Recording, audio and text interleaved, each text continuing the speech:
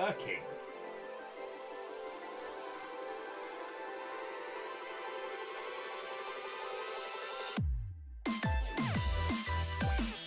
Hey!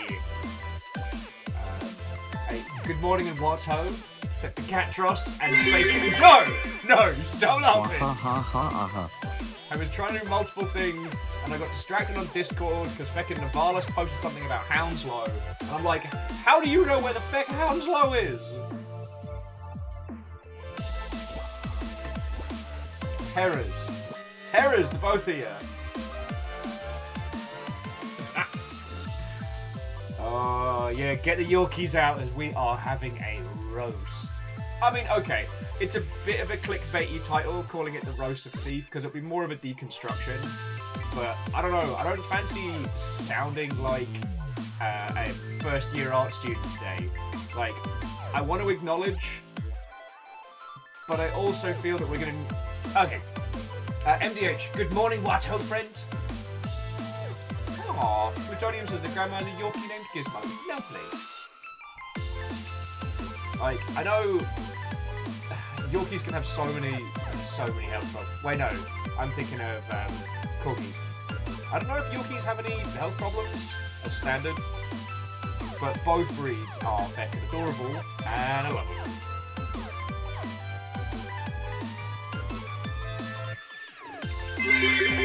Hey! If you are in a chat and you see a ghost, it's a ghost. Theodora, do not encourage these ghostly fucks. I don't know who it is, friends, but someone has taken to trying to build the pyramid of bits in chat before I've been going live, and this will not stand. I will not have spooky construction work going on when I'm not looking. Lizzie, good morning. What's ho, friend? Okay, sorry. Let me, joking aside, like, Bacon, Catros, thank you both for throwing in bits. Whoever the spooky ghost is, I will continue to thwart your plans, but I'm very grateful for all your chucking in. Theodora, 41 months, friend. Alright, heckin' y'all. Heckin' y'all.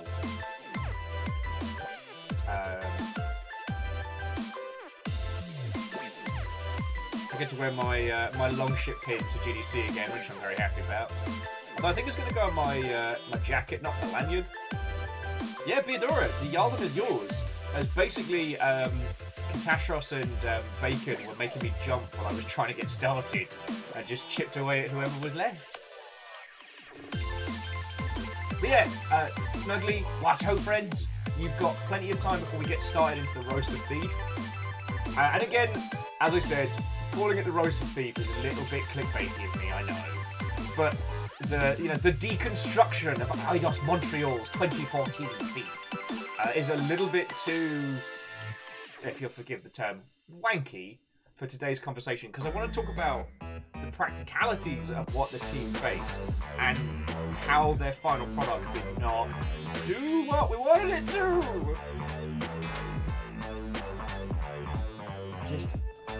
Sorry, I'm just still reading from, Nomadic in Discord posting a feckin' Hounslow meme. And I'm just like, what? No, you can't make me come back. Hounslow is a very particular, particular. It is a part of London, and it is unique. Although, okay, at least when I was living there, because it has been a while, so, this places, especially in large cities, change very quickly. So Hounslow might be a lovely place to live now. But let me tell you, some of the best mint collection secondhand games I have gotten anywhere. God, I managed to get Parasite Eve 2, Dino Crisis 1 and 2, and God, it was something else. I think it was like Front Mission. No, I already had Front Mission first. Shite, it was one other rare PS1 game, and I got them all for like 10 quid a pop. Gorgeous mint, and I'm like, yeah, these are definitely stuff. But I bought them from a feckin' game station, so. Vanderbee's like, where is this in relation to Soho? Soho is a distant concept.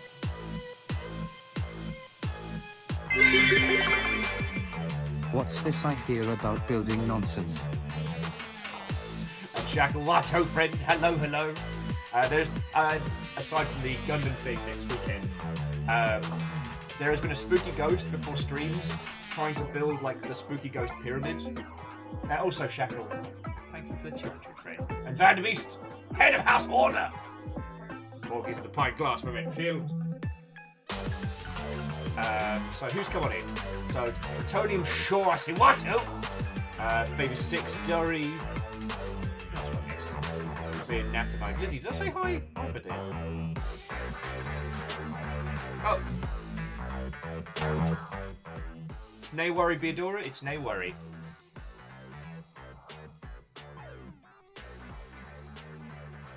Oh, lovely. Okay, that's good. Plutonium was saying they got a hand-me-down jacket, and I had a bunch of patches on it from the parental units. They were not happy.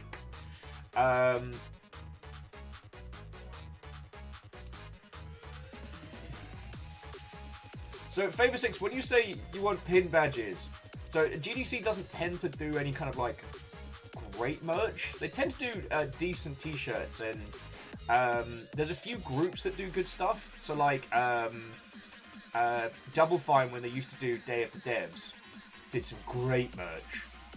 But if you're asking about Longshipian pins that I was talking about yesterday, I'm going to wait until cons are more open, so I have a higher chance of seeing people, and when I can afford to buy the initial stock.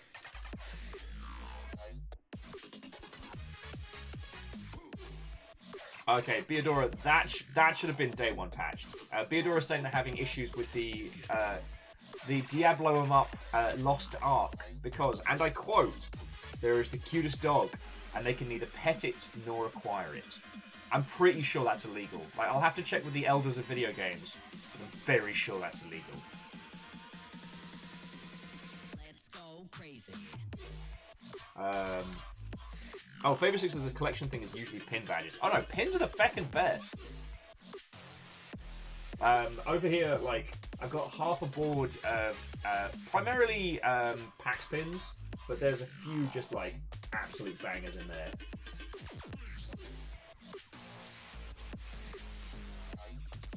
And those even aren't my, those aren't even my official, like, the super specials. However, due to this being in a constant state of unboxing, I can't get to them easily right now. Kestrel Watto friends, hello, hello.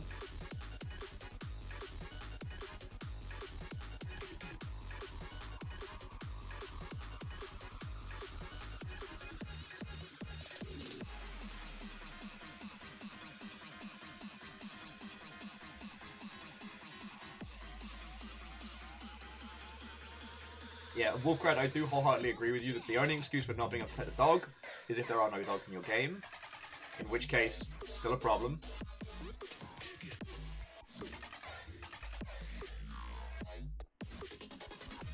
Lizzie, what you have just said there raises more questions. I'm not sure I want to know the answers. Anyway, so, friendos, we won't be kicking off proper until our usual, like, hour hanging out, but today we are going to be playing the 2014, we'll call it video game, the reboot of Thief. From all the interesting conversations and, let's be frank, Twitter whinging that came over the weekend for discussions of like UI UX and discussions and deconstructions of AAA titles, plus, like I said, I think H-Bomber Guy's video on Deus Ex Human Revolution left a lot to be said. So today we're going to be going through a AAA reboot of a very beloved but often overlooked PC franchise. We're going to look at what they did good, what they absolutely cocked up sideways, and we're going to talk about how they got into those situations, because I think that's the important part. One of the things... Should it really be a reboot of Thief? Surely Re-Sneaker would be more appropriate. I don't know why that hurts me so much, Shackle, but it does. It does.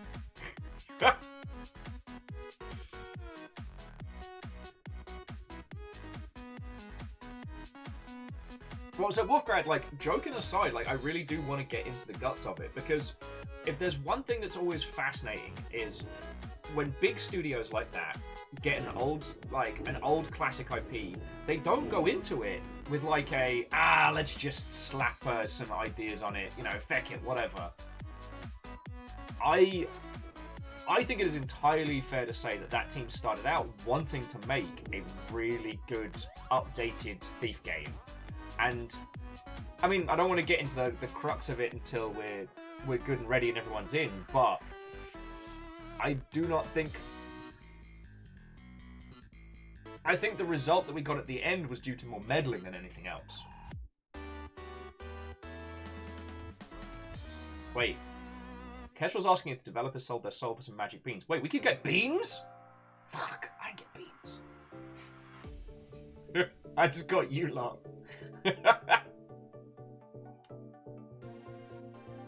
Zelke! What ho, friend? How are you doing?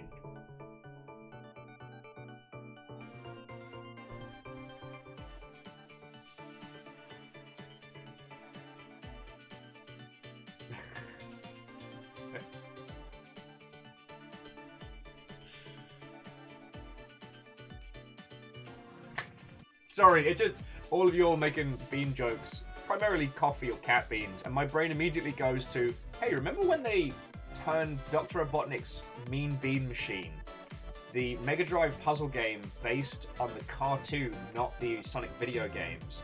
Remember they turned that into a boss in Sonic Mania? I keep forgetting that I've played a lot of Sonic.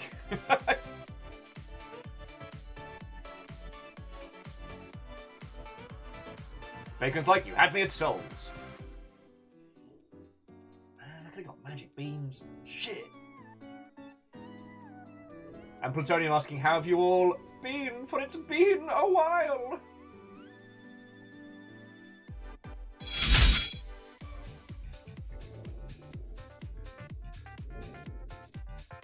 So, I want to say, Barnes Emma, Watto and welcome.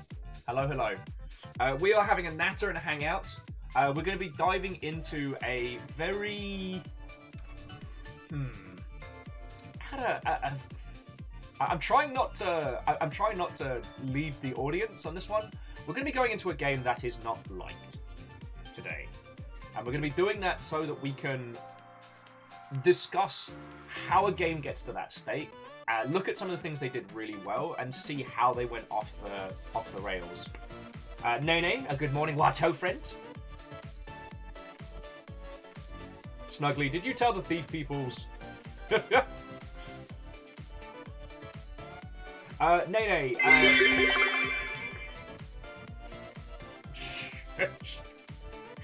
Favor 6, thank you for the 100. Nene was asking for the mech content. Are digital 3D models allowed as well? We're going for physical builds. So if you can 3D print it, or then that is entirely legit. But I don't have a means of physically printing. But if you want to...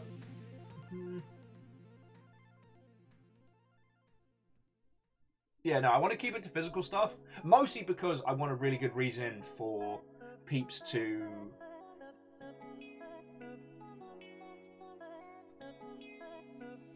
I don't know, to crack into doing some crafting stuff that they wouldn't usually either want to do or have the wherewithal.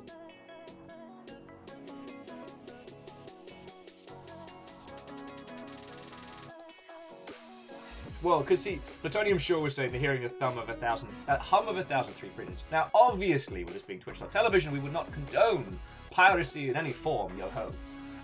But, for those of you that have Gandamed but not Gandamed a lot, over on Etsy, there are loads of little stores that will print accessories, or like little conversion kits. So, you buy yourself a Gandam, and then you buy their little kit, and you bolt it together, and suddenly you've got something very weird.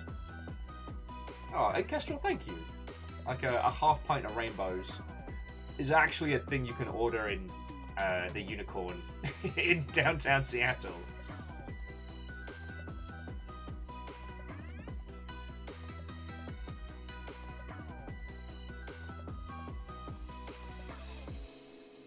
Oh, and Lizzie, thank you.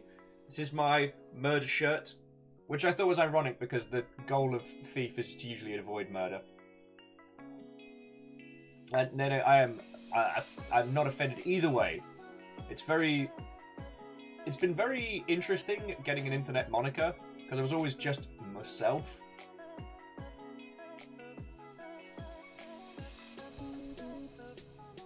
Plutonium Shore, Seattle does, I mean, secret in air quotes. You could go on a tour and get drunk. But yes, basically they built new Seattle on top of old Seattle. You can go on tours and check it out.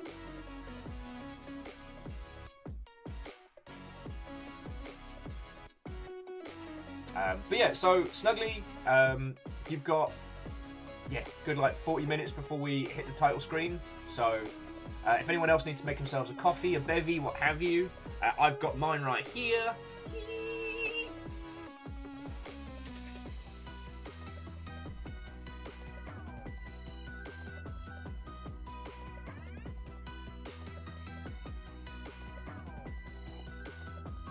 I'm really looking forward to this, especially since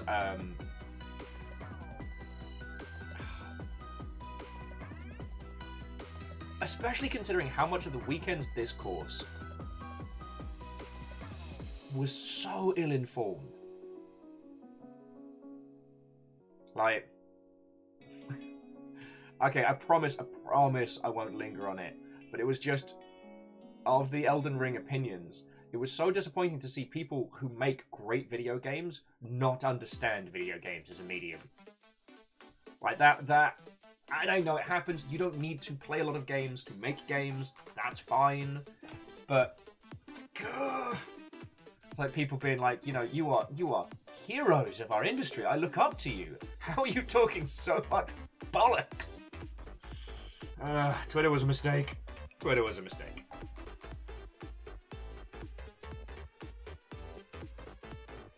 Plutonium says, I want to see some Polygon goodness, or is this a later game? Okay, so Plutonium, sure, I'll do the full intro when we get started. So yeah, if you want to grab yourself a bevy, pay attention to your pets and your nearest and dearest. We've got plenty of time. MDH, you didn't miss anything of value. Nothing of value was lost.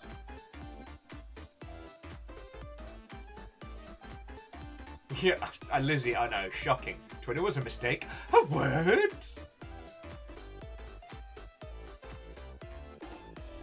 I do miss old game dev Twitter. It was for like a while, it was such a glorious space of just little devs just nattering back and forth at one another. You know, peeps that wouldn't usually have the opportunity to hang out and chat, just being like, yo, knowledge sharing and all that.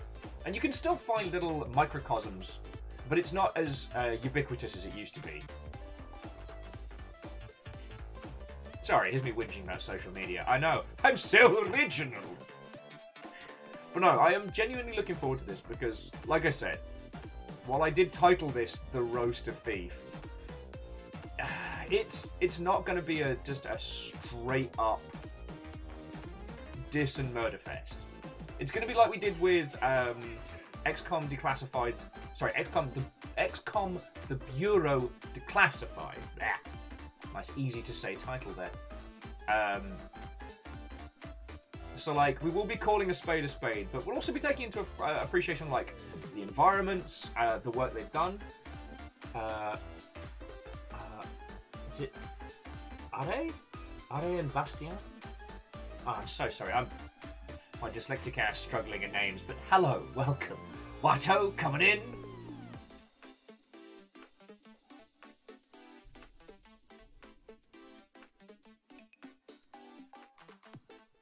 Aww. What do you call a pirate who is also a barista? Pirate of the Caribbean. Why? We're gonna say nice things about Little Bear. We're gonna talk about some game stuff. Why did you feel the need to bring that chaos in here? Fucking hell. Wolfcrad, thank you for the 200.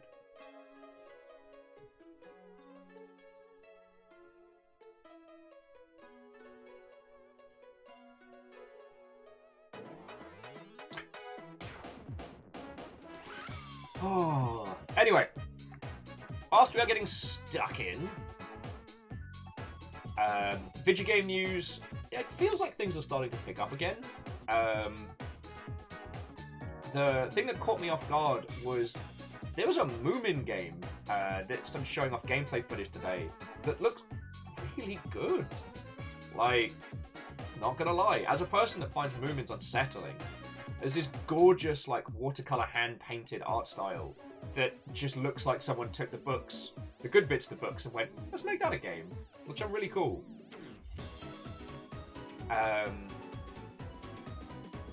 Gamescom's announced it's coming back for in-person events in August. That will be interesting. For those of you who don't know, Gamescom, at least last time I checked, was one of the biggest games industry, games events, I shouldn't say games industry, because it's simultaneously industry and non-industry, and it is huge. It's like over over 250,000 people?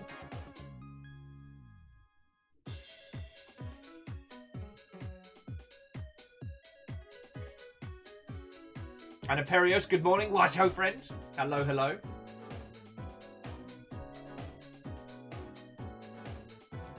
How was your morning? Tell me your tales.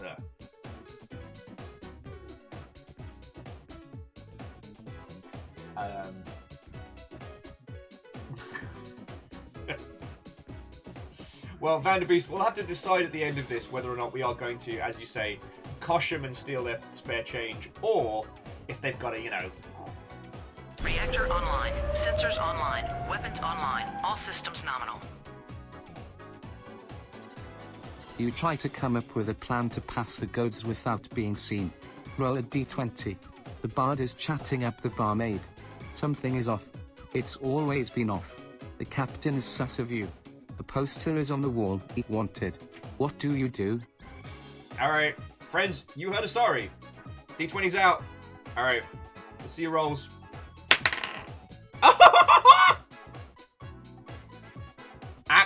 An actual nat 20. I don't... To move the dice is to remove my proof of it. Alright, look, I will literally post it in Dice and Yet More Dice. Right, look at this. There's my coffee for scale. I don't know, I was asked to roll. Sorry, Dash was like, but what do you do with a nat 20? Okay, so I was trying to come up with a plan to pass the guard without being seen. Roll a d20. Okay, so I guess I've come up with the greatest of plans. I am super duper stealth incarnate.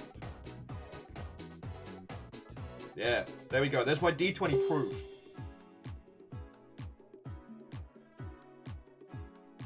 What was noise?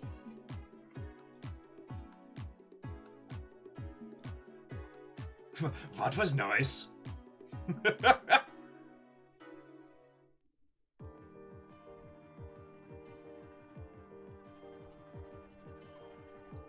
Okay, we're good. Yeah, nat 20 equals end zone victory dance. I basically just shimmy shuffle past all the guards.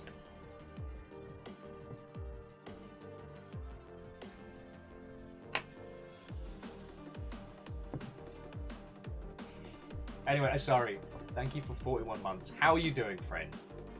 It is Thursday. We're over the hard part of the week. The weekend sits in grasping distance. Done it. Today we are going to be playing the Eidos Montreal reboot of the Thief franchise. It is going to be an interesting deconstruction.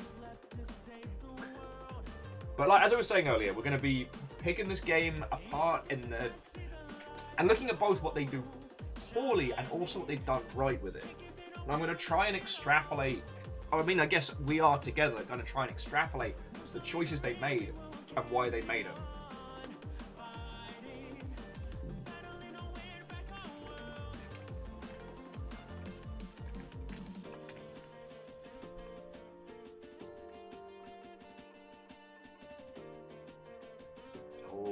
We'll have to decide if we're going to watch the the cinematic trailer or the extended trailer?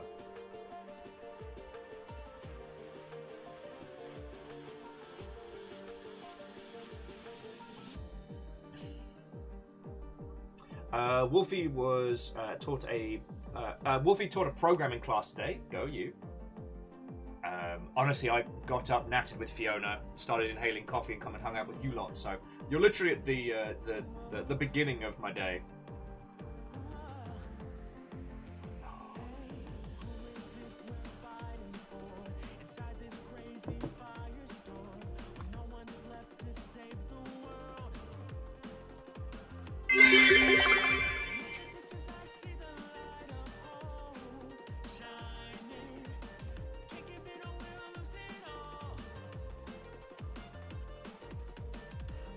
Sorry, Favor 6, thank you for the 100. I want a little... Okay, who didn't get a hello from me? Jafar James, I do not think that I said a proper Watto and welcome.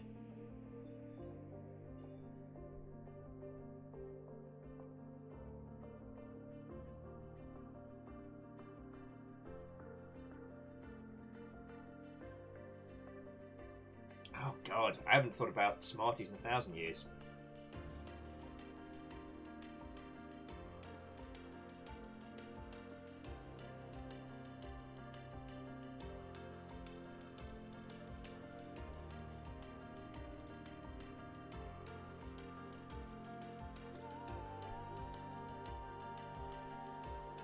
Oh no, Ehrman, Smarties are available.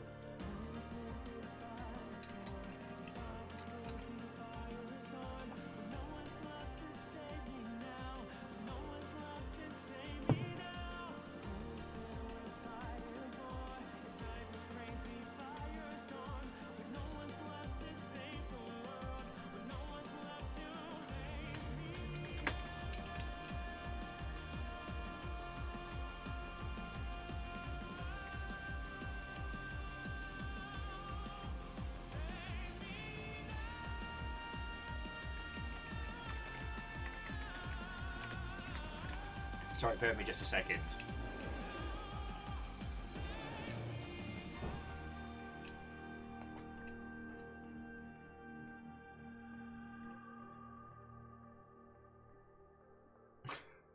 Sorry, friends.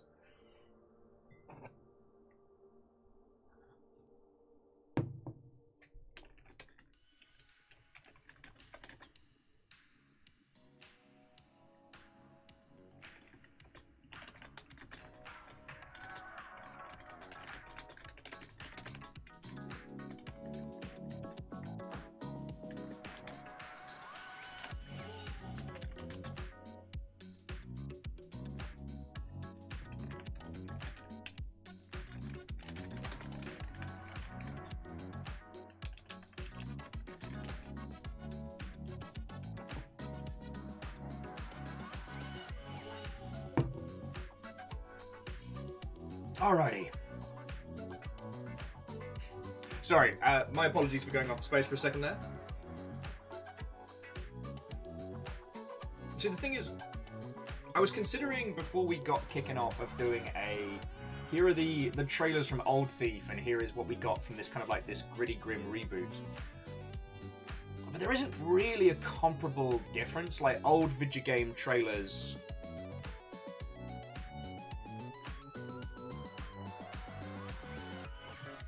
old video game trailers weren't good. There was a reason why, especially when we kind of hit the AAA stride, that the big bombastic trailers ended up becoming such a part of the game's media space. But I'm looking at the assets to go along with Thief 2014, and the reveal trailer might definitely be a good one. I think followed by... I think the reveal trailer and either the cinematic or the launch trailer might be the good one. Get to the boat. Watto. Hello, hello. Abidura, are you heading to bed? Have a lovely rest of your day, and thank you for stopping in.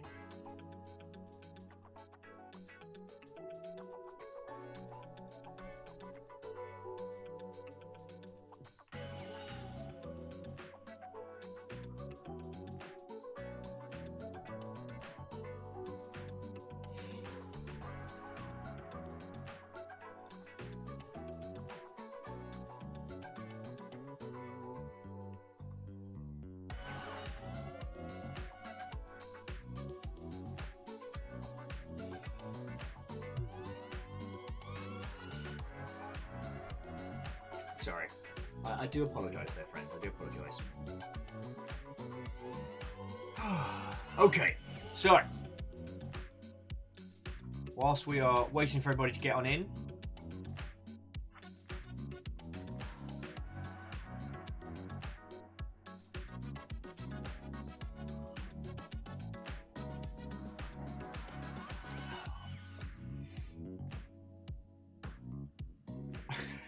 sorry, there's me trying to get all air horned and hyped, and then I realised that like game news wise, again, people are still giving this whole sphere a great big wide berth, which is sensible.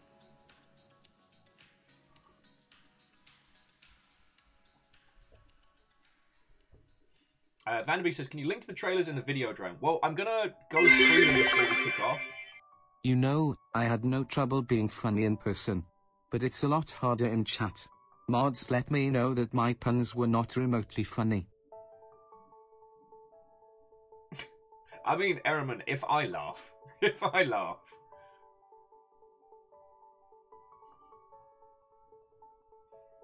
Although I feel like that one might have gone over my head and all.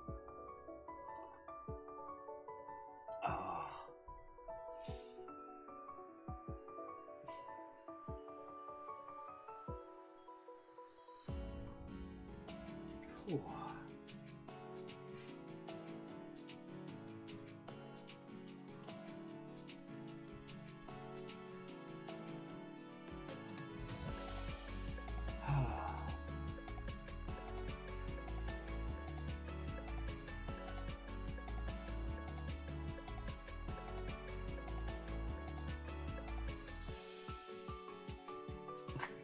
Now, you know what?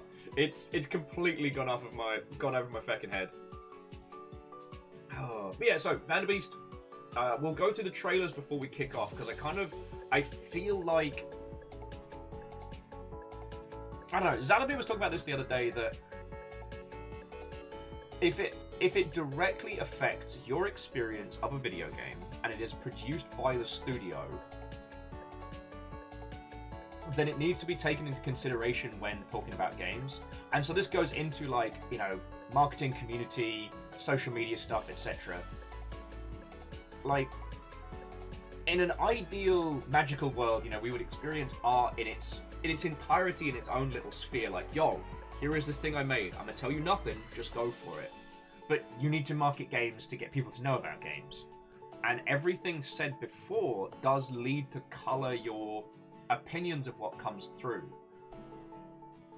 And it was nice hearing Zalavir talk about that, because the thing is, being on, you know, community and marketing side and stuff like that, is quite often you can get made to feel like you're just like an accessory, an afterthought.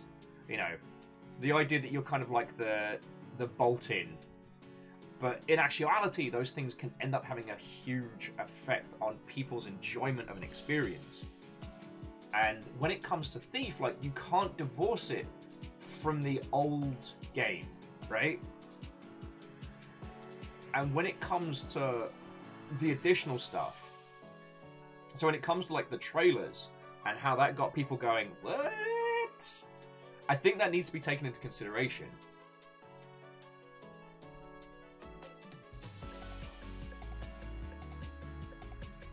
Okay, so sorry, for Sea of Thieves tomorrow, thank you for asking.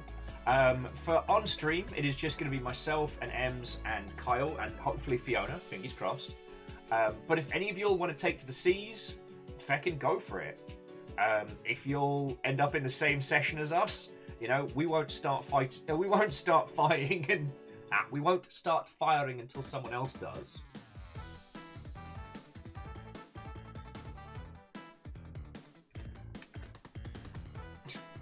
Alnus, I don't have a direct answer to that question, which is why I'm saying fingers crossed. Oh, here's a... thankfully, I feckin' remember because I almost forgot. I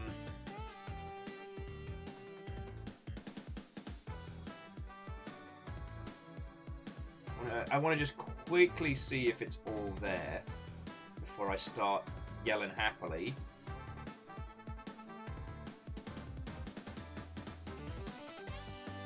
Yep. Okay, so friendos, if you like comics, I can wholeheartedly recommend everything in this. So, I mean, whether you pick it up via Humble or what have you, I don't mind. Like, so, Humble is running a comics bundle at the moment, which is, the theme is leading ladies in Image Comics. It includes Saga, Monstress, Paper Girls, Bitch Planet, the glorious I Hate Fairyland, and also Rat Queens. All of those I wholeheartedly recommend. I haven't read Wayward, and I haven't read Lady Mechanica, but, I mean, more steampunk, that's not a bad thing. But honestly, friends, like, the bundle for just Saga and Rat Queens alone is worth it.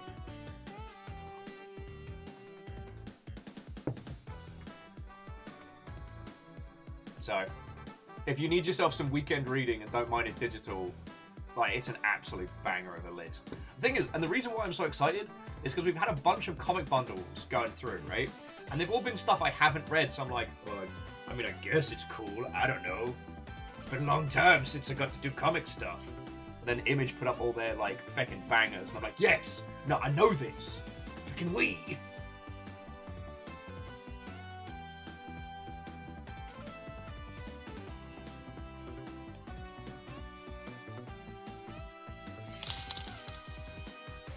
Varbles just purchased Leading Ladies featuring Saga, Monstress, and more from Image for $25.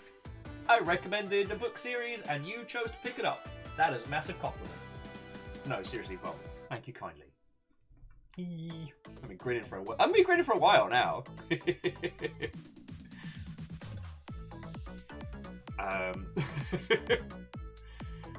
Yeah, you know what? So friends, like, Catastros was linking today's game on Humble. Just get the classics. They're a bit rough around the edges, I won't lie. There are some patches that you can get to make things better.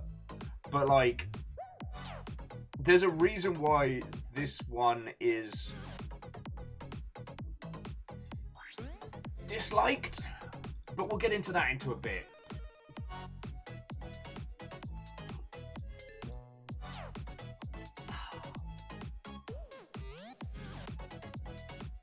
Sorry, here's me slugging coffee.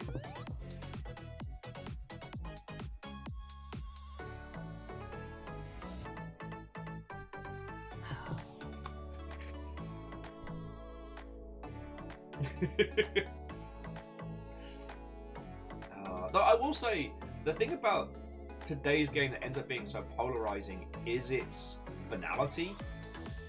It's not as bad as, say, and I guess Nidhogg 2 isn't really comparable because that was same developer. God, this isn't comparable to, say, Lost Planet 3, you know, which was a different developer, meant to be a sequel, fecking awful. And I think it's a blessing that I can't play that game. But then again, that's because I'm very emotionally invested in Lost Planet as a series. And I still lament the fact that I can't just play Lost Planet 4 with a bunch of you lot online. Because Games for Windows Live! Yay! But that's one of the things I think we're going to be getting into talking about a lot today, is the start of things that are interesting and things that are inspired, and seeing them get sanded off and smoothed off.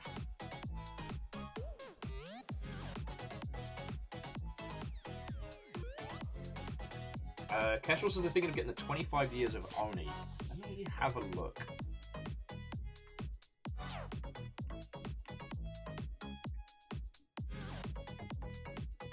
God. Yeah, see, and this is one of those points where I've got to put my feckin' my hat down.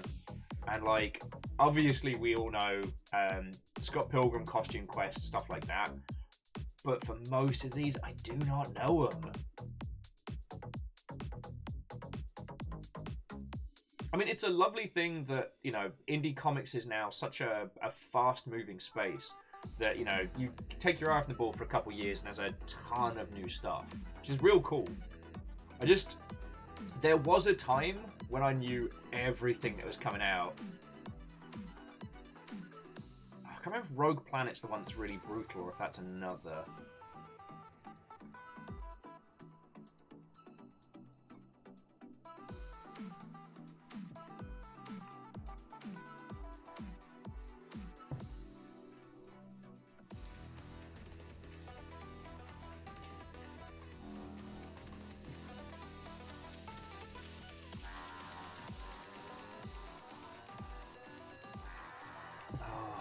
I'm not stalling. I'm not stalling.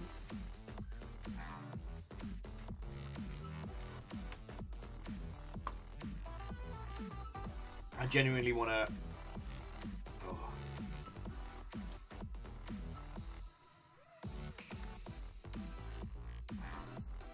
And Night Valen, what ho friend? Hello, hello. You are on time. There's a little bit of waffling left. Like, this is something I've been really looking forward to doing, so I don't want to get started too early. I think this might be our lot for the afternoon.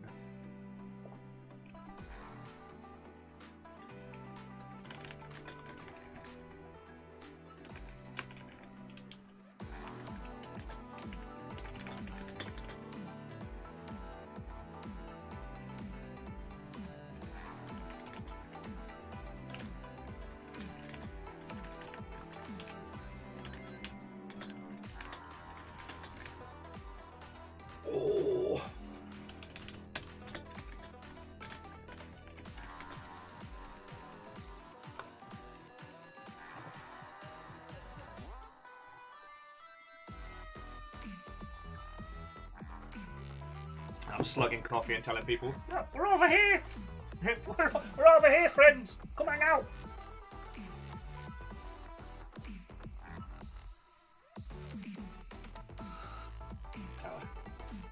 As an aside for industry banter and nonsense, I, again, do not have too much interesting stuff to share. Last night was pretty much just deal with dogs and dog drama until everyone went to bed, and then I got to play a little bit of Wolfstride and then went to sleep. The end. Like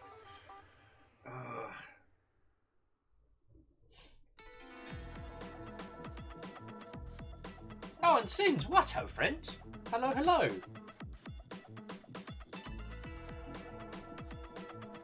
Oh, lovely to hang out.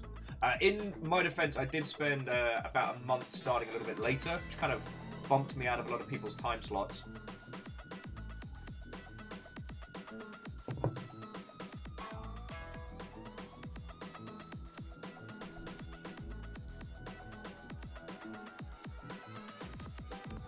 Stop that incessant clicking.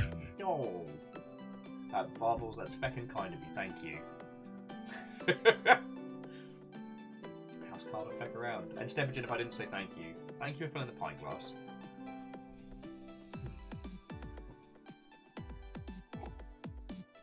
Yeah, the problem is, I'm thoroughly dull outside of hanging out with you lot, which does not make for great stories. There was a time, friends. There was a time when I led an interesting and varied life, but literally, you lot are the interesting part of my life right now. It's like stream finishes, I look after the dogs, usually keep an eye, well, usually until about bloody midnight. Then it's, yeah, clean stuff. And if I'm lucky to have like an hour or two to myself, then I get to play some video games. I know, it makes me a very, very boring individual.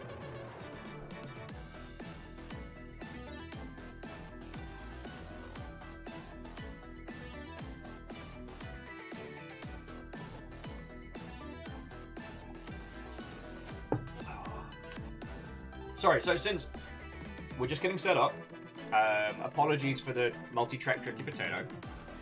We're going to be jumping into the Thief 2014 reboot, and we're going to be deconstructing it proper today.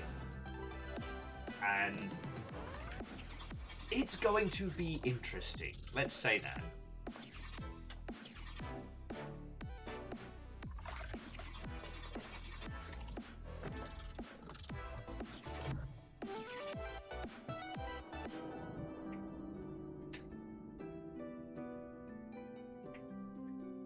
And Fearless, what ho friend? Hello, hello.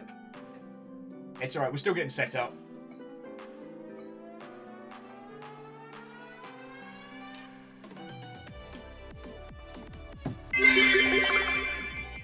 Casts healing word. Heals self. Yarm is. Min. Mine. Mine. Mine. Mine? It is indeed. Sorry, obviously, thank you for the 200. Yeah, the Yalden is yours. Held strong, no less. Although, I will say, those of you who've just joined us, you did miss me rolling a nat 20 with my dice. Proof which has been posted. I'm very proud of myself.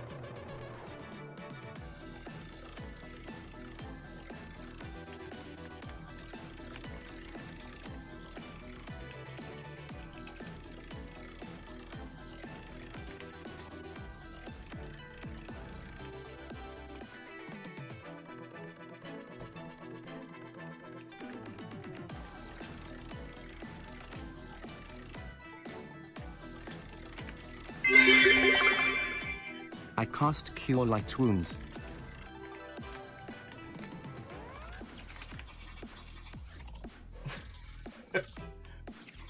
Wait, oh, Fearless, you're not the Jarl.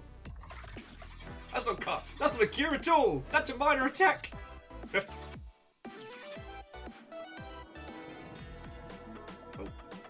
Hang on a second, friends. Tiny vacuum sounds. No effect.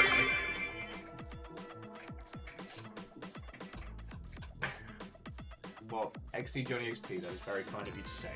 And Fearless Johnny, sorry. Thank you for throwing the bits in. I've been, I'm exceedingly grateful. Exceedingly grateful.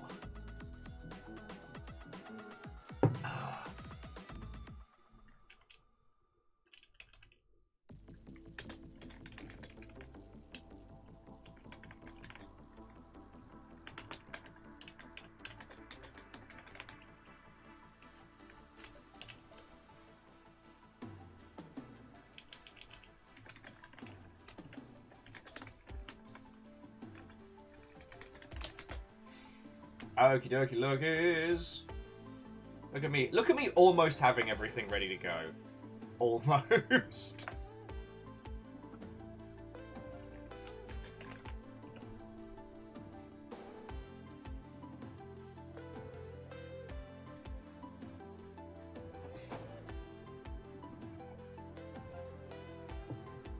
Oh. How does Uncharted steal every...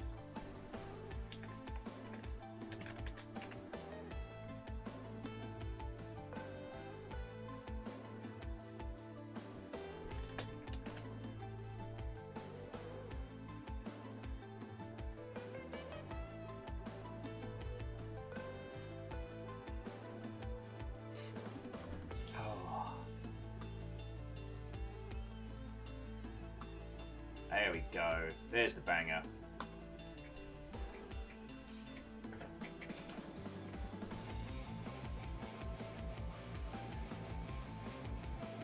So yeah, so friendos, you got 11, 12 minutes before we get started proper. So forgive me for being a multi-track drifty potato, trying to sort a lot of things all at once.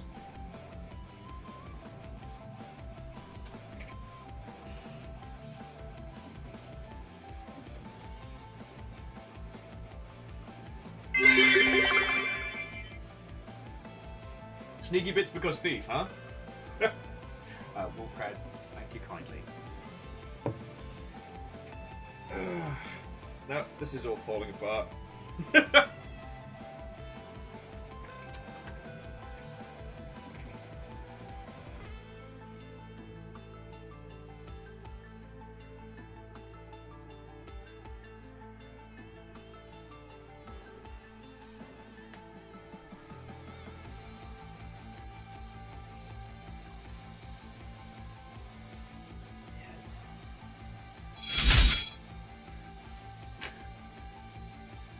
The majestic Sammy, huh?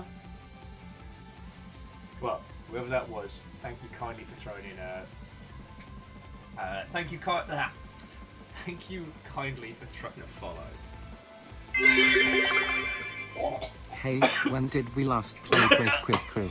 I dropped something tongue.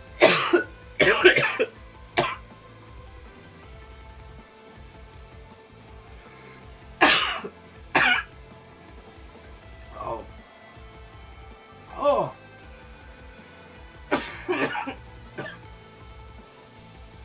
Oh. Oh. Holy shit! Holy fuck! Fucking hell, sorry. Thank you. Oh. Oh, sorry. Fucking. Oh, God. Oh. It's alright. It's alright. Nothing's been damaged. Perfectly timed or horribly timed? Only you all can understand. Only you could. Holy fuck! I don't remember how to breathe. And I think it. Yep, that's a. Okay. There's so much coffee all over me. I'm so glad it didn't get onto anything. Oh my word! Well, if any of you were looking to possibly grab the train, I'm very sorry. No, you've been denied. Oh, fucking hell. God, I'm just covered in coffee now. Fucking. Oh.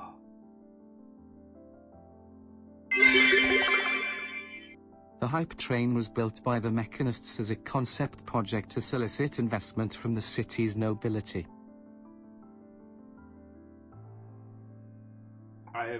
I am not sure what you mean there, but obviously thank you for the 200. Fucking yo! Oh, I need to clean myself off. I'm very sticky now. Holy fuck! Bits for the coffee party foul, but perfectly understandable. At least it's coffee. At least it's coffee. Holy fuck!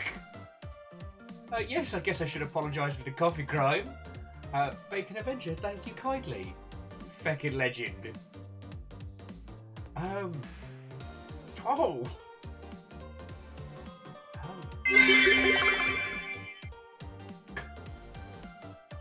Catastros, that is an honourable goal, but it's almost a 4 already.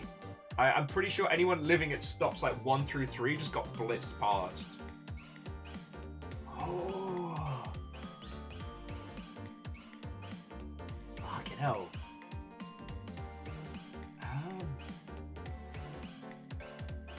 You notice I'm not drinking coffee right now. It's going. Fucking Johnny. Obviously, thank you for 1,000 bits of time. Fuck. Sorry, that was a whole red bit. That's an inordinate amount of money.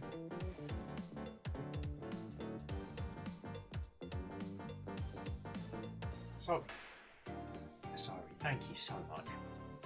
Like, shit's been scary recently, and that is a huge amount of money that will help a whole bunch. Oh! Buy yourself some rope arrows for the next mission. Trust me. Feelers, fucking thank you as well. You fucking legend. Fucking Majestic Sammy, I don't usually try and breathe coffee. And don't you all start showing clips of me spit taking. I've done this for a while. If Leo did recommend you coming over here, I will have to say a big thank you to Leo. We're going to play a mediocre to bad AAA game in a second and deconstruct it. As soon as I'm with feelings.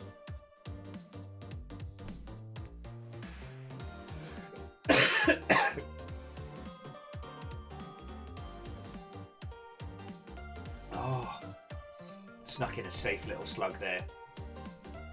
Holy crud. I mean, once again, sorry, I've been reminded I can't breathe beverages. Fucking thank you. Seriously. Thanks so fucking much.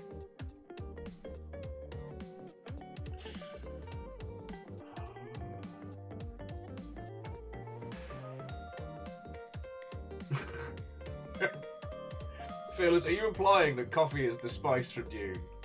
Because I wouldn't disagree. I do love the clip names. An assassination attempt. Sorry, attempted assassinations, murders. Fucking y'all.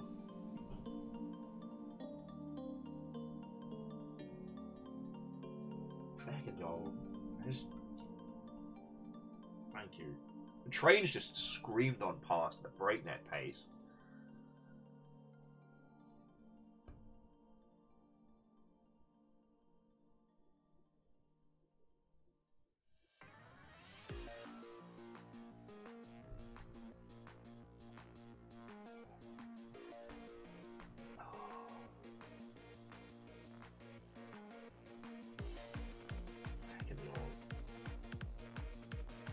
Just, yeah. As I'm fucking dying here and feeling things at the same time. I could do one or t'other. I can't do both. Can't do both.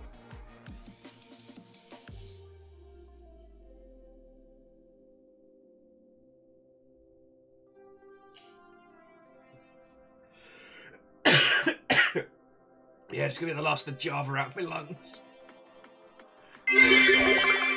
Oh! Oops. Fucking yo!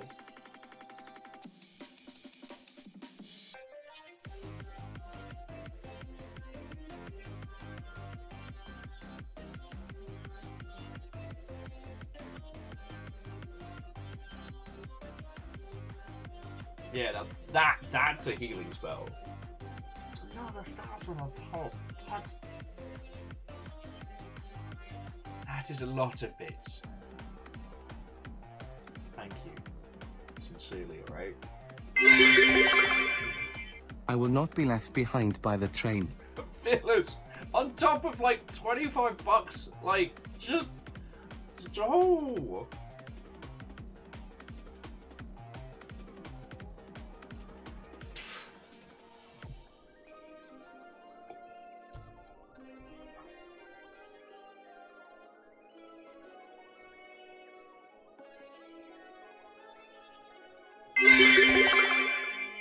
What do you say when a thief steals your cheese? That's nacho cheese.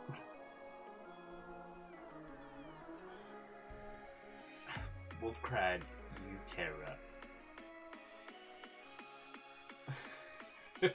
Krypton saying that you're attempting to destroy me so that I don't have to play Thief 2040. Fucking go! Sorry for destroying your feelings. Here's some bits. Aaron, thank you kindly, friend. Fucking hell. My jeans are legit down. I keep putting my hands down. I'm like, why are my pants wet? Oh, okay. Okay. Oh boy, them feelings. The Teenage Mutant Ninja Turtle, our 4 reptilian heroes, have overcome the arch villain Shredder.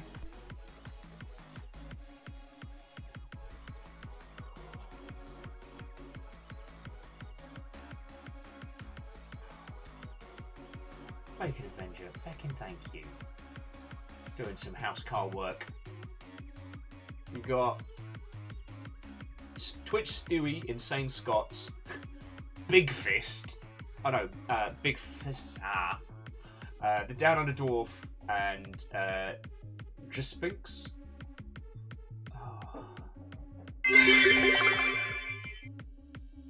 Oh, John! You're a fucking legend. Thank you for throwing 100 in all. Oh, fucking hell. This is not what I was expecting, friend. This is not what I was expecting at all.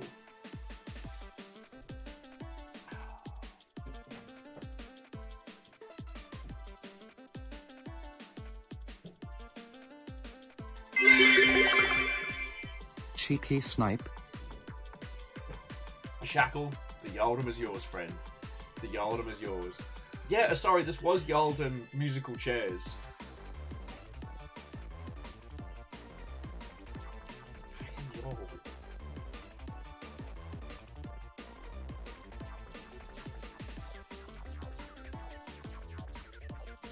Fucking Yald.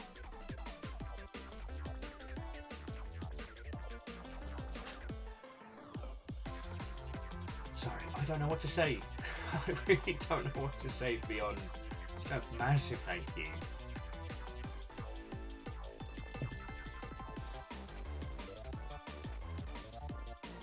Oh yes, the train. Oh.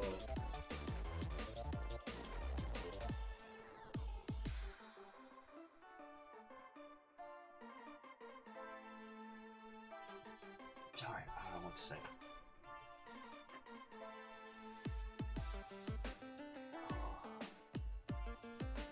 Sorry, that's very, very kind of you.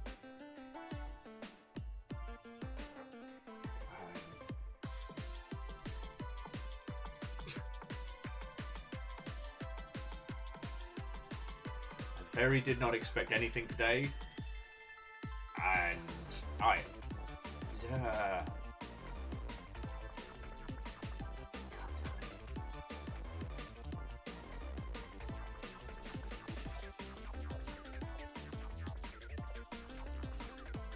Wolfcrat, I might take you up on that. I might. I'm gonna bring the tunes down, because that was Sonic being all fucking intense over here, and I'm just being like, okay, cool feelings. Oh.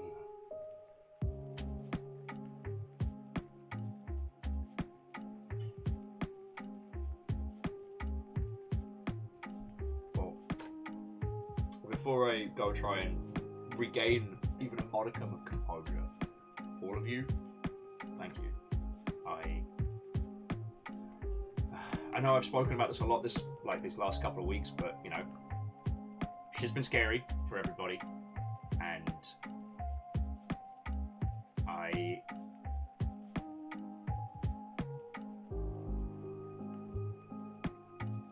love doing this. I love hanging out with you all, and especially this week, like, the fear that might change really got to me, and I am being proven wrong in real time. The Teenage Mutant Ninja Turtles, our 4 reptilian heroes, have overcome the arch villain Shredder.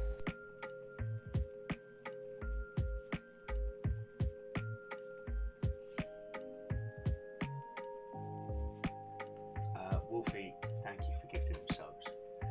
You managed to, for House Cars leaderboards, you managed to get Wimp Dork, Port Center, thanks for all the fish, Compassion in Flames, and the Hod Father. Oh, excuse me. Excuse me, friends.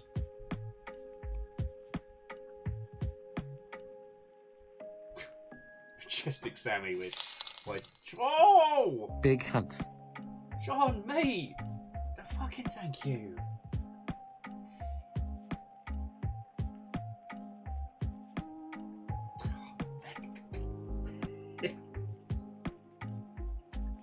I was gonna say, like, you can't be making me feel shit in front of John. John thinks I'm cool people. And I'm like, nah. Nah, John is a very, very old friend from back in my old... I don't want to say just old LARP group, because we would hang out, but, like, that was our... Oh, fucking y'all. And to you, John. And to you, mate. Fucking y'all. Anyway, just... all of you, thank you so much. Like,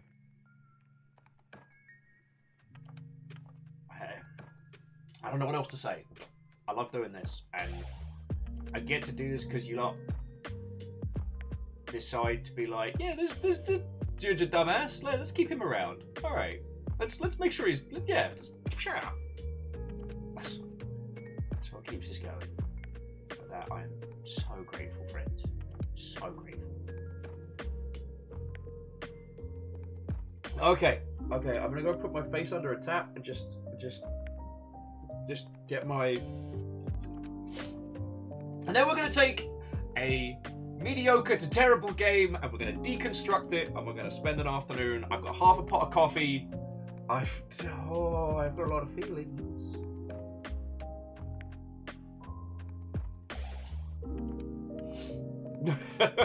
Oh yes, Majestic Sammy, To the Moon. That toe tapper of a happy video game. That knee slapper. Oh, friends, I'll be back with you all in just a second. Just thank you. Yeah. Catastros, I'll take it. I'll take it. Sorry. Back in a sec.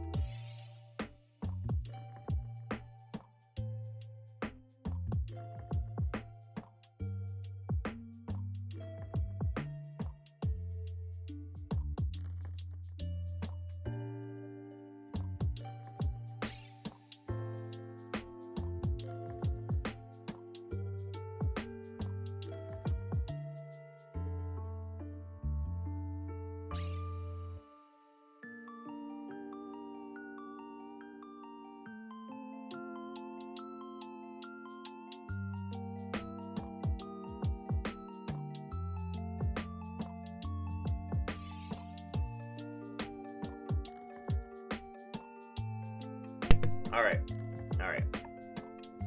wouldn't usually share details as to my bodily functions, but just blew my nose, kind of like got my composure together. The amount of coffee that came out of my nose there was impressive.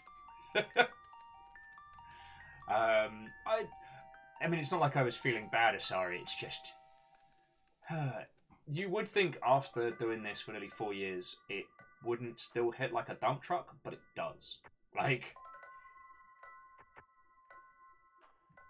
you get that situation where people are like, oh, you know what? This is a cool thing. This is a cool thing. All right, here's the equivalent of like $1 or $2, and that's like, yeah, someone likes what I am doing enough to be like, here's the equivalent of $1. And then someone's like, poof, red bit. Like, the effect scales. You know what I'm saying? The effect scales. Alright. Again, I mean, sorry. Like, sorry, all of you. Thank you so much. It is a huge help right now. Extremely grateful, so thank you. Yeah, John, I know, I'm supposed to drink it, not sniff it. My coffee sniffing days should be behind me. Like Leon doing, oh, I'm snorting tequila. Oh, I still don't know how... I assume masochism was the only way he was able to do that. So...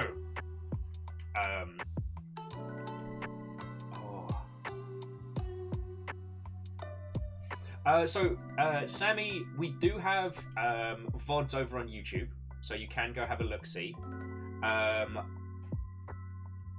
It's probably safe to say that for most games, I know them. I haven't published the list of streamed games, mainly because of the last few months, I've kind of fallen off the wagon of keeping it updated. So I really need to go back, go through the master list. Oh, Catastros, thank you kindly. Because To the Moon we haven't done. I mean, obviously Undertale, I know inside out. Oh. And we found quite a few indie bangers intermittently. Like, not to toot my own horn, but if you do have a look in the archives, there'll probably be a bunch of titles you haven't heard of, and some of them are fucking good. The one I'm playing at the moment in my downtime is called Wolfstride, which is a giant robot.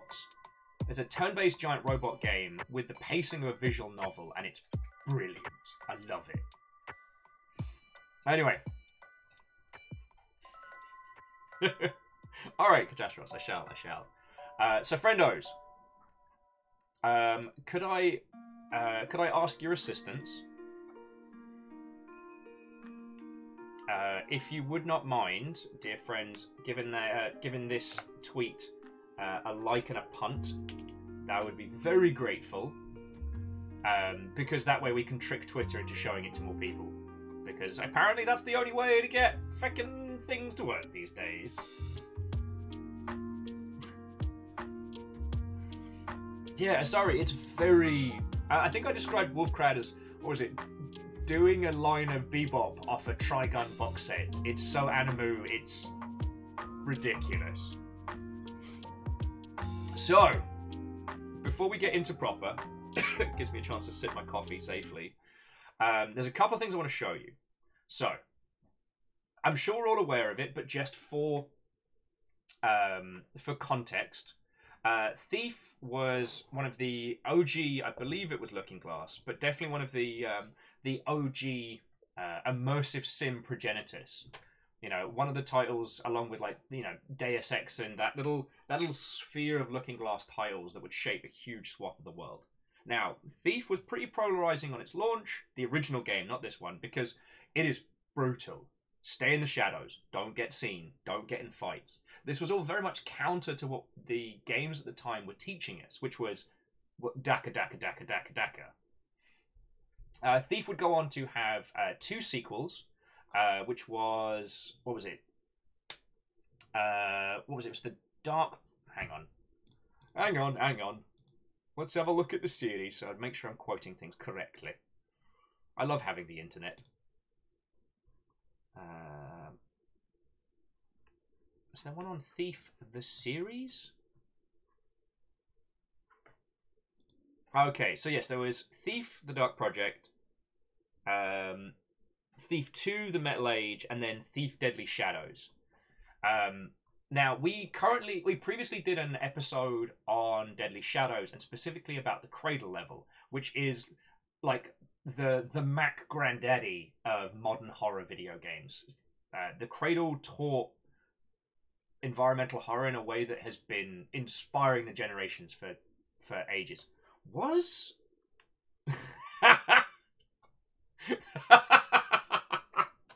Null pops up and is like, actually I heard it's pretty overrated. Null, how are you doing, you lovely Mother Hubbard?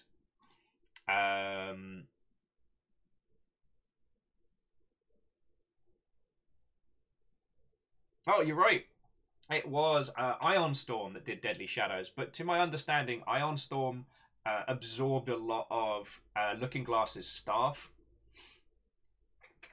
So there's a genealogy that we can track.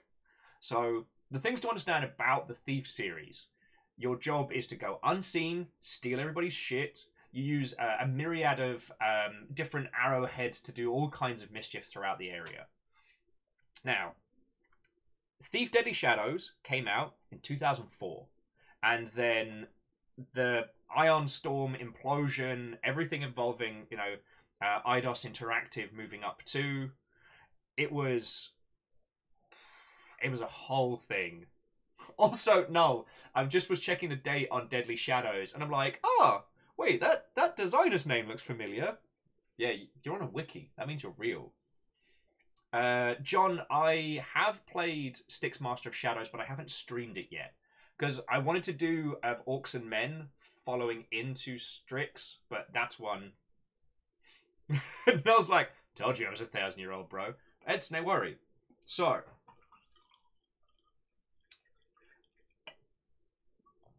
the Thief series is very, very beloved.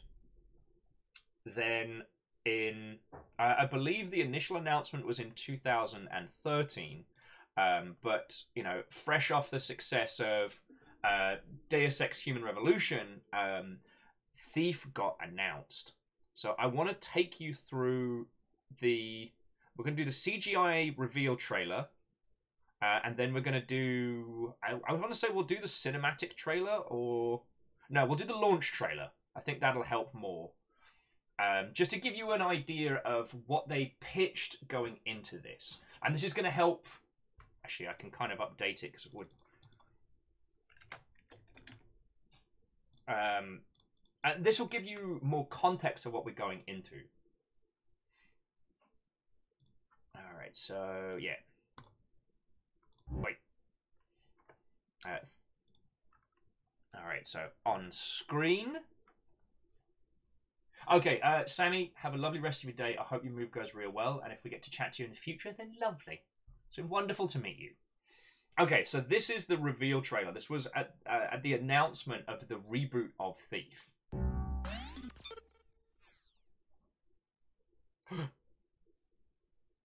This game has been rated mature. Avert your eyes, children! There are those that believe the perfect heist lies in the preparation.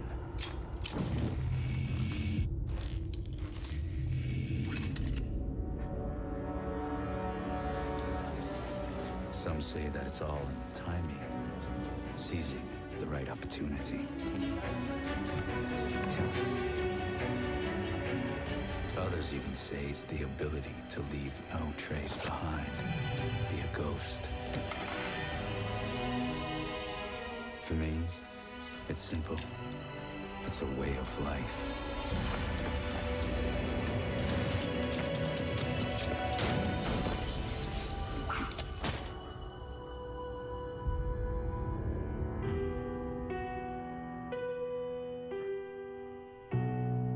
Alright, so, see the reveal trailer? That slaps. Loads of callbacks to classic Thief, loads of updated versions. You know, we've got what's his face with his new shiny eye. Quasi, I mean, Gonna go ahead and say no, even if you have a time travel device. I mean, okay, if you have a time travel device, you pre-order the collector's edition of World of Warcraft and sell it for $1,000 million. Yeah, Garrett, thank you all. So, the things to take into consideration there. Nice CGI. We get to see recognizable versions of things like the guards and the dark kind of gothic environment of I think it was just called The City. A few updated tweaks we get to see. So we get to see, like, Garrett's now got, like, a compound bow. And we see him fiddling with gadgets and things evocative of the different arrow styles and equipment from the earlier games. And we're like, yo. You can extrapolate kind of a bit of a lot of intent there. And this is going to be important throughout the whole discussion today, because this isn't just a roast. Like I said, I know it says it in the title, but we're not just here to rip the piss. What I want to do is get into the guts of this and talk about how they went from let's make a new Thief game all the way through to what we got. Now, if we bring it on back, here's the launch trailer.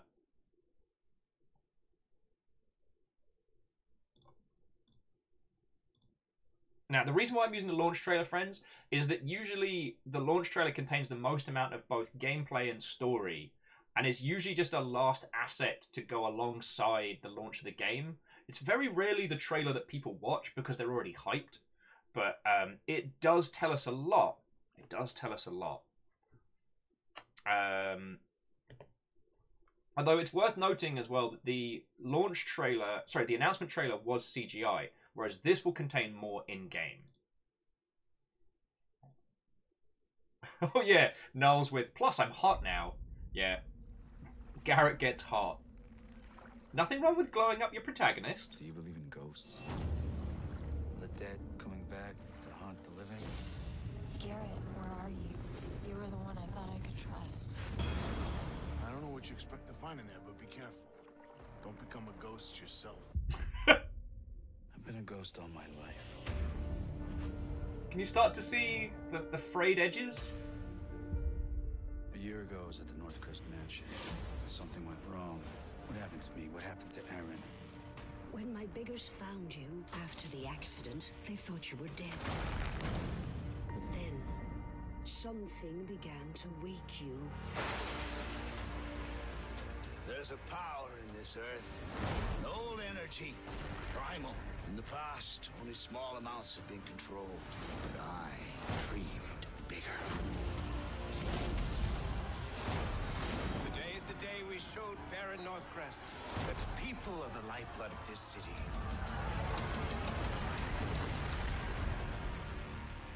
Didn't you know, Garrett, Master Thief? Greed is a sin, and you must be punished for your sins.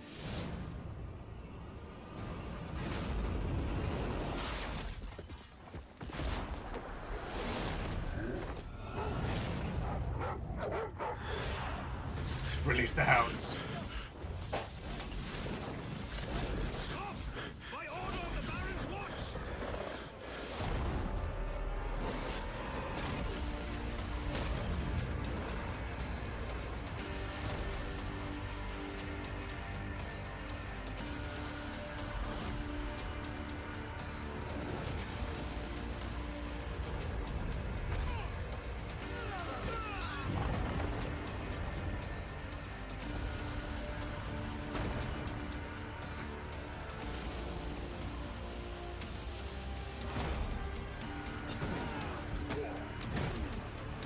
Garrett sure does seem to be killing a lot of people.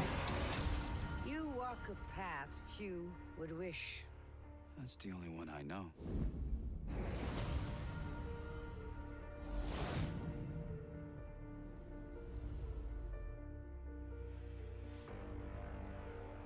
Okay, so you see the difference in the assets put forward there. I mean, looking back on it now, it's very hard to hear they say there's ghosts in there, Mr. Garrett. It doesn't matter. I've been a ghost all my life. I'm so edgy and dark. There's a lot of... There's a lot of tell don't show going on here, and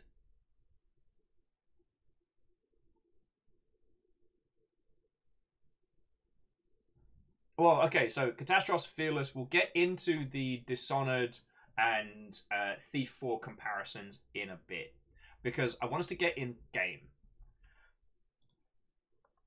Well, okay, so then the reason why I want to get into the guts of this is because a larger portion of these are strange choices, most certainly made at a managerial level versus those made over on Dishonored.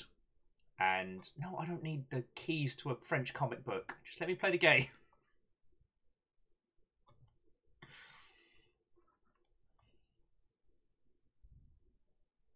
Perez is like, this game looks amazing. I have no idea what you folks talking about. Okay, all right. Joking aside, it's still all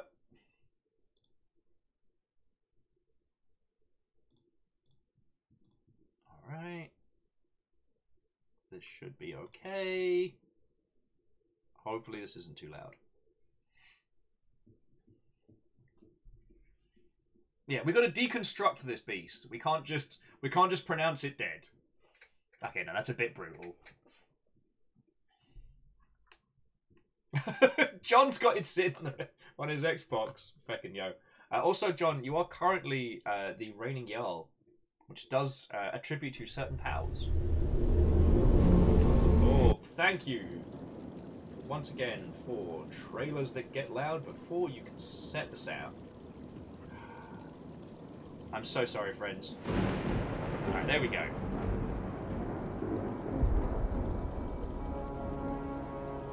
Oh. No, I don't...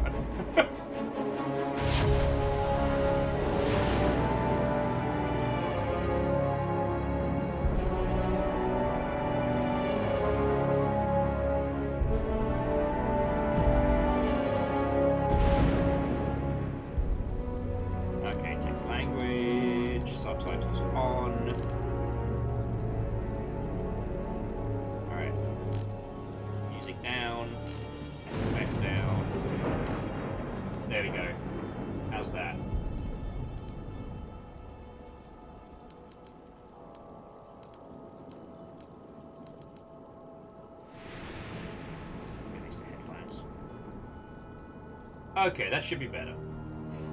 Alright, so there's a few things that I want to highlight, which are very subtle now. For fuck's sake.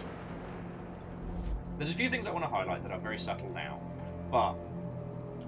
So first things first, there was a Thief companion app to go alongside this. There's a Square Enix account sign-in. We have leaderboards and challenge modes. Good old benchmarking tool. Now, that's not uncommon, but thinking about the core of the experience, thinking about, oh cool, you're just gonna get louder. Great asshole! There we go. How's that? Alright.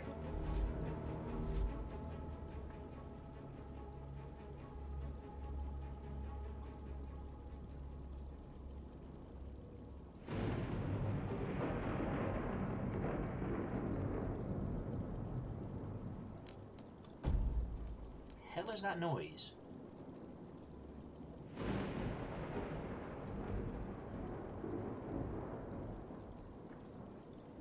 Okay, sorry for the faffamancy there. Okay, so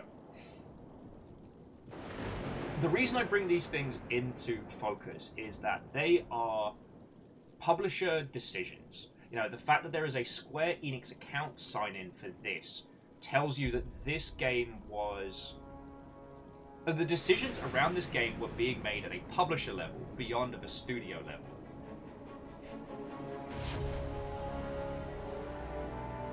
Companion apps aren't uncommon, but they are uncommon in independent titles, even big budget ones, because a companion app is a very expensive undertaking which can potentially make you a lot of money, but it's risky, you know what I mean? And as a marketing exercise, it can work very well. A lot of people spoke very fondly about the Kingmaker app that went with Fable 3. Except for when the game actually finally launched, the Kingmaker app completely unbalanced it.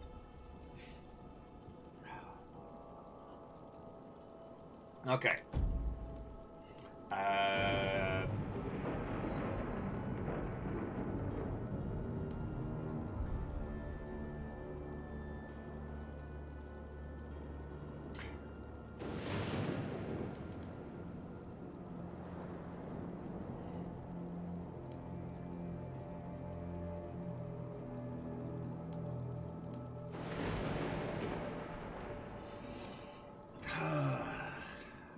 I'm going to skip over this.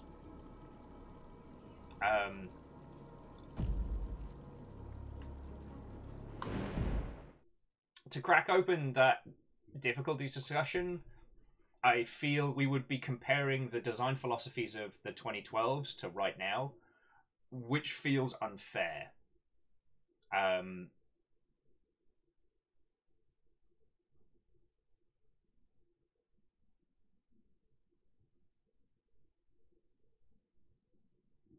I think that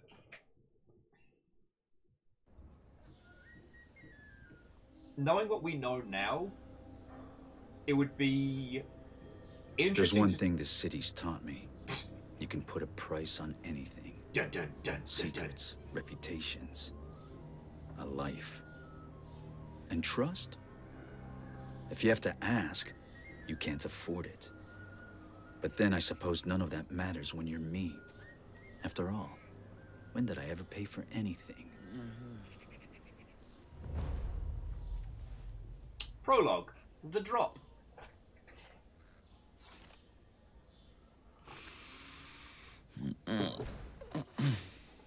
So credit where credit is due. The amount of time between starting of the game and dropping it in. And Quasi, you're right. I do appreciate the conversations of changing it from you know, easy, medium, and hard to story focus, thief focus, then like master and custom. As I said, difficulty's a hard topic to talk about now. Too much light. And let's make it a little more cozy in here. You know what? As much as we came here to roast the heck out of this, well, I should say deconstruct, this right here, still kind of inspired. Dishonored will probably end up being a comparison and talking point. Dishonored had you play games with the young princess as by means of a tutorial. This has just dropped us in. Like, we're already in here, looking at artistic booties. Just doing this drunken guy's stuff. Currently, minimal to no UI. Like, you've got to admit, friends, like, for a 2014 AAA big budget video game, this is being surprisingly kind with our time. You know? Aperios, you're right, that was a butt! But unfortunately not a butt we could steal.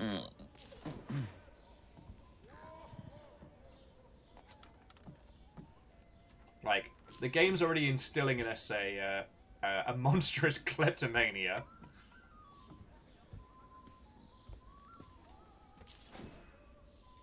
Oh, who has a gold teacup and saucer? God, who's this bougie bastard?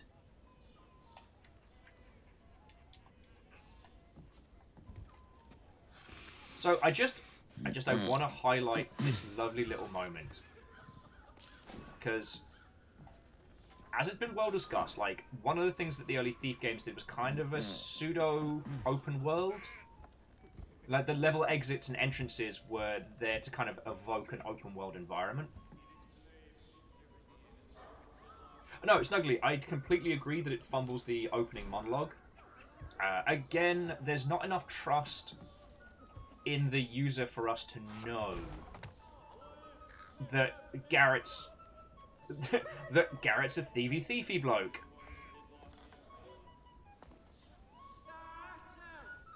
Oh, look, it's the world's most miserable street fair. Sorry.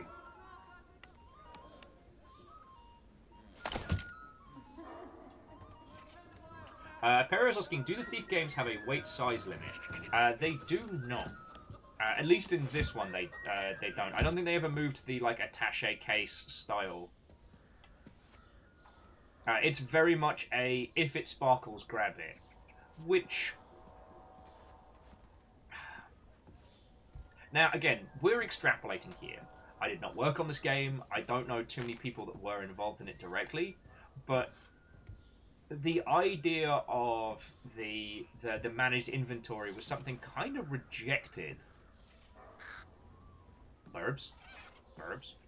Was something rejected by quite a lot of different... Okay, that is amazing. Sorry, Sensu Kitsune managed to trigger grub time. How do we get our friendo added to that?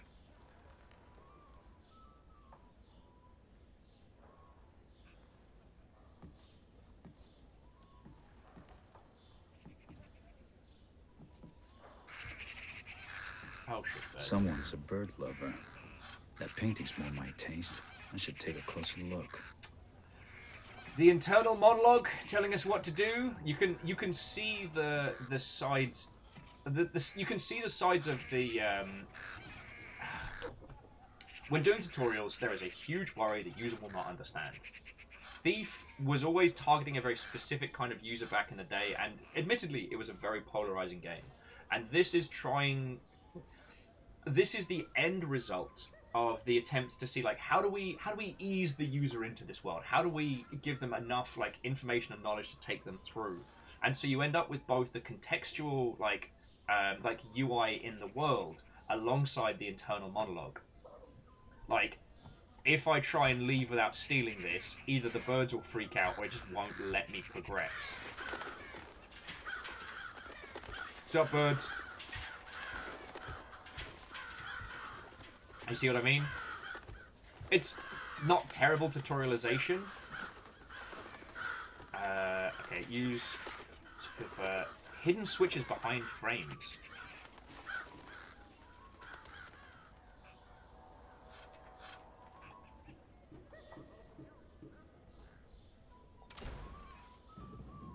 Ha! But it is going to be getting us to do some... Yeah, Snuggie with a better check my map. Alright.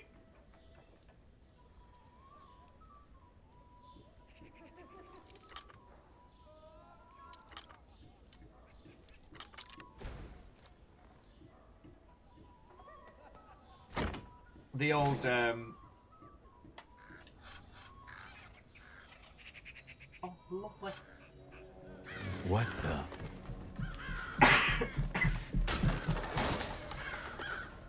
Well, they do call the rooftops the Thieves' Highway. I just hope that's not who I think it is. Oh my god, it's that man! Oh, come on, let me put that... Let me close it up! Let me close it up, I want to be a proper thief! Alright, now, so we've got to leave our crimes obvious. Oh, yes. Meanwhile, on the Thames... good news, though, if you fall in that water, you will bounce. However, you will die from poison.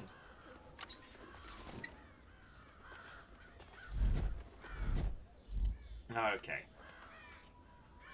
And select the rope to equip it. Lovely. Right trigger to draw the bow. Release into the beam above you. Which one? Guess up that way.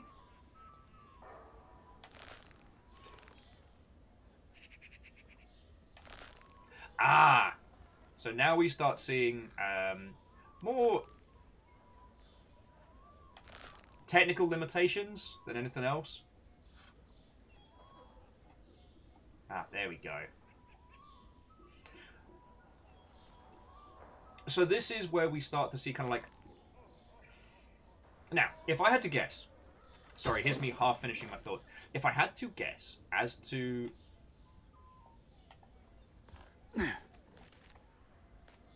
The changes to this is that modern video games are very difficult to make. Now, Aaron, course it is.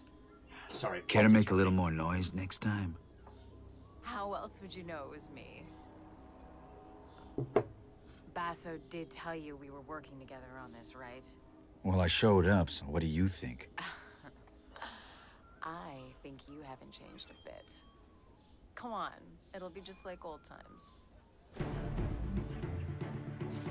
New objective, follow Erin. Sure. Sorry. We're doing tutorialization and... Just jump across. Erin, shush. Right. Especially mid-2000s, AAA video games are very difficult to make, you know. I do not know what engine this was using. If not some in-house, then an earlier variant, considering the dark and brown, probably Unreal. Creating an environment with this amount of detailed complexity is very hard. And while things like rope arrows were probably initially pitched as the idea of allowing Garrett to move around the environment freely, as the game went through production, I would not be surprised if a focus on narrative or a focus on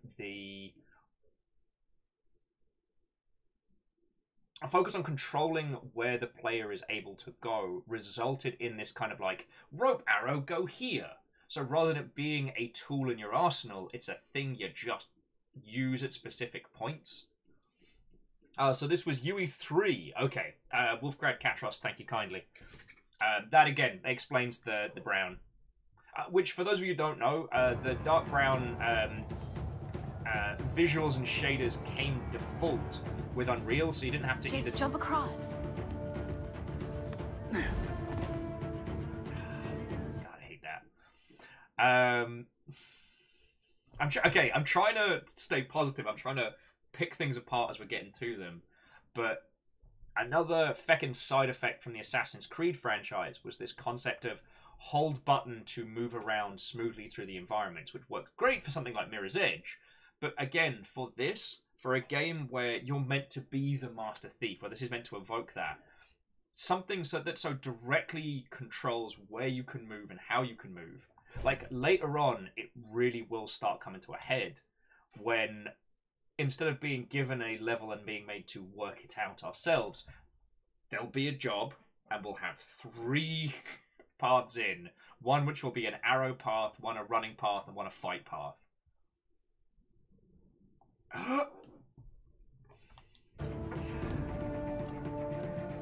But yeah, so Snuggly, the rope arrows essentially become an equipment gate. Now, the reason why, again, I want to focus on these little details is because if I had to theorize, I would say that the team, when they started this, wanted to create, like, big open world heists, right? They wanted to have it so you could tackle it any which way you wanted. Back in wee! Glad you could make it. Did you pick that route because it was fast or because you thought it'd be fun? Can it be both? Come on, let's get Basso his commission. Okay, and here we go, the light gem.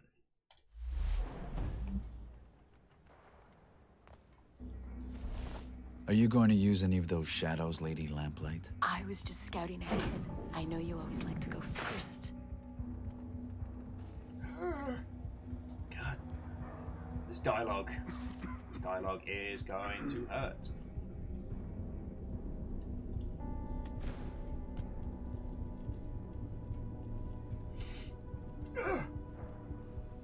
Anyway, Fred, how was your afternoon going, friend?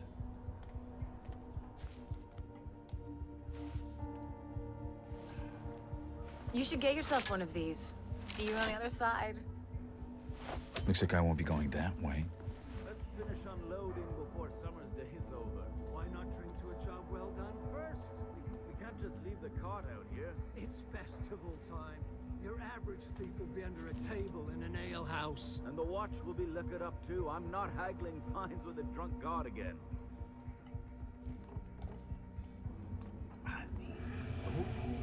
If you're just gonna leave it.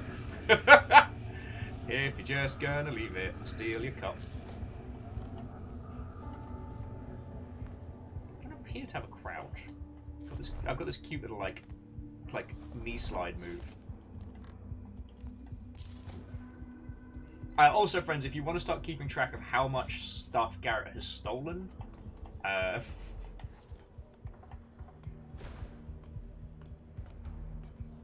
oh, Fred's just popping in to say hi Garrett, with Grand Theft Medieval and then some.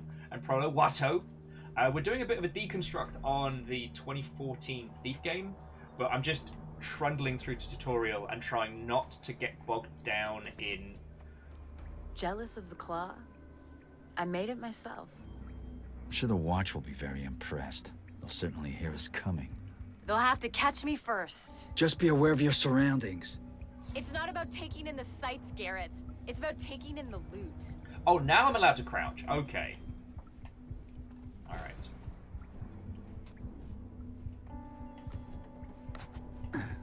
You do still steal, right? I've been stealing since before you could crawl. There's the Garrett I know. How about a friendly wager? Let's see who can take in the most.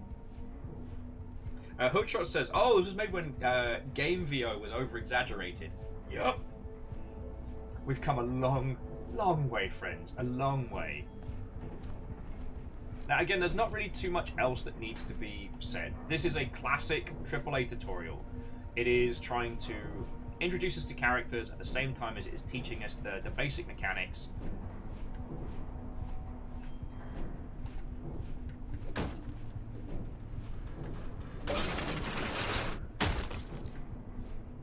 Hello.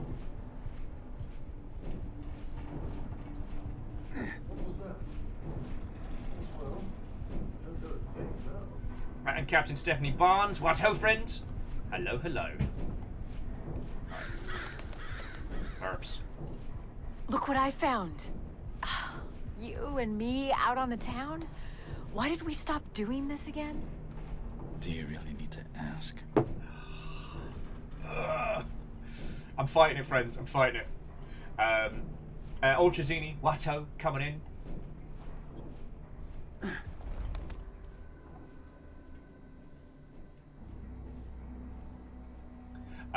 So now Snuggly was adding, they remember there being a fuss about the vignette effect when you're in shadow. I believe it used to be much more aggressive and was considered redundant with the light gem. The dev said, don't worry, you can disable the light gem.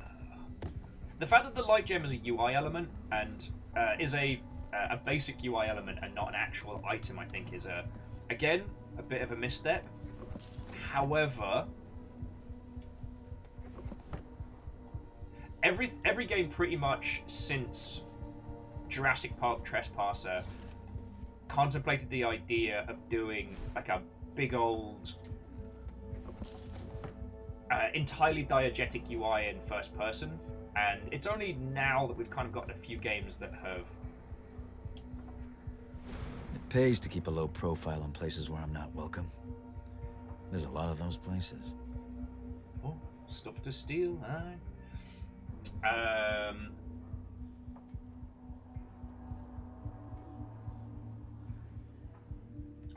Okay. So, Null, this was the kind of stuff that I really did want to get into, and it's nice to hear at least, you know, grain of salt, you know, just pure word of mouth, but what was being suggested was, I had a credible rumor that the internal team hired external writers, and then the AAA feedback focus testing monster sort of left all their dialogue work half digested. Yeah, so that would mean a larger portion of the dialogue was changed to affect the either affect or accent the user experience, by which I mean lots of things saying like, oh boy, you know, I better make sure that I don't get caught by guards when I'm stealing shit.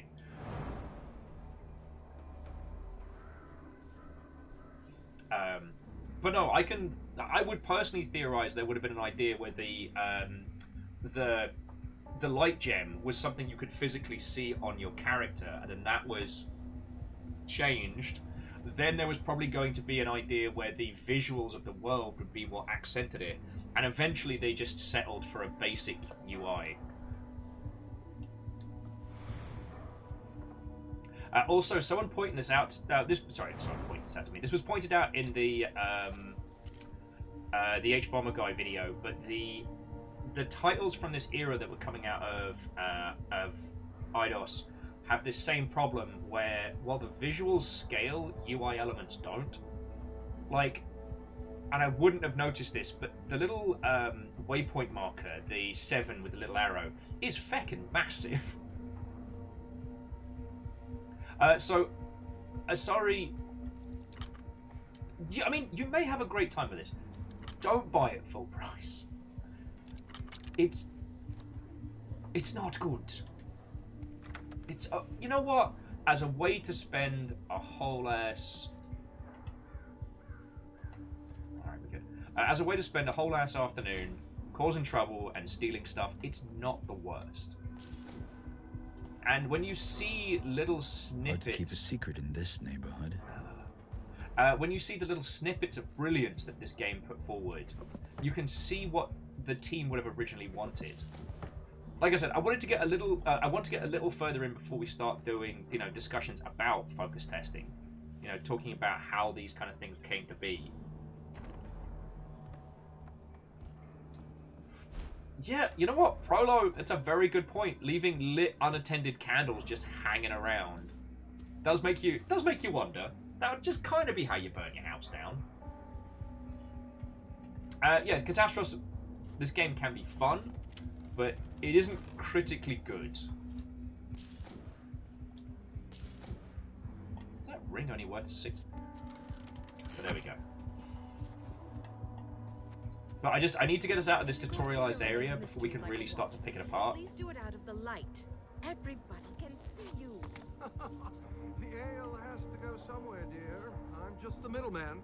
Besides, you're the only one watching. Every day I'm reminded what a catch you were. Come on, let's go try those gabble wings.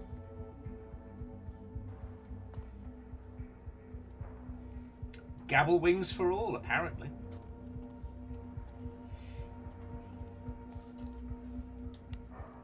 God, you know what I should have done was bust out a... you know what? No.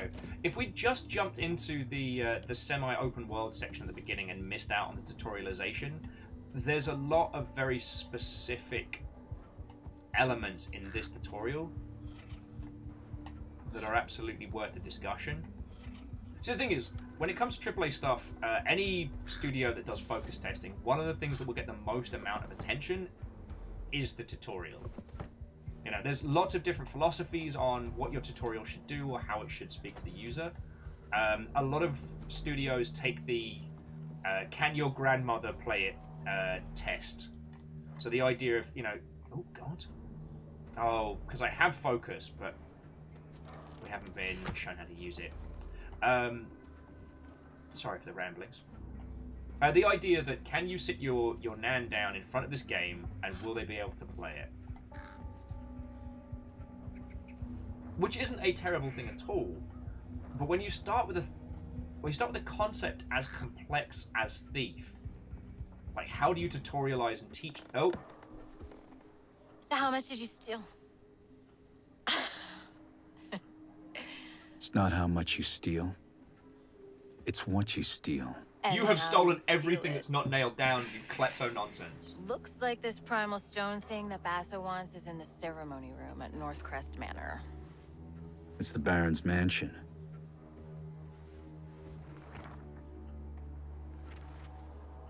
Won't be easy.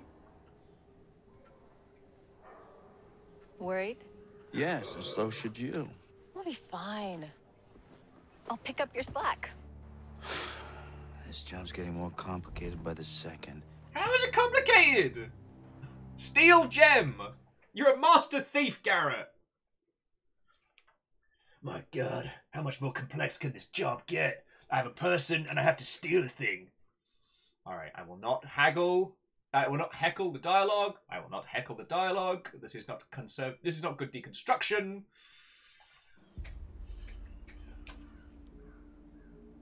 That's a lot of guards.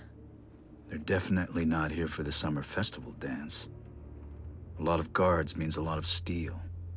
Thieves and swords do not get on well. I've never had a problem with swords. But then again, I'm not just a thief.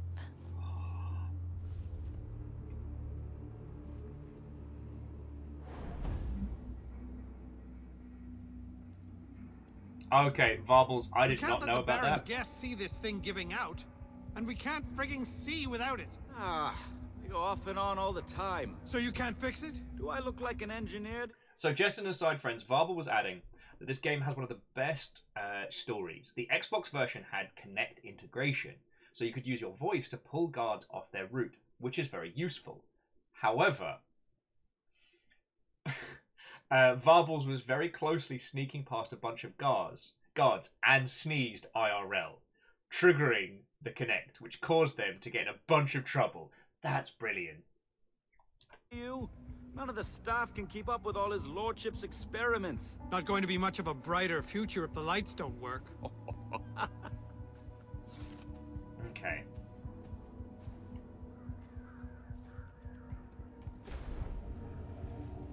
Like a ninja. Yeah, so right now we're still in tutorial land.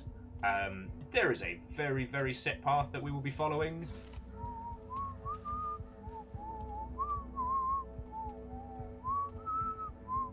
Oh! I'm gonna steal your stuff. Bronson, over here. Huh? I stole your pants. Help the new boy, will you? He's been trying to light a fire basket for 10 minutes. What am I, his father? Go on, before he sets fire to himself. Some surfaces such as water make movement easier to detect. Move very slowly.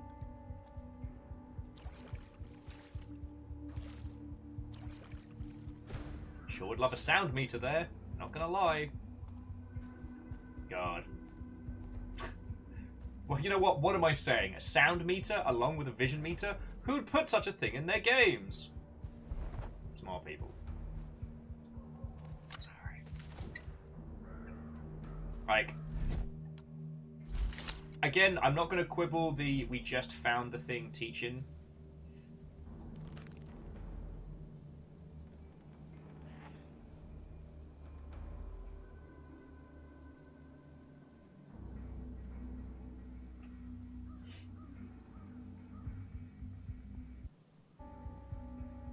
Oh, Favor6 says, are we counting loot that Will missed?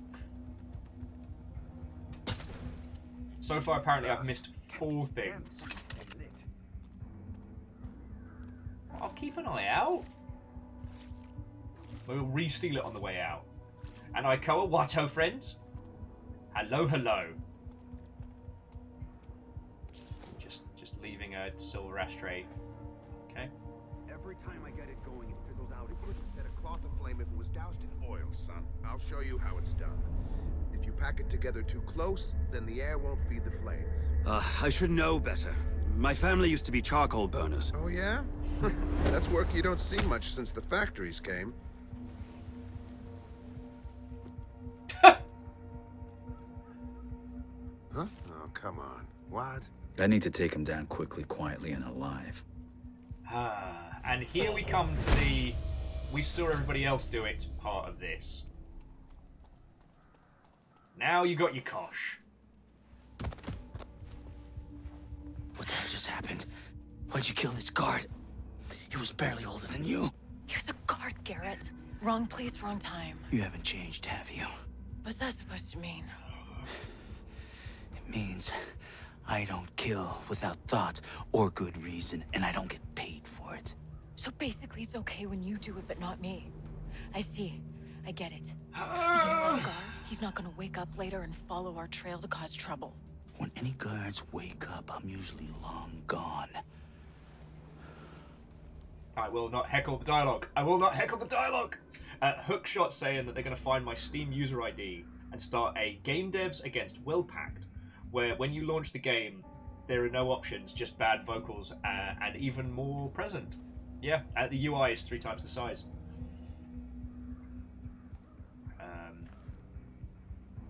I'm the Nate. I'm Bat Thief. I'm Thief Bat. Thief Batman.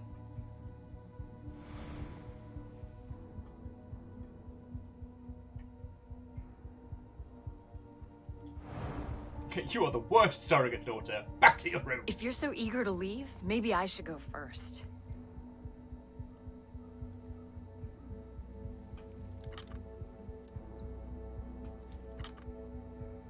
Now, it is worth saying,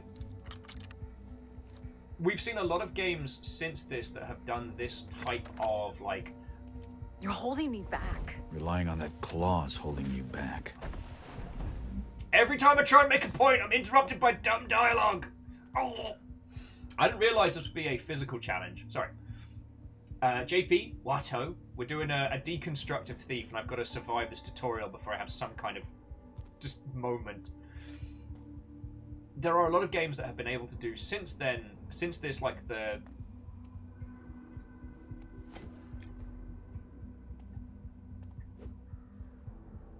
wait. There we go.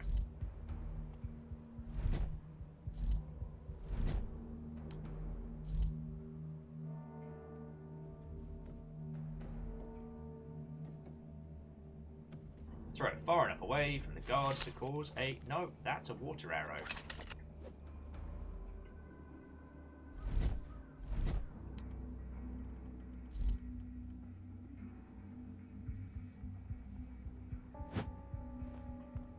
Hey, did I just hear something? Did you? Who's there? Anyone? Sorry. And here's me having to actually pay attention. Okay, I don't, Clear bells.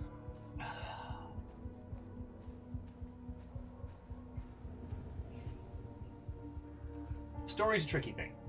And I'm trying not to just wail on this game unfairly. I mean, you'll notice that, like, there's some shiny goodies. If we wanted to flex our thieving skills, we could go nick some extra shit. Ring the frigging bells. If you keep pacing up and down, you'll wear through those new boots. It's my girl, sir. She's presenting me to her father. You know, I've got to pause it, lest I want to start throwing arrows. What we've seen in a lot of games since then is how...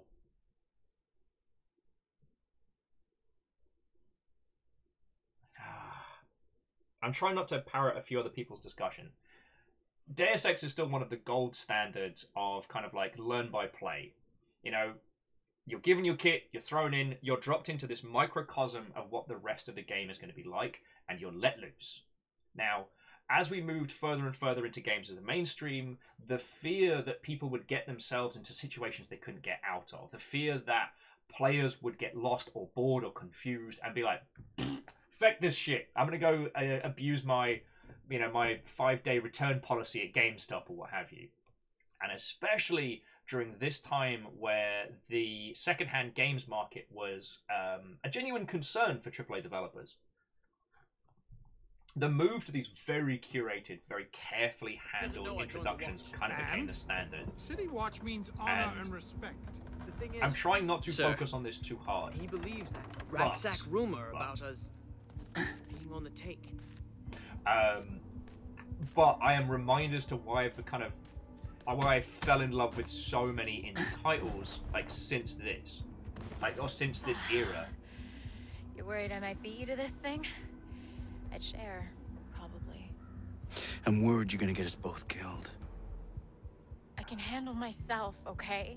Oh, Catastrophe, I can sleep move well, faster, friends. I Have a can lovely climb rest of your faster, night. You could kill faster and make mistakes faster, I get it. You're not in control. That's why I'm better. Deal with it.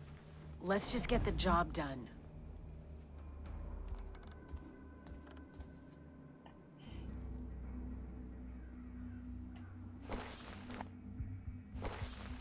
Yes. I think we'll do it without this. You're about to get your surrogate daughter killed. Alright, here we go. Cutscene of interesting stuff. Let us point out that during the cradle level, the cutscene doesn't take you out of the cool shit. The cutscene gives you the explanation, yes, but wouldn't it have been great to have played this? I'm guessing that's what we're after. The Preamble stone. Robes. Robes are always a bad sign. Brothers Cornelius, Aldous, present the keys. This burn Northcrest. Brothers of the Awakened, we are gathered here to usher this city into a new age. one of progress and industrial enlightenment. Let us begin the channeling of the Primal. Sembla and Strakakan. Skamamakana. Come on, let's go down there. This will be fun. No. We're done here. Job's over. What? Are you joking? Something's not right. Castro, no! It's too dangerous. And you're not ready yet. You know, I'm not a kid anymore. I can do this. Garrett! I'm going down there with or without you. Not without this, you're not.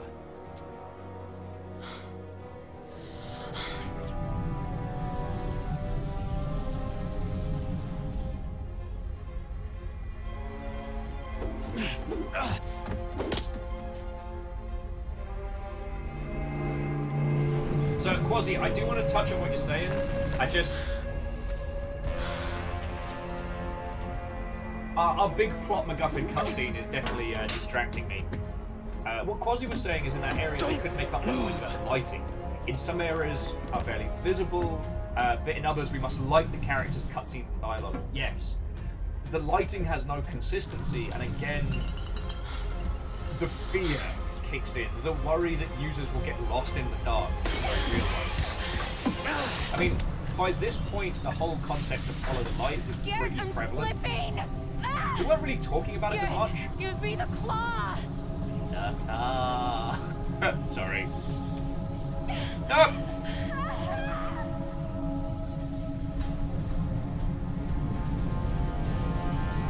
Introducing the Ghost Explosion.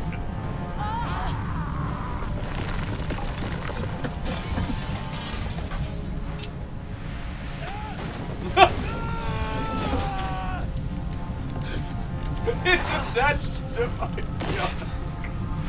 I'm so sorry. Oh god, this is one close-up shot away from being incredibly funny.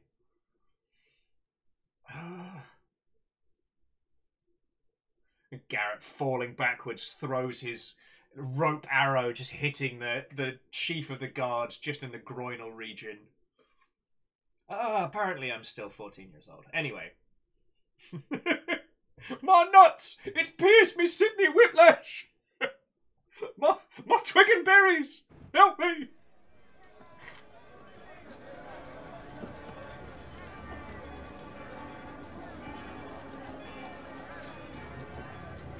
Hey! Looks like he's waking up. Come on. Stop slacking. We gotta get him in the city before they call the lockdown. Pace yourself, boy. It's also worth noting, friends, that this was... safe and sound, and then we'll be rosy. Where's this cart going? While this was done in-engine, this is... talking to you? We have no control in the situation, so we can't, like, look around and ground ourselves. Fucking beggars. Makes you miss the old watch.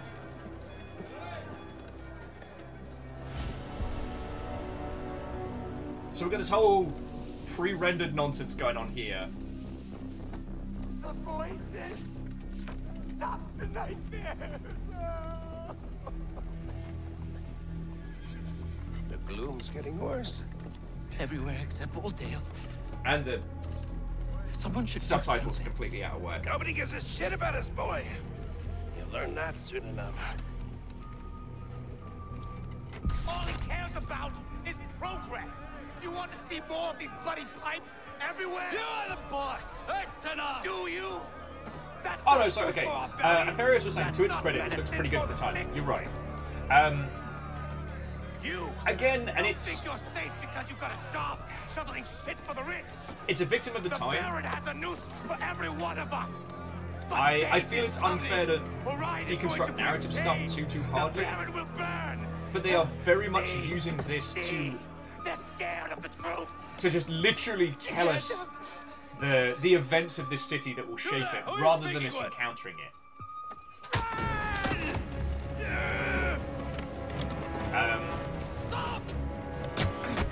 Whilst Dishonored wasn't immune from having a few, like, exposition dumps at us, it was very good about letting us hear the deconstruction of the world happen.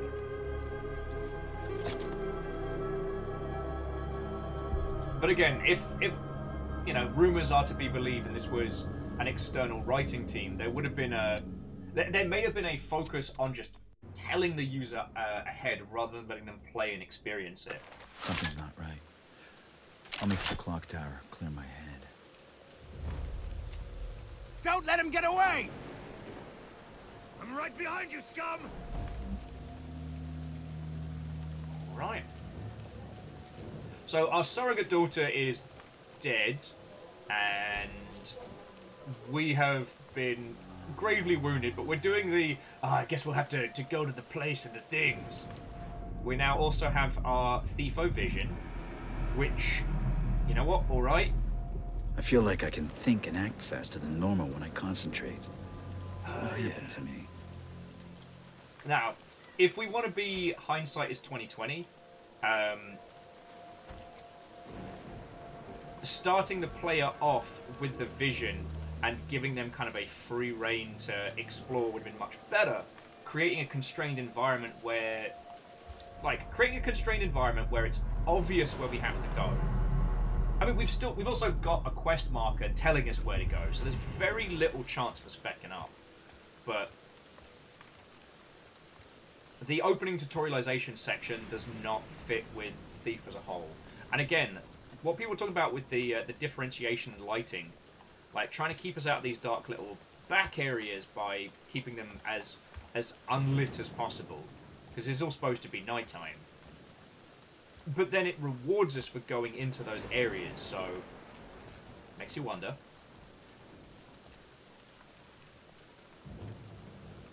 We're not. Oh God!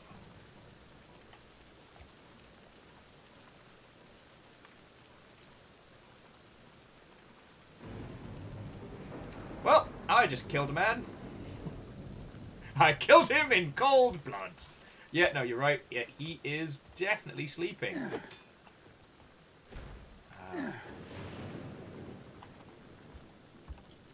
Now, Snuggly, do you remember how long it is between now and us getting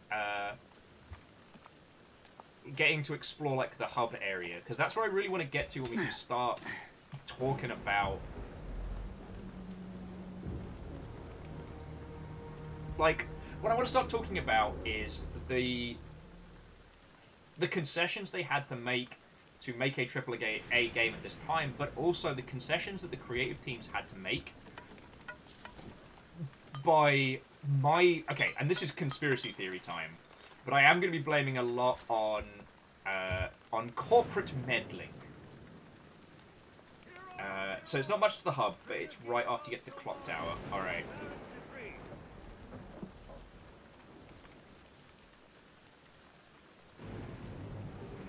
Okay, but I also said that, you know, we wouldn't just be wailing on this one. The problem with story beats narrative, especially VO, is it's the closest to the user and the thing they have the least they can do about. Back inside with you. So sometimes it's hard not to react to. Sitting on it and getting paid. The Watch have locked down Stone Market. But when did I ever let a lock hold me back? MDH, we've not really gotten to the hub world yet, so we're not quite ready for the good discussions. Ah, lovely. Our first little... Oh, no, we just need to drop down. I'm about to say, our first little taste of freedom.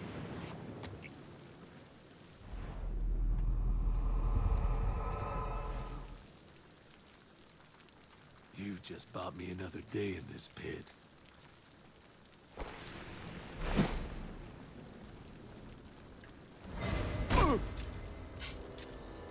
Ah, see, there's that takedown mechanic.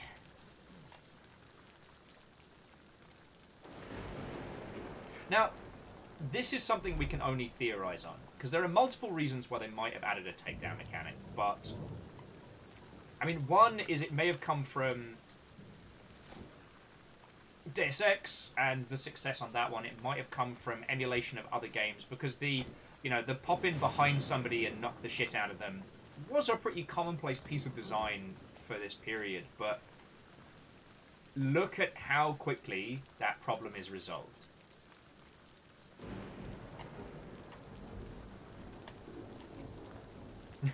JP says that this is the newest Thief. This is the last Thief.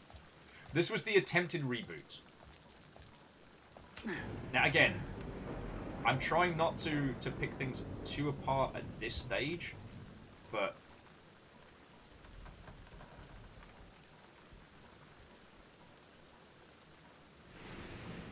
there was a situation where we could pickpocket a person and sneak away, but all we needed to do was just get like close enough up behind him, and we got to go Jim Jam Yahar and smack him on the back of the neck.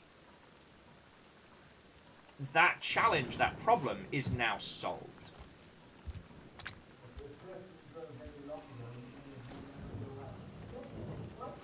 I do like we found just water and... we just found arrows all over the place. But...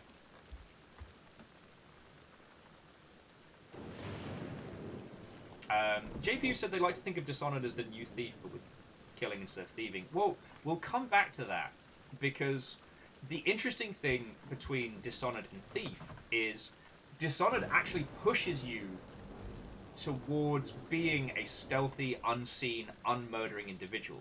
If you want to get the best ending in that game, kill no one. Do not get seen. Right? But...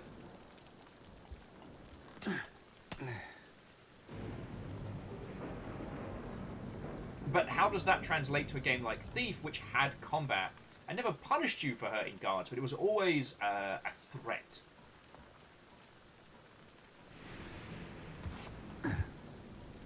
A claw's fairly quiet when used the right way. Aaron made this thing sound noisier than it is. And then you got her killed.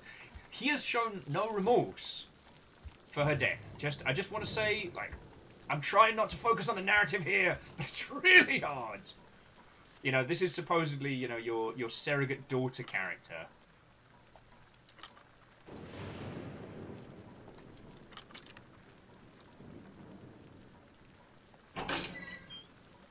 Famous is like, she got herself killed. I mean, if we'd given her the claw at first, then who knows? But that's another story.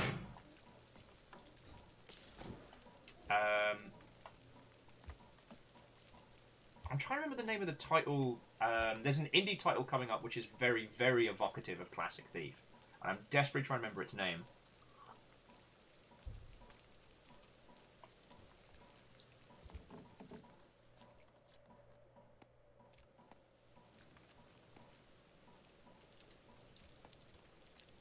There is also a big old question here as to...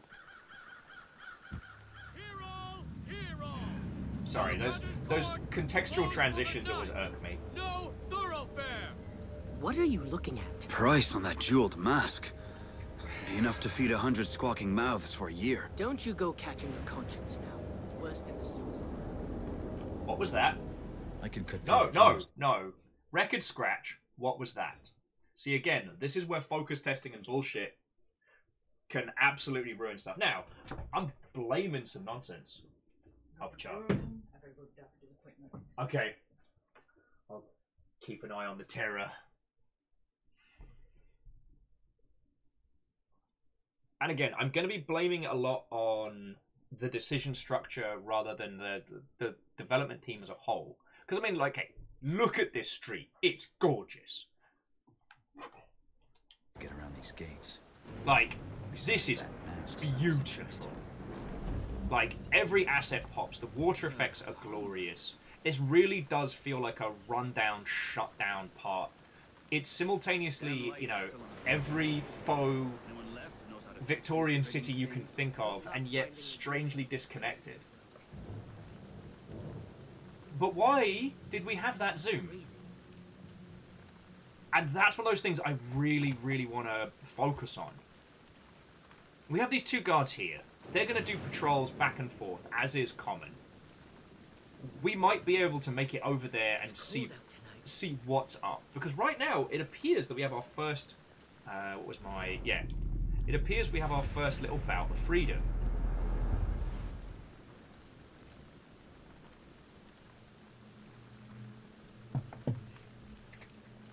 So why did they feel the need to do that? That's not a thing for us to discover. That wasn't a thing experienced from Garrick's perspective. Despite this being a first-person title, So what was that? It wasn't a cutscene that propped when we were close enough. It wasn't something that we overheard or observed. You're okay, buddy. You're okay. It was an enforced, like, look at this, look at this, look at this. A favor says, why draw attention to the mask? Can we steal it? I mean, abso-feckin-lutely. But there's no trust. There's no belief. This will not be a cute thing for us to discover or understand. Like, if we want to do this, we can. I mean, one of the windows is open above there. It seems there's a couple of different ways to tackle this. Like, first glance, I'd say going up and around that way probably be the best bet. And there seems to be a... Hang on. It seems to want me to do some very broadhead arrow flavored nonsense.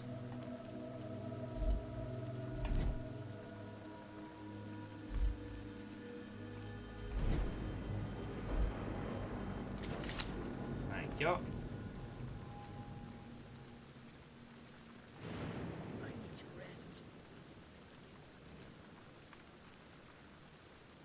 Snuggy says, mind the next point of no return after you leave the jewelers. Ah, yes. Now, we're going to do this little dueling mini-quest. Hang on. Let's see if it's done anything else. Okay, so it has not thrown in any other elements. So it's still find a way into the jeweler's shop. All right.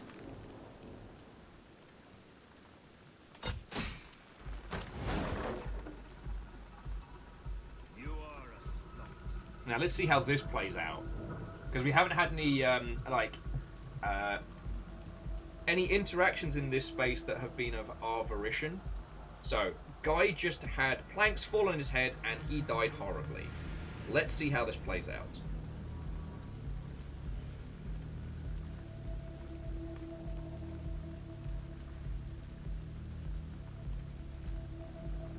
But again, this isn't...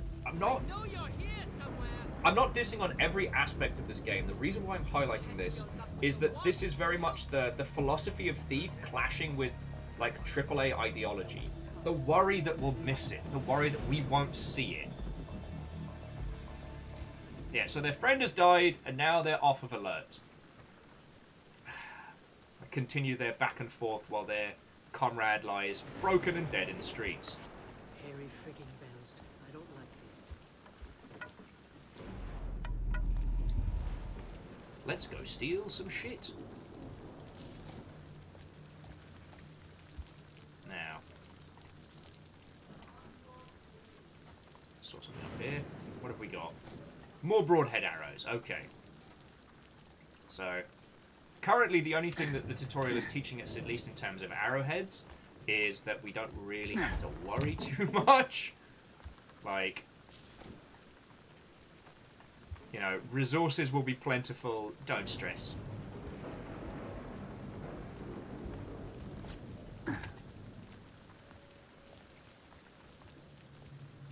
Don't stress your pretty little head about it. There'll be plenty of resources. Alright.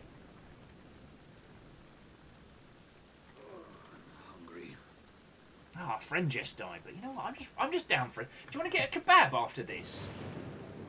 Jenkins loved kebabs until he was beaten to death by those fallen pillars. Okay, I shouldn't rag on the AI reactionary stuff, because again, that's a technical challenge.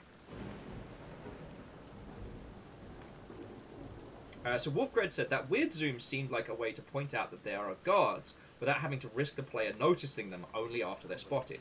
Feels like a focus testers always get spotted, better to make sure they point out the guard. Yes. And it's definitely a... We have been told by management to change this. What can we do with the budget we have? Oh, not a lot, really. Oh, and because he's... Is it because he's dead? No, just... Halt! Right there!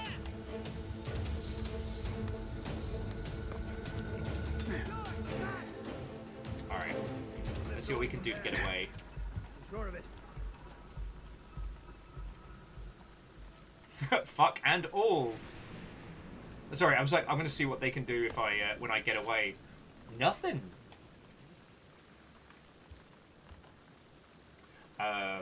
Actually, Prolo does make a very good point, which is it's weird that the reaction to some planks fell on a person is clearly someone's here causing this rather than, oh no, what a terrible accident. That's a good point. You know, you could argue that thematically it's so common that people use these techniques against the guards that they're expectant of it. But like, you know, it's a regular day at work, you're on duty, bam, your friend gets beamed by a bunch of planks and is in a serious way. What do? You fucking help them! You make sure there aren't more planks falling. You don't go, my god, who could have done such a thing? Alright. What's happened to this place? Alright, so these two have split up.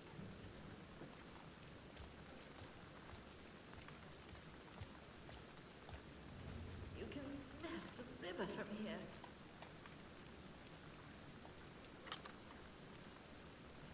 Can I pick them up quick enough?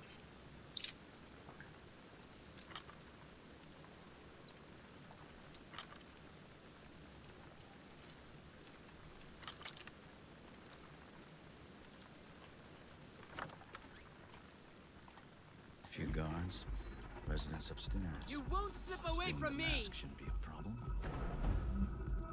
Whoa! You there! Stop! Okay, now I've fucked up. Let's see how this goes. Oh, don't tell me how to dodge attacks! Alright, you know what? I fucked around and I found out. I'm not going to put it on the title there.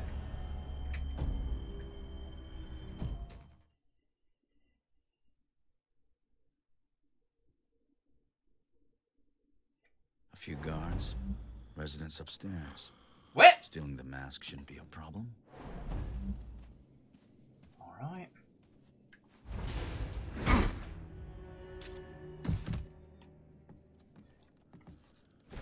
Now again, this is one of those things where I can't really...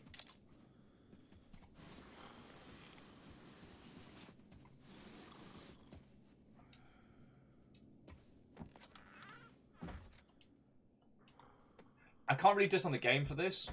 Because, again, autosaves are a tricky thing to do. And are by no means easy.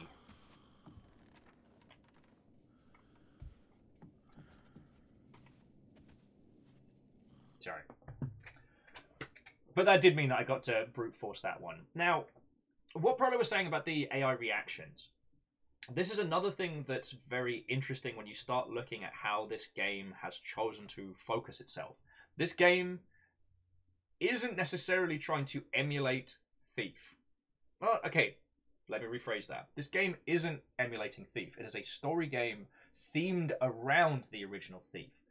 There is a very specific kind of way this game is pushing us through, which is very similar to other, like, purely narrative FPS games. And that's understandable considering the budget, but at the same time misses a larger portion of the point. This is where a lot of the homogenization of design, the shaving off, the fear that we as the user will fuck up and do it wrong, is because it's a very expensive game. And the more people that come away from this having a really good time, the better. Now, I know that sounds... The reason why I bring that up is it's something that sounds so simple. People have good time, people buy game. But the expectation and the manner in which they have that good time, looking at the trailers as it was presented, like, you can see the original, you know, be the master thief, steal the things, and then from the launch trailer you can see the differentiation, the focus on this, my surrogate daughter is dead, of which, by the way, our character is not choked up about at all. Like, I mean, Favor 6, I don't want to turn it into vitriol, but it's like the hyper fear that the user can do wrong and dislike it, meaning that the player is treated in such a manner as to be an absolute idiot infant.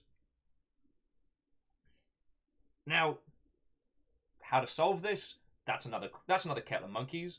You'll know my personal philosophy is to work out how to make games cheaper to allow them to be more creative. But that's another kettle of monkeys. Like, the thing that I feel is that there was a huge push from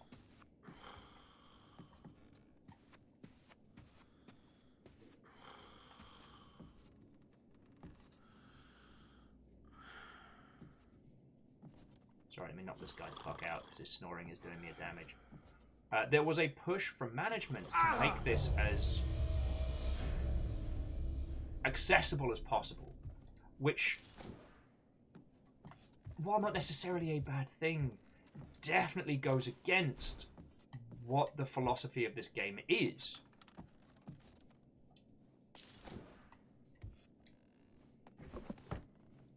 And with the challenges being faced, if the story is lackluster, when that becomes the kind of the new focus. Oh, I got ourselves some interesting stuff here. Hang on, let me just do a quick peek.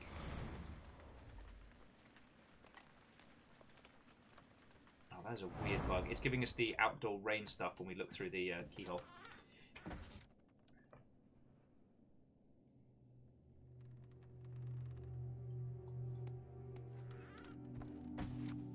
Snuggly, also hard agree. Snuggly was saying that they didn't do animations for people who are sitting down. Understandable. Animations are expensive and feckin' hard to do, but it does make you wonder, like, why go for the custom takedown anims for anything other than that's just how it's done? When you get to large AAA environments, you work out a way of making games and you stick to it.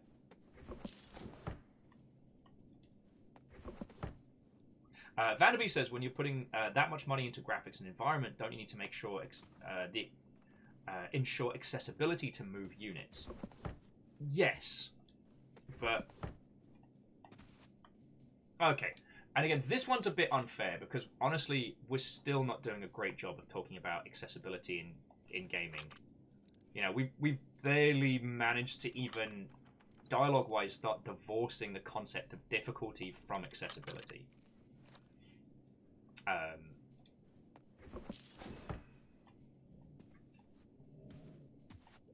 I mean, like, if you asked me to start putting together a pitch for a similar project, things I would do, I would have personally tried to get the focus on it being a heist game. You know, used Assassin's Creed, the original, as the marker for it. River, you're fine. Follow that model. So create a legit open world, have it be around more and more complex heists, which I guess it sort of is once you get off the rails. But that way, allowing users the chance to try and fail and return. Alice was saying that accessibility doesn't have to be insultingly patronizing. It doesn't.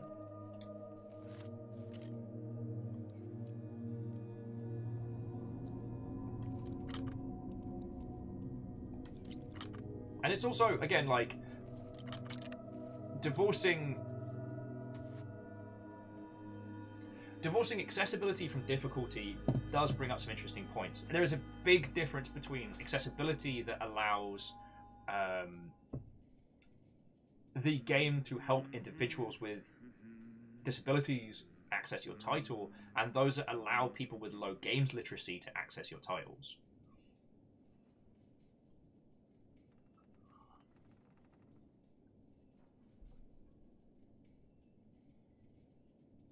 Yes, Prolo, like, thank you again for pointing that out. Like, you're on point today. I need to get my arse in gear because I am not making as good a points as you lot.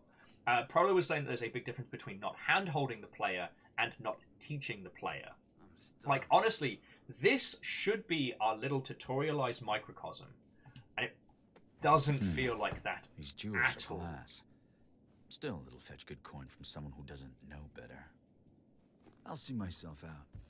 An upstairs window should get me over that gate. Like, he just told me how to get out. That's not respecting your player. That's... Look, I'm sorry you're a piece of shit dum-dum. Just go over the fence at the back. What's happened to this?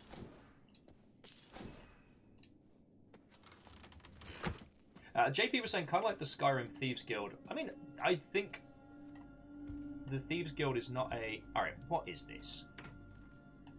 Oh, it's a light switch. Oh, no.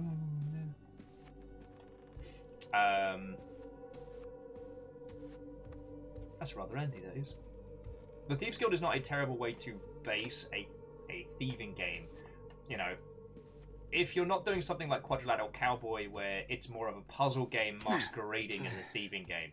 If it's something where the goal is to steal shit, get out, you know, there's fun in trying to decide which bits of loot to take and what to leave. You know, a bejeweled mask is absolutely a great steal because it's small and it's worth a lot of money. Ah! Would have been great if we'd found this by ourselves, but you know what? I'm not going to blame the game for that one. Okay, this is why that zoom in is so insulting. The different ways we could get in. Front door. Side entrance. I'm going to be bloody sure there's probably a roof entrance as well. Like, this was set up to be our little teaching microcosm, but due to concerns and fears, we were not given that opportunity. Do you know what I'm saying? And that's where it kind of comes in. I don't think people are wrong for being mad at this game. It does not. It is a source material. It comes from a source material which is very complex. No! Get off the pissing ledge! Get off the... Can't get off the ledge. It's not letting me. Jesus, so quiet now. Sorry. Now, I'm not saying you all should take my frustrations to heart on this, but...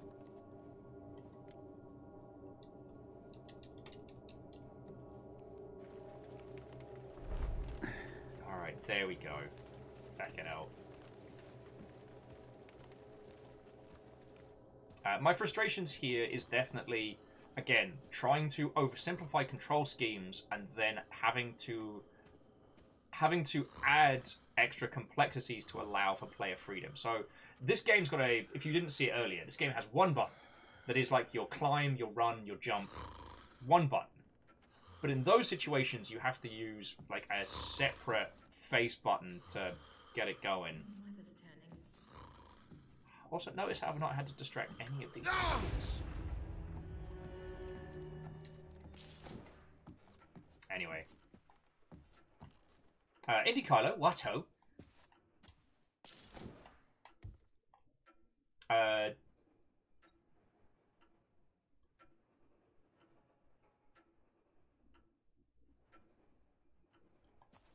mean, you know what? Sorry, JP was putting a little pitch at us, and honestly, I think that's a good one. JP was saying, like, the idea of doing a title where, you know, at first you're the one, you know, stealing all these ancient artifacts, and it turns out you've been stealing them for some super secret organization. Actually, okay, I'm going to save the game here. I want to test a theory. We've been told, through Garrett's code, that he will not kill. Now, can we, through the power of murder, bust out some ludonarrative dissonance?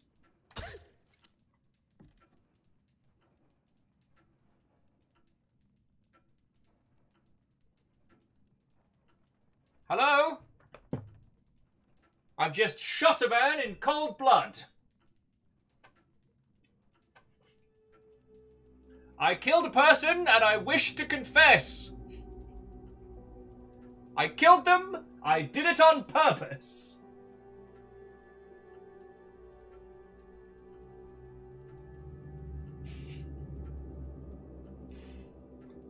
Do you hear that sound, friends? That sound of absolutely fucking nothing is called ludonarrative dissonance. Yes, that's right. Tick off that middle section in your bingo cards.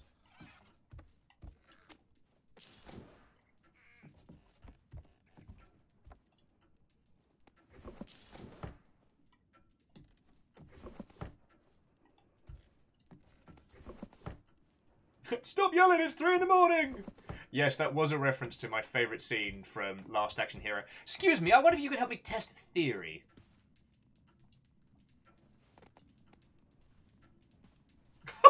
They still have the arrow in them! Oh, I feel bad. I feel bad. I'll tell you what, we'll just pop you down by the fire, you'll be fine.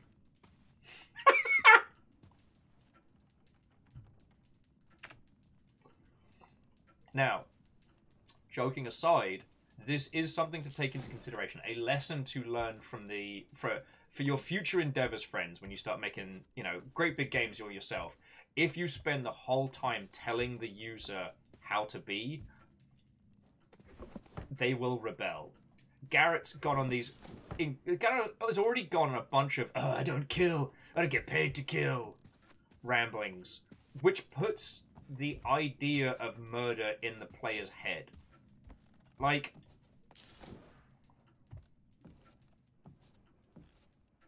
I'm trying to think of a good way to phrase it. You know how, like, the whole concept of Chekhov's gun, right? If you mention a gun in a linear narrative, the gun has to go off, right? When it comes to player motivation, there's almost this, like, if you tell players how to behave, this is my way out. How to feel. But once I drop down, there's no coming back. Alright, that's necessary, but still annoying. But it's like, once you actively tell the player how they have to behave, rather than react to the player's actions with systems, like, they will always rebel. You know, one of the ones I found really interesting was watching people play Overlord back in the day, and people who would try to be actively nice. Though, again, actually, Overlord did react when you chose to be fair and merciful. Yo, make all the noise you want, Burb.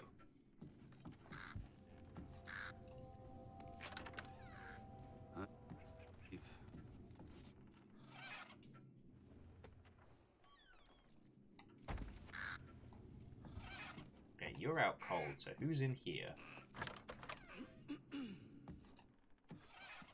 Who's clearing their throat before I clear it for them?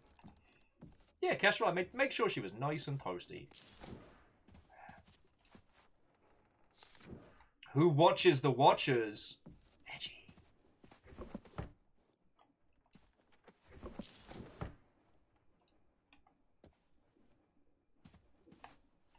So Fearless says they like how the original Thief games did it. Like, difficulty-wise, progressively got harder, and it put more restrictions on how you were allowed to kill. I mean, there's less messy, there's less constrained ways of doing it. But yes, you know, saying to Garrett, I need you to feckin'... Oh, there was a safe downstairs that we didn't nick everything from. Having the world react to the player's actions rather than telling them just straight up no. Always better. But if you tell the player no, and then let them do it anyway, they will rebel. Which then removes us from Garrett's motivations. We're no longer playing as, you know, the thief with a heart of gold who does not murder. We're playing as a thief with a shit ton of gold who'll murder if it's funny. And once the player's in that kind of mindset, it's almost impossible to get them back.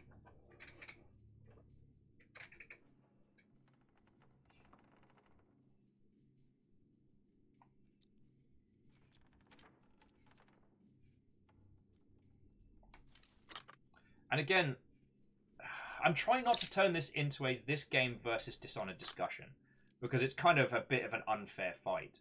And I assure you, friends, that the people who made this game, if they could have done the same kind of stuff they did with Dishonored, they would have. You know, we can see the hand of meddling in so much of this game. And I really want us to take that into account, you know?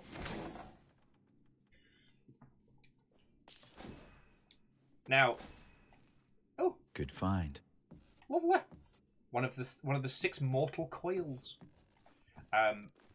But we do need to bring up Dishonored, and the reason being, Dishonored's system is do what you want. You want to kill this person, kill this person. Go loopy bananas. You want to sneak through, that's fine. But the world will react to your actions. If you start killing indiscriminately, murdering for no reason, you know, the streets get a little bit darker, a little bit more dangerous, a little bit more grimy, a little bit more violent. And eventually it's the point where, like, you know, plagues of murder rats are sweeping through the city, and it is dangerous and it is unsafe.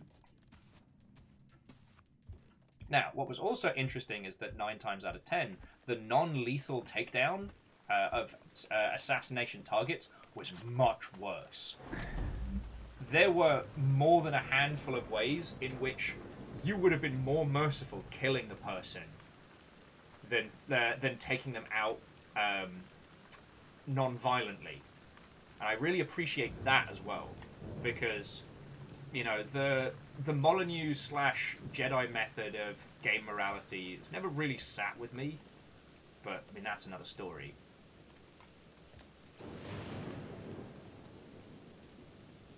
No, Favor 6, I'm also feeling stung by the valuable frickin' gem mask here. It wasn't our discovery. We don't get to feel like Garrett because the game went, oh, look at that! Hey, friend, look at that! That's right expensive! Sure hope nobody steals it! Like, what do we get to feel in that situation? Patronized, pointed to. Even if we were playing it on the simplest difficulty, even if we had infinite special magic vision. Hello, Bobby. I know. Fiona's at the doctor's. She'll be back soon. You're okay. Even if... Hello, you. You want to come say hello? You want to come say hello? You want to talk about the narrative dissonance in video games? The dog is infinitely more interesting. Hello. That's my boy.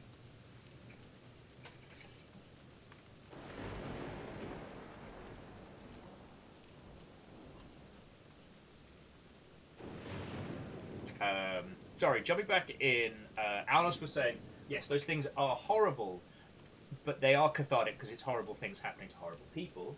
Hello, my boy. And it's not the, I'm going to kill you, but I shall spare you for this morality meter. So, yeah. But this isn't a game about assassinations, this is a game about theft. So how does this game make us feel like a master thief? Because currently it's not. Making us feel like a kleptomaniac with a bag of holding.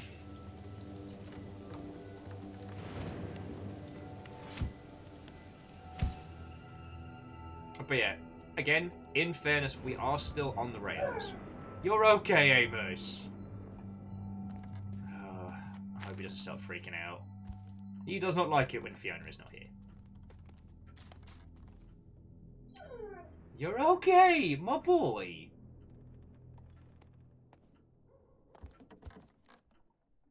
Prolo says, I know it's tired, but they need to bring up Undertale. Now, I know it seems like we're being overly unfair by focusing on, like, morality systems, but we've already been shown, like, by the game's own admission, Garrett is... Amos, it's okay. Come here. We've already been shown that Garrett is a thief with a code. Flame so bright, night became day. Or was it smoke so thick, day became night? Well, I read that before the Baron was born, the city was at war. Read it, did you? Oh, bloody friggin' dark. Nothing like being there, is it? You're okay. These streets have seen all manner of shit. Fires, plagues. Don't forget the war. It was with Blackwood, all right? More of a squabble than a war. Of course, if our neighbors catch wind of the shit pile we're in now, you'll see your bloody war.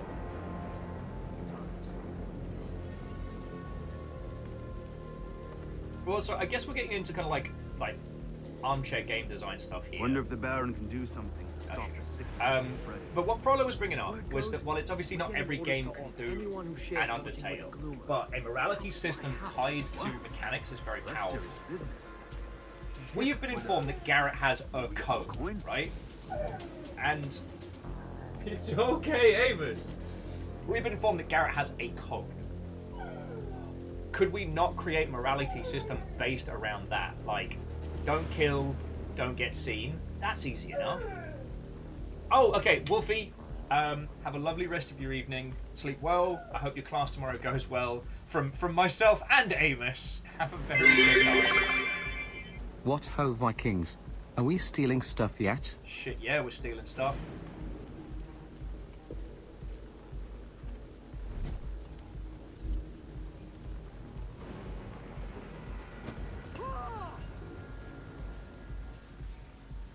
Hey, how come... You won't escape. How come that bottle caused them to freak out and not be distracted? Did I hit one of them? But I'll flush you out. Oh, fuck off.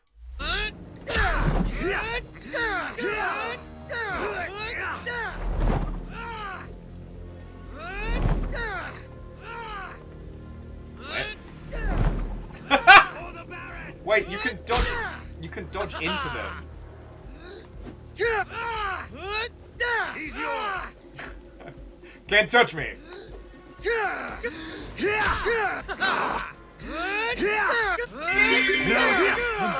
Crux steals some sneaky bits. They'll never know. Sorry, what was that, Crux?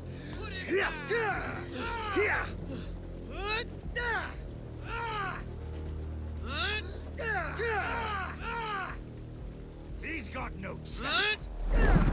I can't keep this up. Don't give that criminal a chance. Sorry, I could have kept this dance up for a while.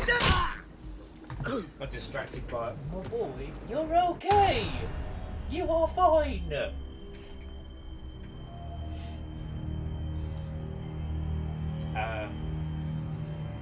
Sorry. So Lyris and Crux, thank you both for throwing in the beats. They are very, very appreciated right now. I mean, I guess they're always appreciated, but... Hatcha, hatcha, hatcha, hatcha, hatcha, hatcha. Oh yeah, Wolfgrad, those guards absolutely spot on with their vocal performances there of Hutya! Hutya! Apparently we're still in here. Maybe those are meant to be our save points. The old man remembers the Shalebridge fires. Flames so bright, night became day.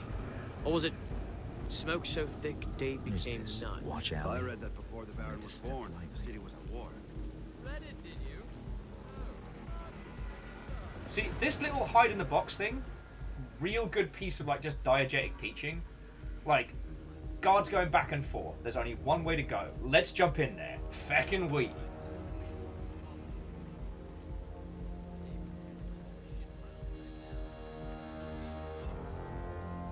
Alnus was saying for their takes. Oh, sorry, Fearless, thank you for the 200 as well. And Lyris and Crux are filling the pint glass. Thank you. And let it not be said that I do not say thanks for everything that keeps me the fuck alive. Alnus's take on a thief morality system, killing needs attention, which could mean less charity later from civilians. Enthusiastic guard presence. Well, you know what? You could go simpler, that the value of your loot is based on the, like... So if you break into someone's house, steal their if you sneak into someone's house, steal their shit and get away, they don't know if it's gone or lost or misplaced, or they don't know what has happened to it. So it can get fenced easier. If you go in, kill a whole high-rich family, steal their shit and then sell it, those things become tied to the violence you've done, making them much harder to fence. So you can react to it thusly, and maybe we'll see more of that later on. Perhaps it's something that happens in this game and I've just overlooked it. You're kidding! I swear. Oh, please, sir. Please,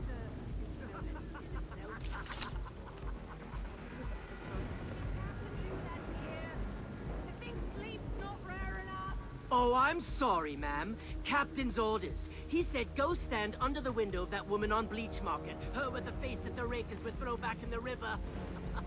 Try to make it crack a smile.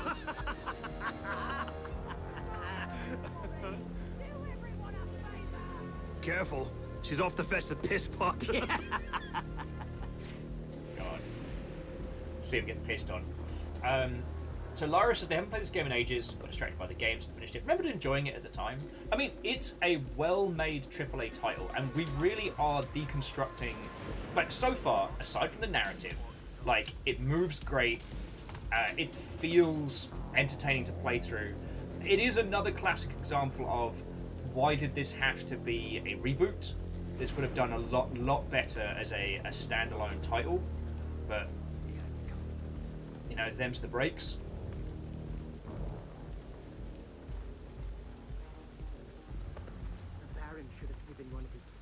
We're also still on rails at this point, so... When was the last time anyone saw his face? Now, Fearless was saying there's also something said for narrative morality, like in Deadly Shadows. There's a single security guard in Garrett's apartment building. He's a decent guy, greets you as you pass, but if you steal from your neighbours across the next few nights, he'll be gone and you'll find a note telling him he's fired because you made him fail his job. By robbing the apartments he was paid to guard. Reactionary stuff like that is brilliant. And, I mean, we may see stuff like that. When it comes to games like this, there are small things that the team can do kind of separate of... there are small, non-impactful things that teams can do to put forward... clogged with the drowned. It was ripe. Like a giant. Hey, come on. I just ate some of that. I was the shit dog who stood waist deep in the stuff, carting them out. Why is that there? Okay, cutscene time. Hey Amos, come here, Bobby.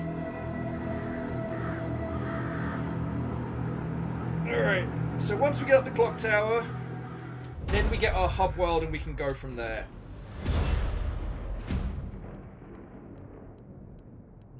Now, Snuggly was also saying a lot of people play this without ever knowing it was the fourth game. I mean, it's a reboot, it's understandable, and there's not much to let you know otherwise, except for some references to old factions, a couple of dead Burricks. Yes.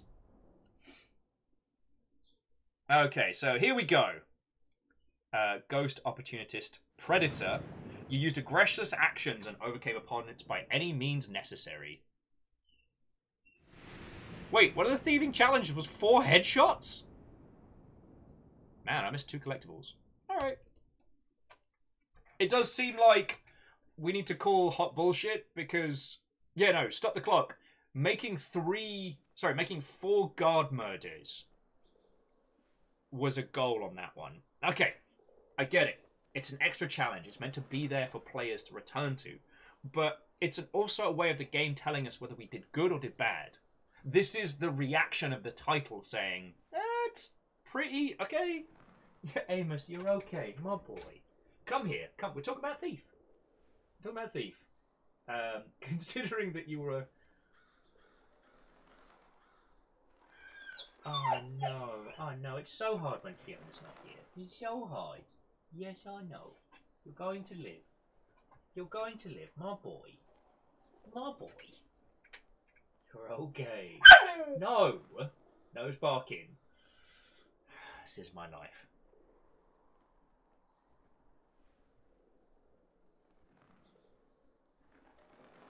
Poppy. Why are you like this? No, no, we're not whining. We're going to have a lovely afternoon. Oh, Poppy's not angry. Poppy doesn't like it when Fiona leaves. So he is looking around trying to find her. Now, Wolfcrad, yeah, I like that you got Predator, but in that bit, I don't even know what to call it. It's not really, you can't call it ludonarrative dissonance because it's not the difference between what we did versus what the game said we should do. What happened there was that to clear that level to 100%, to clear that level as the game tells us, we must kill 4 threats in the face, despite everything up until, including that section telling us, oh, Garrett doesn't kill, let's not do killing.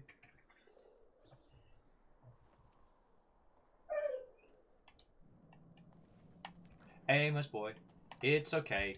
Please stop worrying.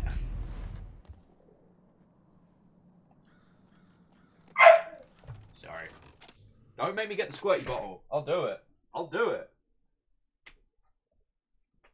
Why you gotta be an ass? Right, where is the... Hang on a second, friends.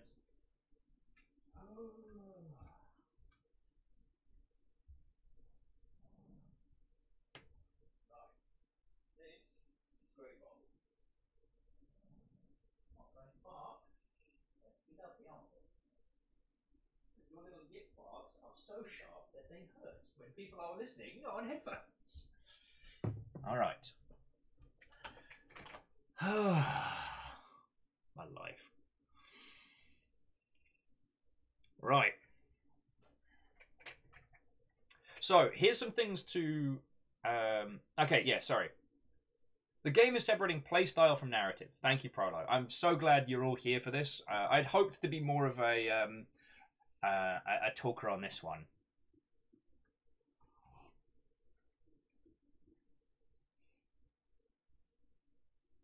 Now, Wolfgrad says that they recall I would have gotten a different goal if I'd gone for Ghost playstyle. Now, that is interesting. If the goals are reactive, how would I, as the user, know? So, like, again, we're going to keep using Dishonored as an example, but, like, that game gives you the ranking, which that did, which was feckin' cool. I really did like that. But then it also informs you, like, you know, it informs you much closer to your reactions. Okay. So, stash supply.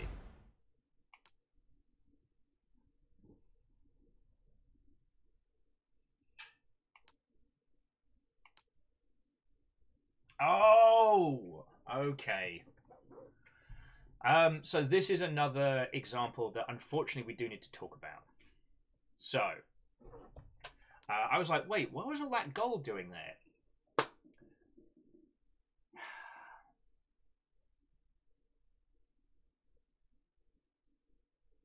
This is a game with pre-order bonuses that remove the challenge and fun of the game. And I hate it. I in a game about thieving, the idea that you can pay or that you can buy the game before it's out that will then increase the amount of money and arrows and equipment you have. Like, I can stash some food, some water, some broadhead arrows here, but I can't put that gold away, and now I've forgotten about it. You know, the quiver capacity will take us up to maximum quiver capacity off the bat.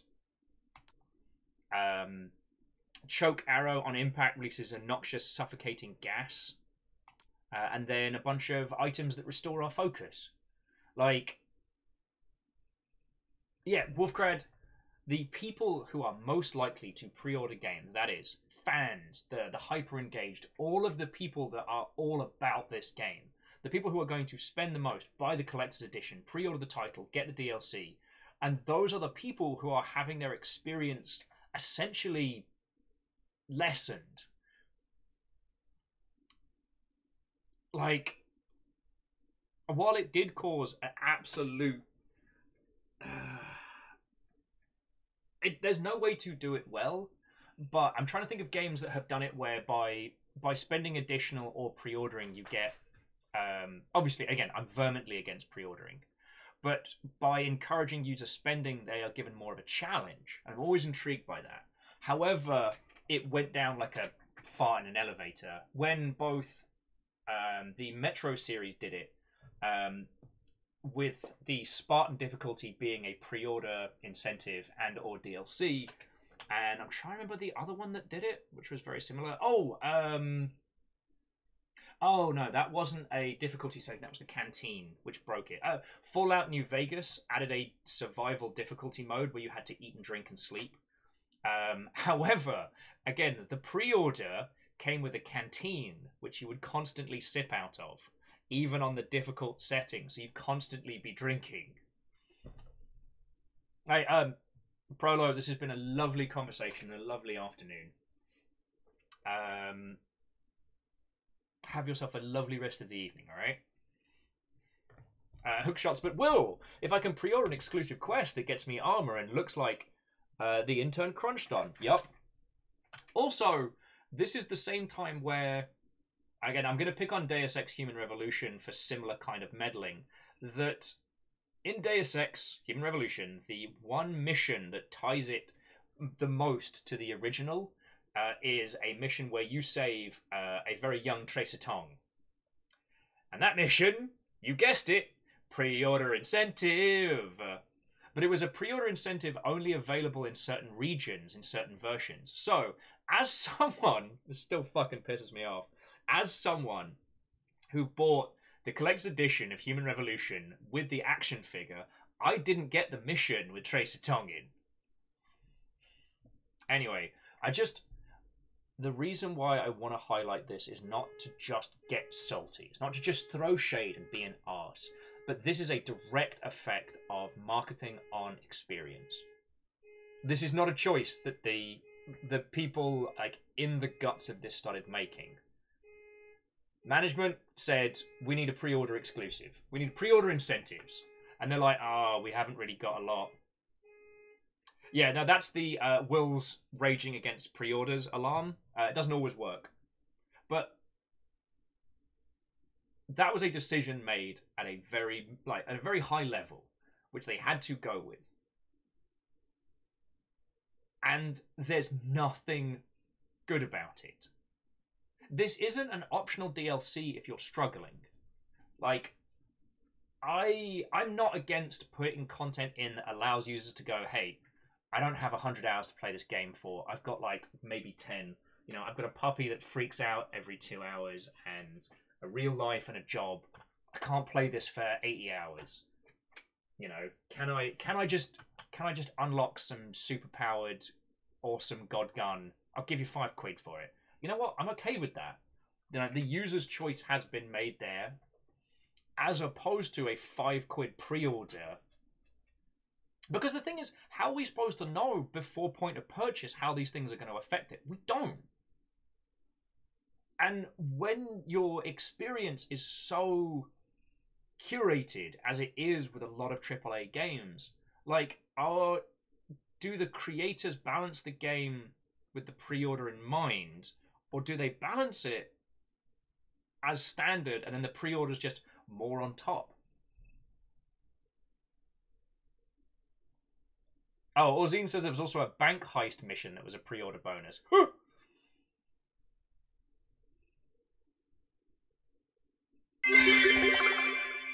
Less than 3. Matter Cryptid, Otto and welcome. We are deconstructing the Thief Forum, or well, the Thief reboot. And I'm now rich, so I can give up this life of thievery. Unique loot. Okay, so client loot, jeweled mask. Although, are we keeping these? I thought we'd be selling them. But okay. And I guess later on these will be our collectible. Yeah, so there are the mortar coils, and there's some of the extra stuff. Okay. Yeah, Alnus was saying it's patronizing that it's just slipped in rather than asking you, like, hey, you want to cash this in now? Like the game's doing us a favor there. Yeah, Kestra, we do need to decorate our thief pad. And I did enjoy in, I think it was Blood Money, but one of the Hitman games that as you unlocked more stuff, your base of operations got sorted. Now, the things that we have learned as an industry is that less is more. Like, to make a thief game, you don't need to do a big bombastic action set piece. You know what? You could have had these as standalone missions, or Amos, you're okay, Bubby. Or like totally focused on. You're all right. Totally focused on the open world aspect of it, and just gone from there. But again, like hub worlds, home bases, these were all main staples, not just of AAA at the time, but also other games being developed in like the IDOS Square Enix bubble. Okay. Friendos, I'm gonna just well, okay, I'm gonna go pee, and then I'll give Amos a couple little treats, quick little cuddle.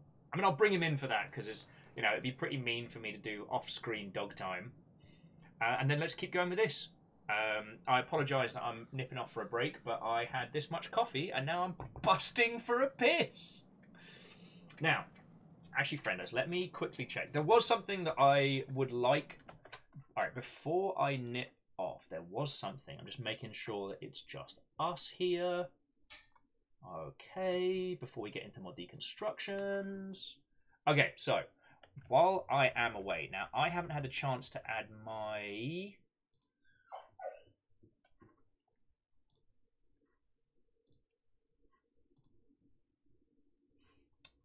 Okay, bear with me a second.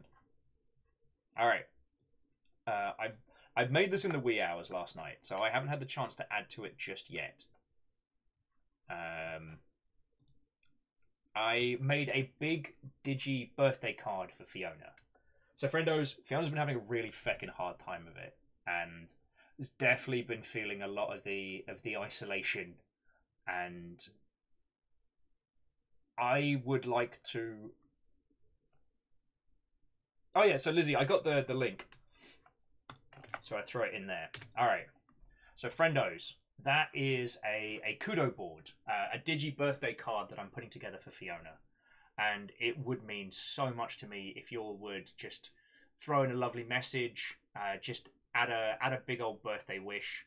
Because like Fiona's already written her birthday off as a miserable experience.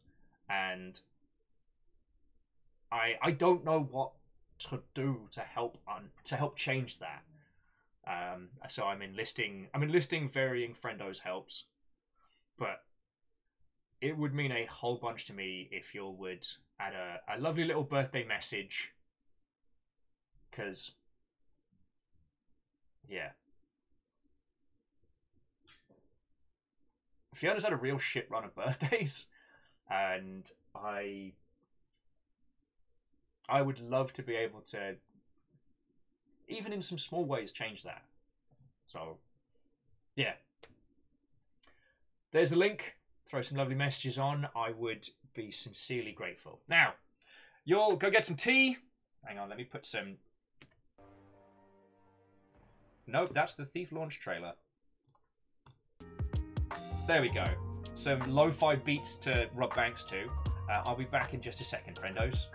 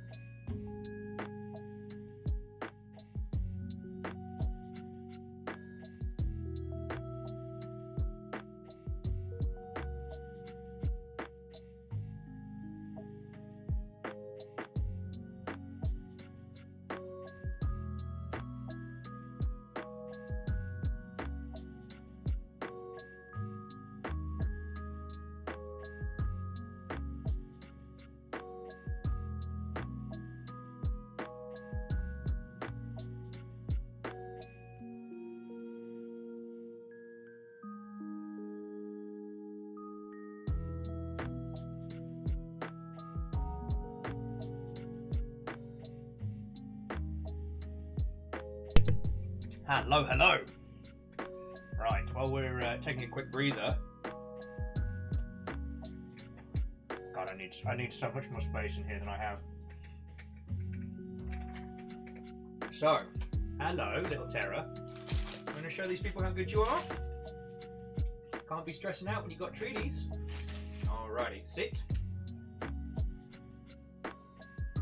I can't really see you there, can you? Good boy. Come here. There you go. Yois. See, you're fine. Yeah, this is little Amos. He is our youngest, and he is a dog that has a hard time. It's very hard for you. Okay. Can you sit? Okay. See, the thing is, I can't get the camera around. I'm really trying to... You can kind of see his little face there, because I can get him to paw, I can get him to go to sit down. Alright, come here. Oh, good boy. Good boy. See, you're fine. No need to stress, no need to worry. Yeah, if you'll want to grab a cup of tea or something, we'll continue in like another 2 or 3 minutes. Because we've just gone to the open world section. So, while the introduction is an indication of quite a few things, like this is the point where we can really consider the game as a whole. Because, at least if the team making it knew what they were doing, the tutorial would have come much later in development. So from here on in, we're going to see a lot more of what their intent for the game might have been. Alright, sit. There you go, good boy. Alright. Leave those there in case he starts getting all windy. As previously stated, a stream of just loving on Amos and River would be something I'd watch. I mean, Bacon Avenger, I wish I had the ability to just do that. What I can do is I could probably set up like a virtual camera and stuff like that, but that takes time, and time that I have not had in a very long time. I mean, I still need to get a feckin' curtain across there, the bed's still against the wall, there's still stuff in boxes. It's just... my life sucks at the moment, aside from this. But...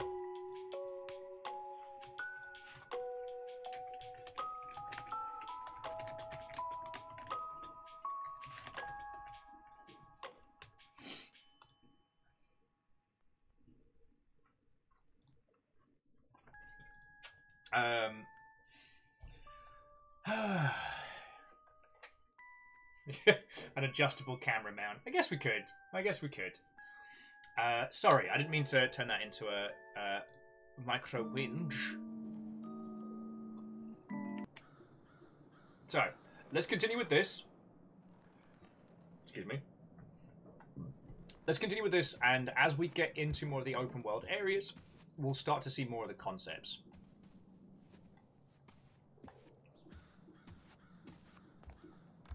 Sorry, more of the concepts, not even speaking people words. Oh, no, it's got to do some story at us. Alright. Oh, this is probably the origin of our magical eye or something.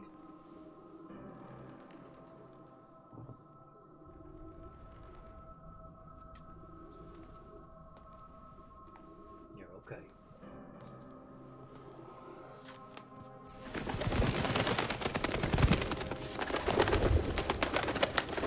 It's interesting that this was this is a cutscene that plays after we've had a Potter around, not before it. Genevieve.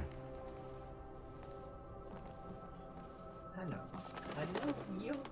You come to say hello. My boy.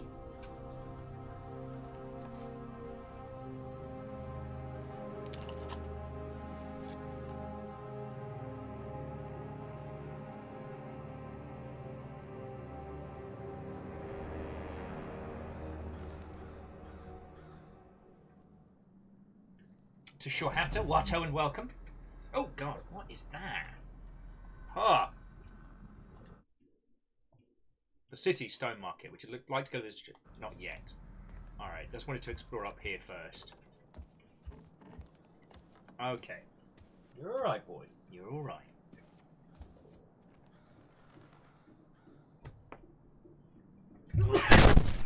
Oh, darn it. Sorry, friends.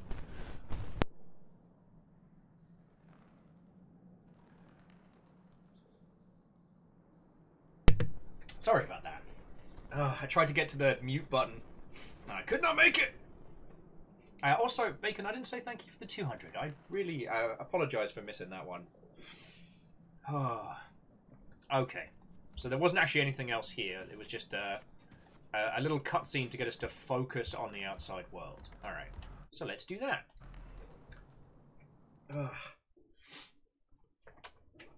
Yeah, I'm sorry, Lord Lost and Found. I'm sorry. Yeah, Kestrel, good thing I'm not playing this on the Xbox with Kinect.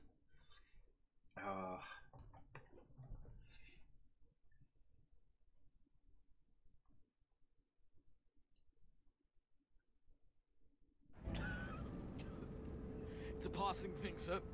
I'm sure of it, not the gloom. In 2 days, send men to claim his property for the crest. And have them bring the crippled Burrock. Again! What was that? I'm trying not to be a ragey bastard. Anyway. So, meet Bosso at the crippled Burrock. But now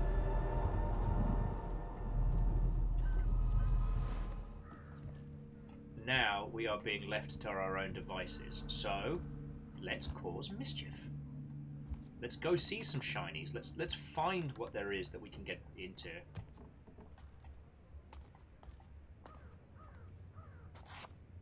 Okay, apparently that's not a thing I can climb up. All right.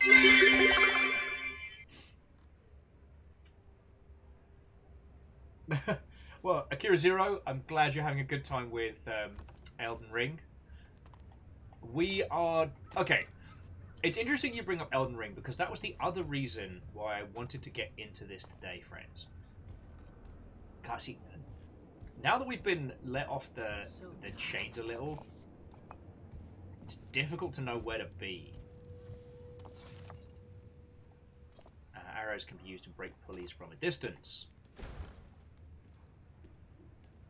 Members of the guard. And this is a game that suffers very much from design by committee. Around here. From a bit of 10 North Crests we've had. 10. Oh, and this one's the worst of the lot. You can't blame him for the gloom. Oh?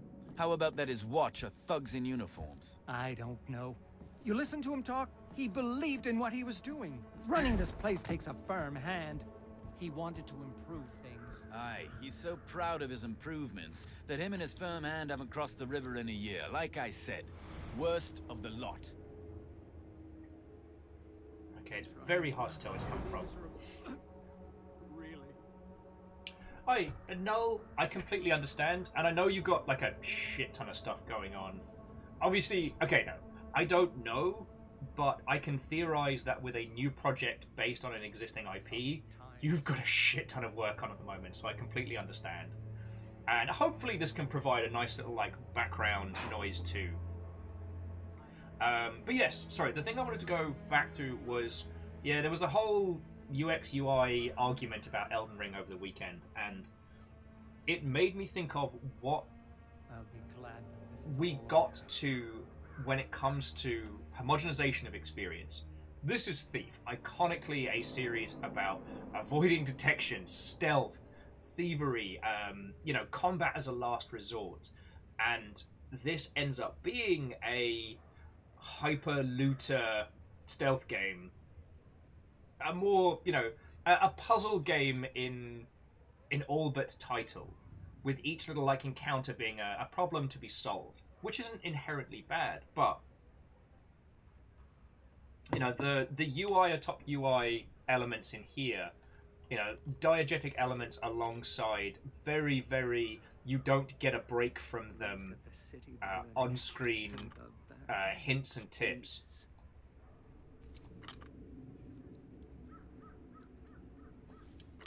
You know, this isn't a strange and dark world mysterious to us. This is a little playground of nonsense. This is a lot of tiny, tiny little puzzles all bolted together.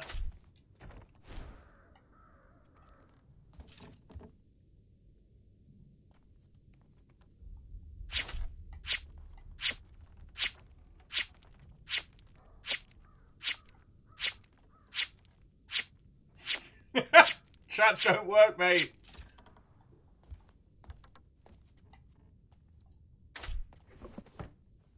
I should get more sleep.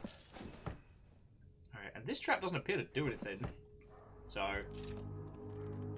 like, you all should get your traps back, you know what I'm saying? Sloop or starvation? What a choice.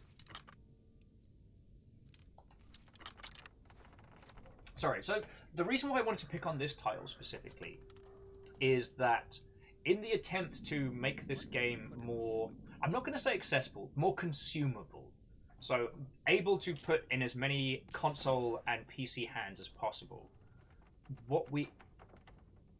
Oh, this is cool. You could, by the way, this pull switch was definitely an early feature.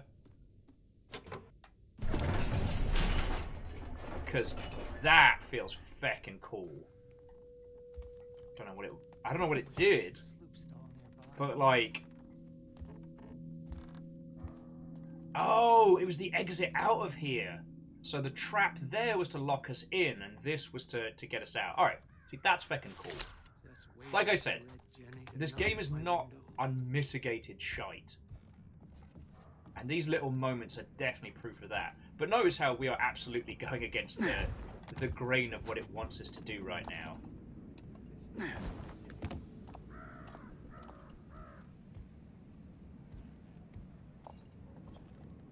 Like, that little teeny tiny problem to solve, that felt real good. More of that, please. Sorry. Weather's turning. And I promised the entire discussion's not going to... Oh, okay. Wolfcrad, go get some sleep and have a lovely rest of the night. I promised that the rest of this conversation is not going to be Elden Ring centric. But the first thing I heard about Elden Ring was bring a notepad. There are no quest markers. It's not going to tell you where you need to go specifically. You're going to have to make notes. You have to write things down. And honestly, they couldn't have done a better job of...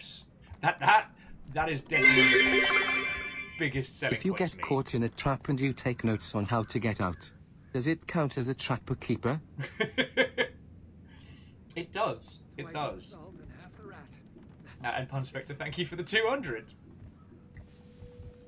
Although, the less we say about the Steven Seagal movie, The Keeper, the better. Spoiler, it's him. He's the Keeper.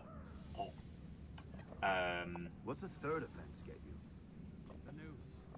Lyra says they were also exploring all they could before heading out to the mission in that area. Yes. And, like, this feels great.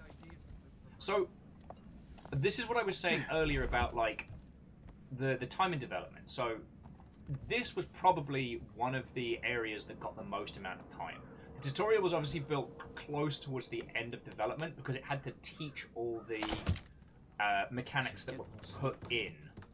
And yeah, Sensu Kitsune, it has been 0 days since I talked about Elden Ring. Every night it's the same. He stumbles home drunk. He takes whatever he can get his hands on, then he pawns it off to pay his gambling debts. Oh, Libby. Libby, where's Mother's wedding ring? He tried to take it last night while I was asleep. I was so scared, but I just pretended. I hid it. When he passed out, I climbed onto the balcony and hid it in a crack by the chimney. God's willing, he'll never even remember I had it. Oh, Libby. Should have made better choices, Libby. Not gonna lie. Amos, you're okay, my boy. You're okay. Totally gonna go steal that. What's that? A precious family heirloom, lifted by local thieves. Don't mind if I do. Although we're not able to actually go downstairs and interact with them. Amos, you're so fine. You're okay, my boy. Hungry as Come here. So JP, Morrowind did not have quest markers or quests in the traditional sense. It had an actual journal that your character would keep where they would make notes.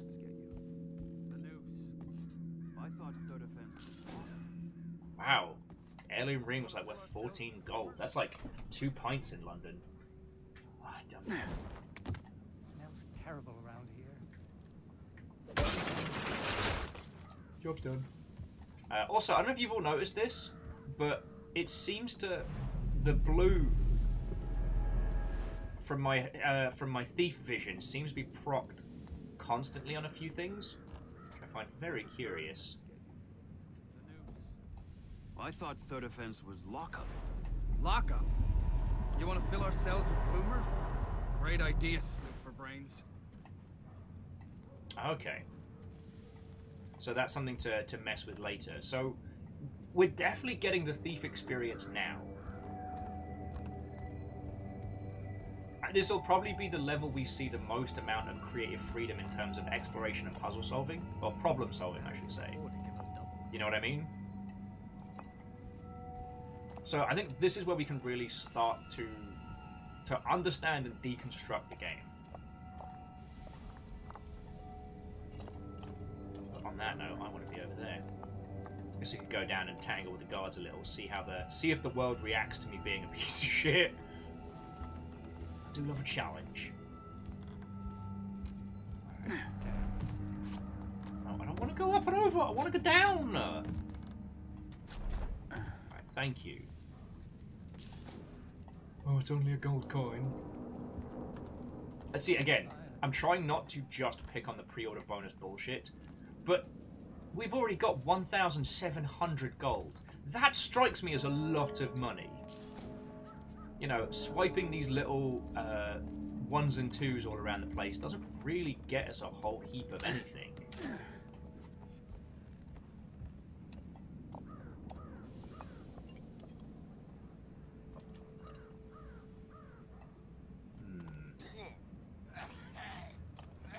Oh. Hey, you sound like I feel.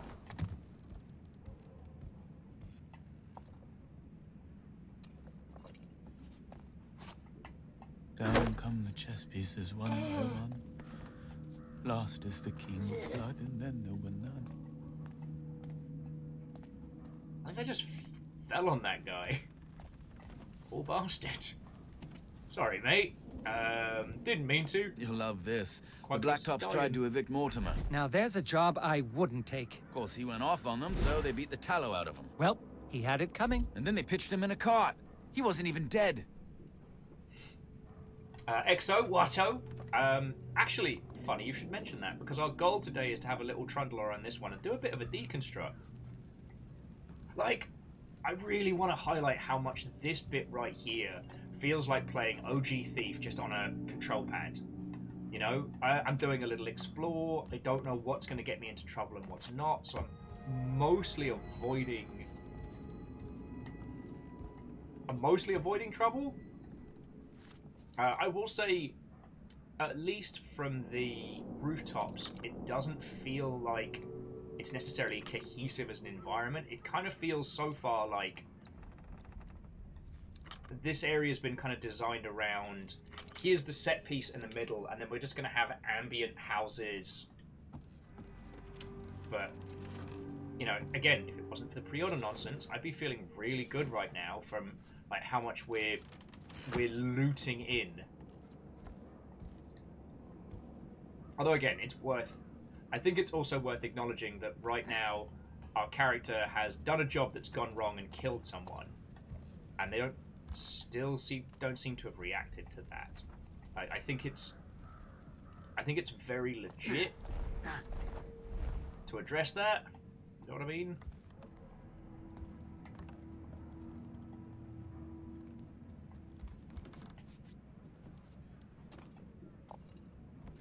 Ozine says the rooftops are a bit hard to discern what you can climb on and what you can't. That's very true, but that does more come to the odd control scheme.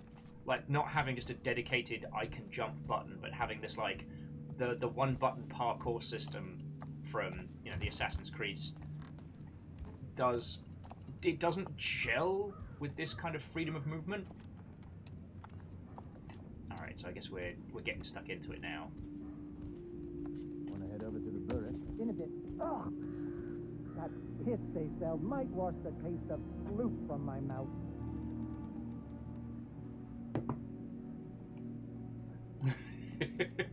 Sorry, EXO was just adding that they thought the game talking about corn constantly might have been terrible, yet here we are. I mean, games always have the chance to surprise you, and if we're talking about it emotionally, so like, the people who love this game, do you know what they said the same thing? I'd never heard of Thief before, I picked it up, and I had a good time with it, you know? There's a fair wedge of... Hey! Cryosticks, what ho, friend? Coming in, coming in.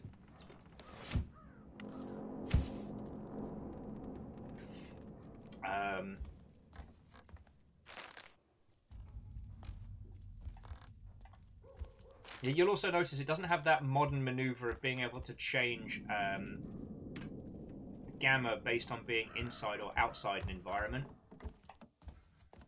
God, the Resi engine does it so well when you go from like an internal space, you go from an external to an internal space, or vice versa, and how it goes, oh, it's so bright, and then spins it around. Are we in the guardhouse? New document on the watch. The citizen. Yeah, I'm gonna steal so much shit. So to Kuelo, Watto and welcome. Yep, this was supposed to be a quiet thievery, Cryosticks. You're coming in here, raising hell, sounding trumpets. It's like, where'd you not even get trumpets from? Also, that drawer looked like it should be locked, and they didn't lock it. So someone's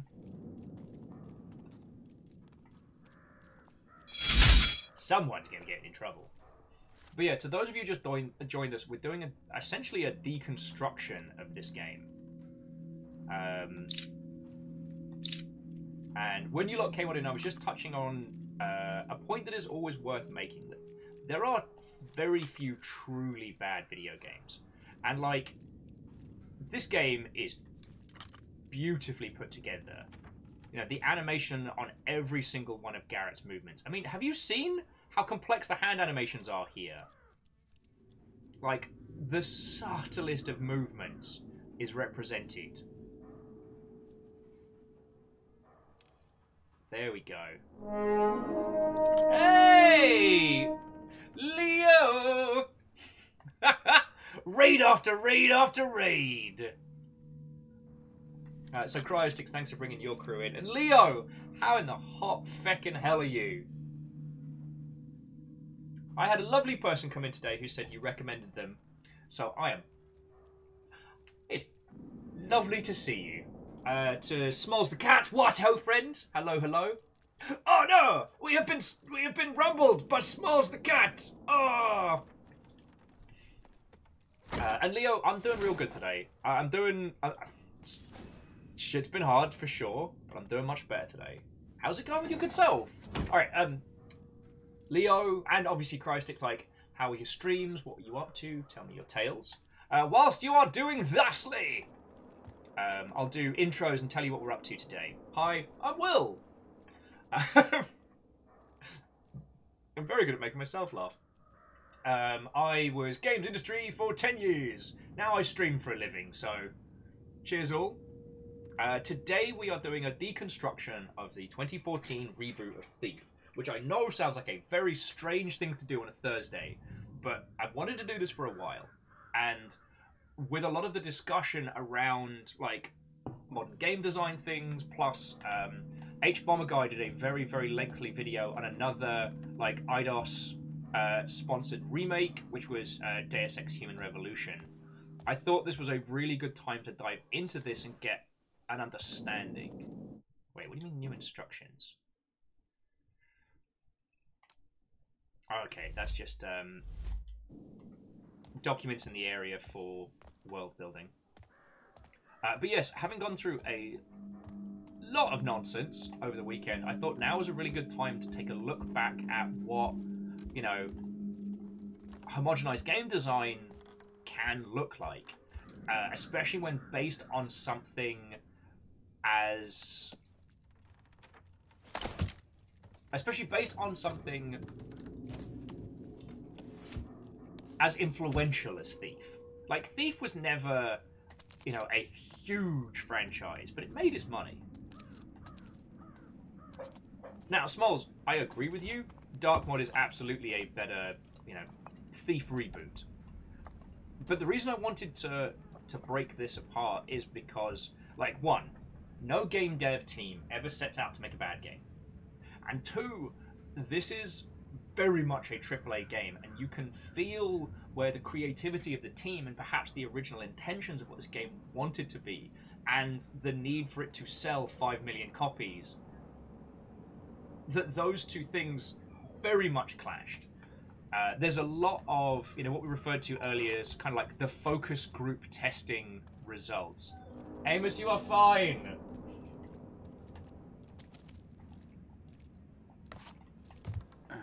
You know what I miss? The sound of horse hooves. Now you're talking. Been months since I've had a bowl of horse meat sloop. Friends, that is one of those clever little things that does deserve both highlighting and appreciating. That this is a cobblestone street and there are horse carts everywhere but no horses, because they're very, very difficult to animate. Horses are expensive. Even if you don't have horse ball budget, or even if you do, they're very difficult to make.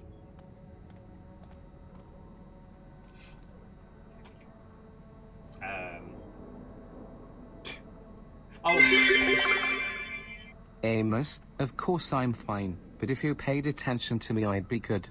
If you brought food I'd be great. I mean, also, now Amos can be distracted by trees, but sadly, I mean, little dude's got separation anxiety, so I apologize for the distressed dog noise, but he is okay. So jumping back into chat, so Leo was playing Sifu and they think they beat the game, not quite sure. Generally in good spirits, especially with time change and weather improving. Yes. Harpachar?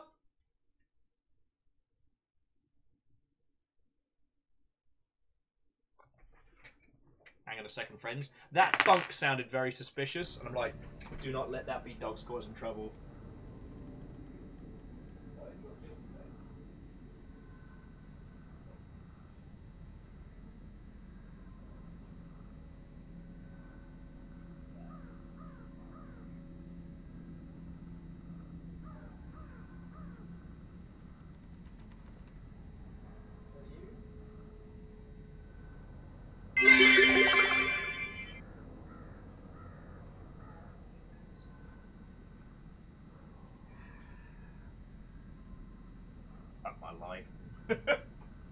Apparently, even though everybody has come on in, I must now take a break because the dog demands it. It's not like this is my job or anything. Okay, well, I'm popping my shoes on. So, Leo, thank you so much for bringing your crew in. Christ. Friendos, if you are sticking around... No dogs causing trouble here. We are going to be breaking this down proper. And I think there's a lot to take apart here. Smalls, Amos was not stolen, though he is a rescue. J-Post, Crux, Lyris, Spooky Ghost. Oh, you can't do a train while I'm not here. I can't say thank you.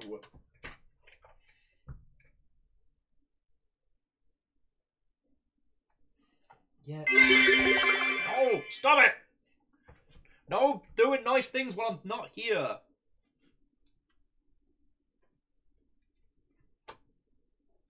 Hello, Amos. I know. Alright, friendos, I'm so sorry about this. Like, for those of you who have come on in, I really want to chat about this game, deconstruct it with you all. But I will be back in just a moment. Stop doing train stuff! The terrors. I've got to take this little bastard out. I'm so sorry.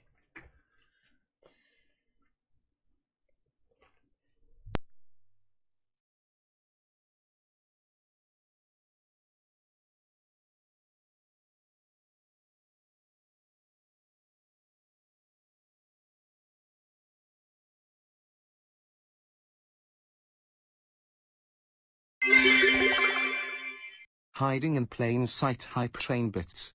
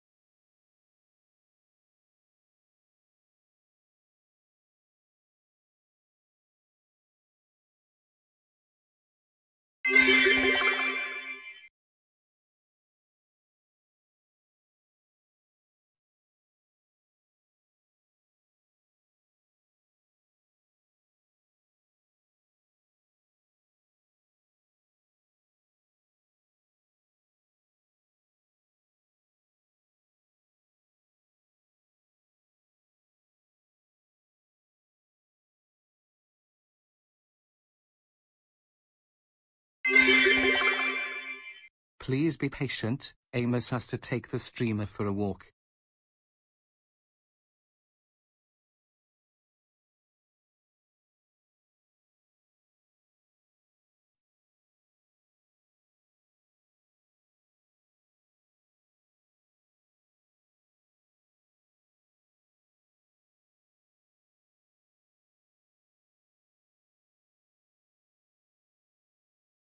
The Teenage Mutant Ninja Turtles, our 4 reptilian heroes, have overcome the arch villain Shredder.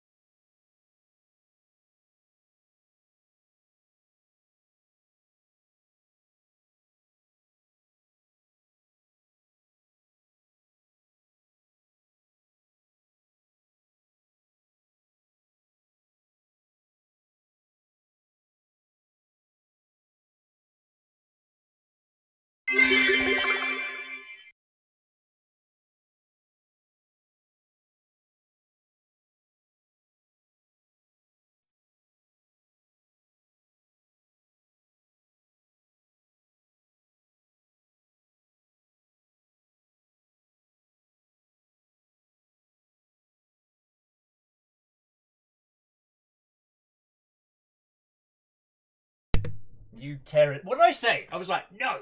Stop doing train stuff! Oh wow, and all the tunes stopped as well. I'm sorry, friends. Here's me fecking off and leaving everybody in the bloody quiet.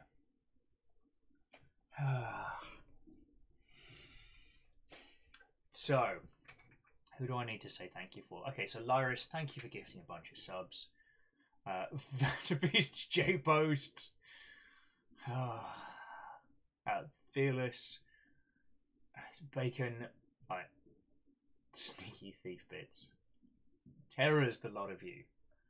Look, friends, thank you all. Kestrel, you're right. I have no control over this lot.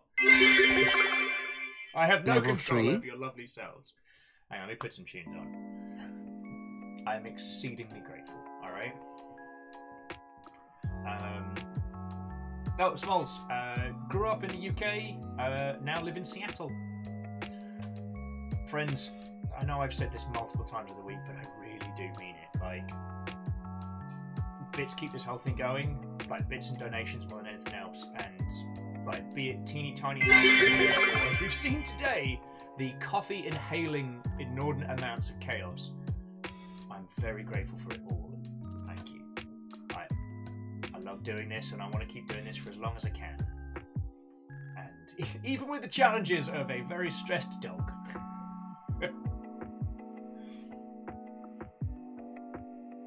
Alright, all of you, thank you, okay? You're fucking legends! So, I don't know, Leo, if you're still chilling and illing.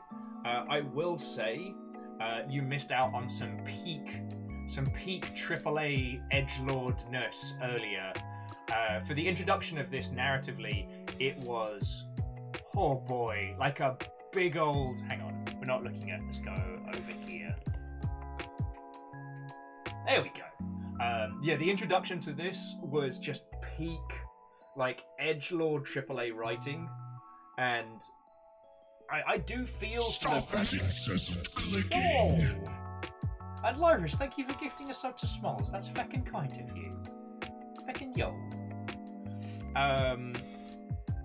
Yeah, I do feel for the VO performers because they probably weren't given any information on the title or really what kinds of characters. They just had to sort of go with the dialogue. But it was so, like, edgy, cool.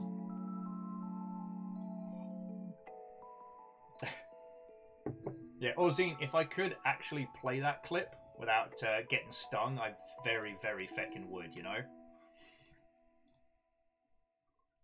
What other gems?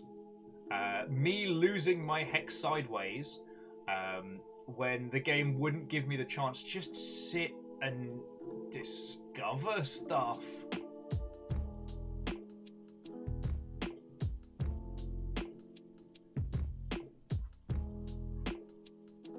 Like, feckin' yo.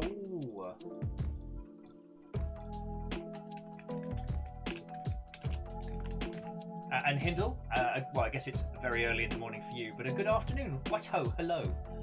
Oh no, I guess it just went midnight. Yeah, I've got my fancy international clocks going. Oh.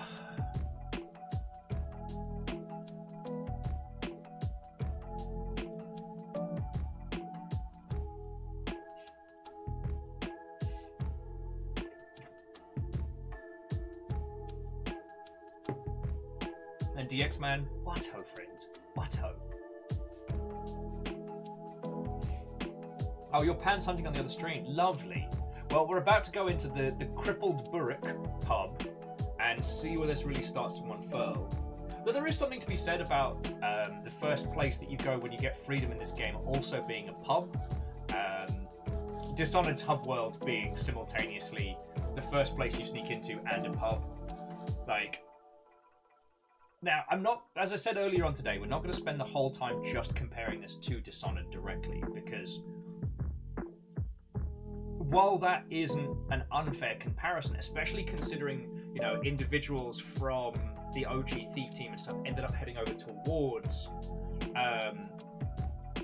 Dishonored, and it's definitely safe to say Dishonored took its cues from the OG Thief series. You know, this was still a AAA team making a crack at an IP, and what they gave us was kind of like a watered down juice. Like, you can see the creativity and the intent and the heart behind it, but then you can start seeing like you can see the meddling.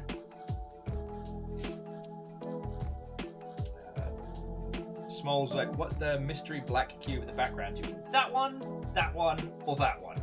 Because that is a makeshift VO booth that goes around my mic. Those are my Gundam tools, and that I don't know.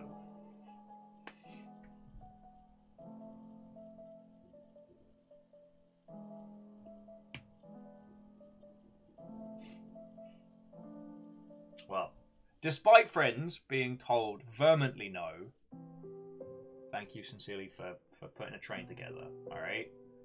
Like, anything and everything that you lot chuck in keeps this going, and I am so fucking grateful for that. So thank you. Okay. So let's pause our tunes and get back into this. Snuggly was adding that you do catch a glimpse of the 4 or 5 stories they tried doing along the way before scrapping it, but not entirely removing each one starting over. Yes. I think we're starting to see that here. So this is the first time we've been let off the leash, that we're not doing just, you know, tutorials or scripted environments. And this feels very Thief. I mean, the clock tower in the center giving us a very, very obvious, like, locational point from the rooftops. And I think this is going to be a... There we go. Would you like to enter? Yes. I think this is going to be more narrative nonsense at us, maybe with some interactions, but this transition is probably just for technicalities rather than...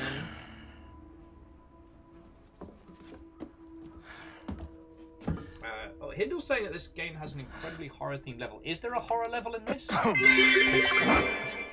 The eatings will continue until moral improves.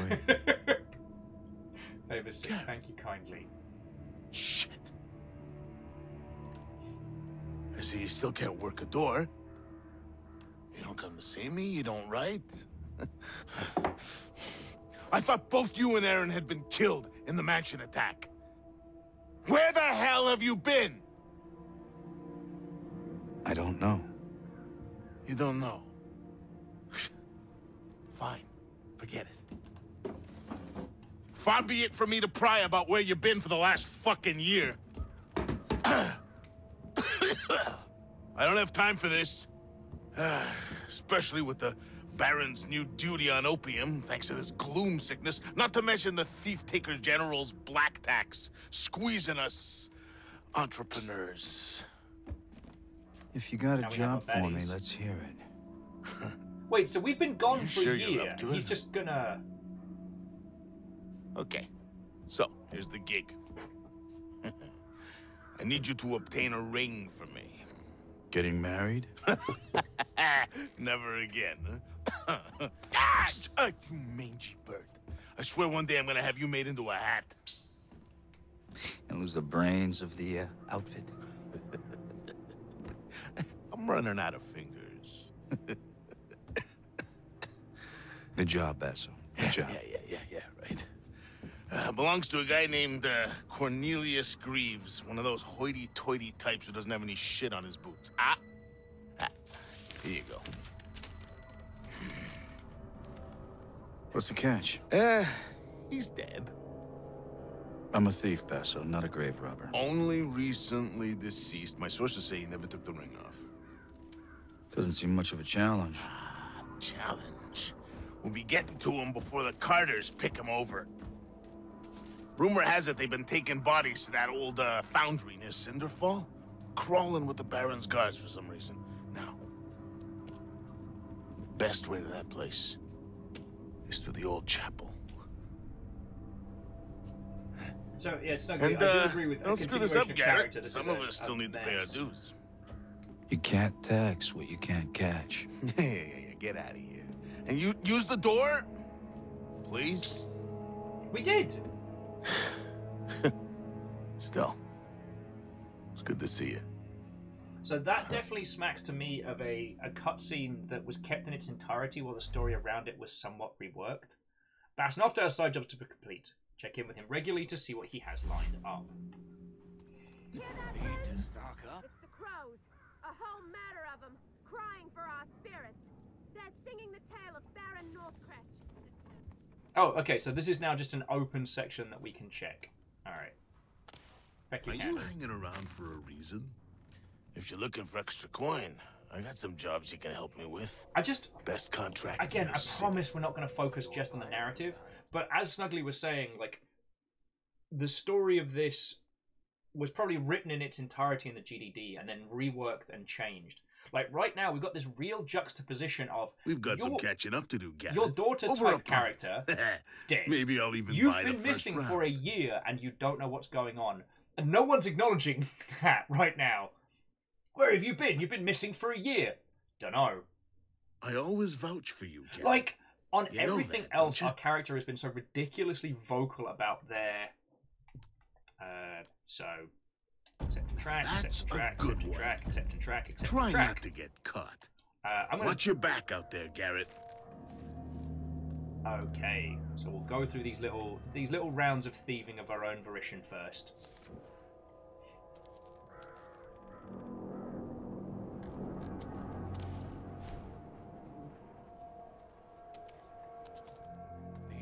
But again, the reason I bring it Glad up I is don't have because a obviously sister. I get the feeling she wouldn't last 2 seconds without going all dough. the story has been changed and reworked throughout development, as stories are. Like, friends, no story survives first contact with development. Everything has to get swapped up, changed around. That's entirely understandable. Supplies at lifter prices. I have something for all your nefarious needs. All right.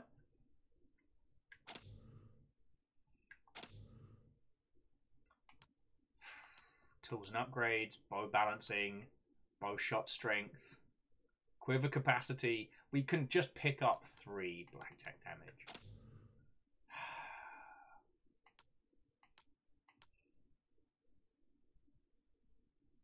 Sorry, again. What's the matter? Because no coin to part with. Because our version... Hang on. I need to specifically find out what it was. Our version of the game came with...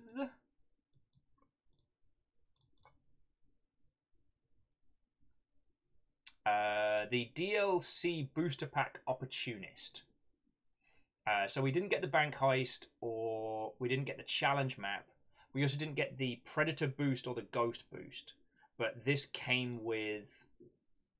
yeah, the Opportunist. Now, I'm just... right now, we have been introduced to our first hub area, right? We have the guy who gives us missions, the guy who sells us upgrades. Right now, we're fucking loaded. We can buy whatever we want. The Black Ops tried to evict Mortimer. Now there's a job I wouldn't take. If we were the people who would be the most engaged here, surely... He had it coming. And then they pitched him in a cart. He wasn't even dead. Yeah, we've heard that story before, mate. Heard that story before. Another night, another gloomer. Yeah, Alnus, how does blackjack damage get increased if all you do is knock someone out? It's a kosh, right? Anyway, let's go do some thieving. Oh, Snuggly's saying to look above the bar. All right. I need to rest. Need some tools of the trade. Ah, wellity, wellity, wellity. What have we up there? Do we have do we have the means of getting up there? I don't think we do yet. Oh, yeah, there we go. Couple of burrick heads. I could use a nail. No big deal. No big deal. I'm sorry. I'm sorry you have to see that, Snuggly. Over here. I have something for you. Alright, so let's head back out into the world. Anyway, sorry. I keep losing train because it keeps giving me something else to deconstruct. Every game that you love, the story changed throughout its creation. Either something they wanted to do from a technical from a narrative standpoint couldn't be achieved technically, so they changed it. No, all the thieving's back this way. Alright, I've got to get back up onto the roofs. Shit in my time. Remember old Tully kept the collection? Nah, that's not how it went. The quack was giving him 2 pennies each for There a we go. study. Tully really Okay. got hacking, he could make more than we were getting paid. Wait, so what's this for? Oh, don't tell me I've got to go back in through the bloody house. Maybe I can get up this way. But no, so that previous story, the whole, like... We're not being given any motivation other than just because stealing. So right now, we've fully taken control of Garrett. We don't know why he steals, other than he enjoys it. And we don't know why he's taken this rather than trying to find out what in the bloody hell happened. We've gotten this big opening banger, right? So we've started this game. We start this game and our... You know, the character in our care has been killed. We've lost an eye and gained some weird superpowers from some magical crystals. That's a really strong opening. But neither our character nor the world is reacting to this other than just a, oh, you've been dead for a year. Yeah, cool. All right. Fancy a pint? Oh, where the fuck have you been? What do you mean, where the fuck? You don't know where you've been? You should know that. What the fuck? Oh, just small zutting it. Sorry, Mr. Right Man. Talk to Tech Boys. We can't have the protagonist meeting a character in the universe. Scientifically correct renditions of black holes and galaxies circling. We can't afford to have 2 characters shake hands. Animation budget strapped. This dialogue that you want, you've either got to find a way to deliver it in another method or we've got to cut it. Okay, the third act, where Garrett becomes a, I don't know, a super combino robot of theft. Yeah, that is never happening. We have no technical budget for that. You're going to have to come up with something else. Alright, guess we'll steal a couple of things over this way. Now then, now then.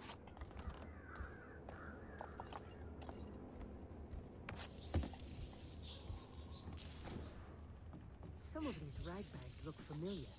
I swear I saw my old landlord begging for coin.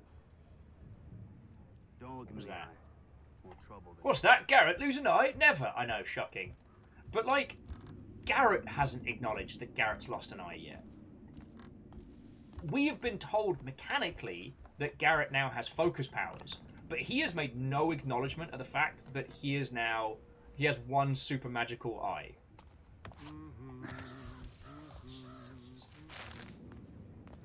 What is that noise? Just going to be like mean snakes or something? Anyway.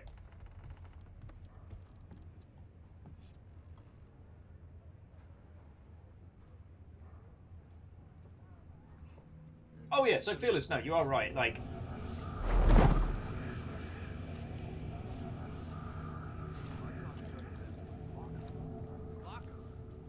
want to fill ourselves with gloomers? Great idea, Sloop for brains. Fearless was saying that if you need to have 2 characters shake hands, but you don't have the animation budget to do it, what you do is you have the 2 characters walk to each other and extend hands, and you bring the camera up and focus on their reactions. Don't show the hands actually grasping.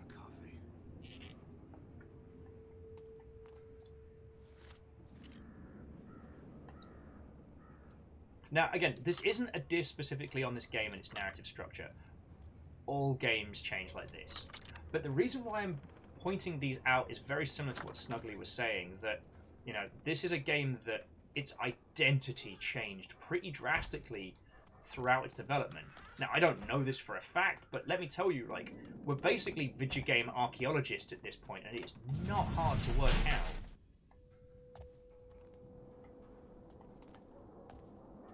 Well now, isn't this a fascinating little conundrum? So, got 1 button here. It does nothing after it's been pushed. Some candles. There are 4 candles. Handles for forks. I think I've got to come back to this one later.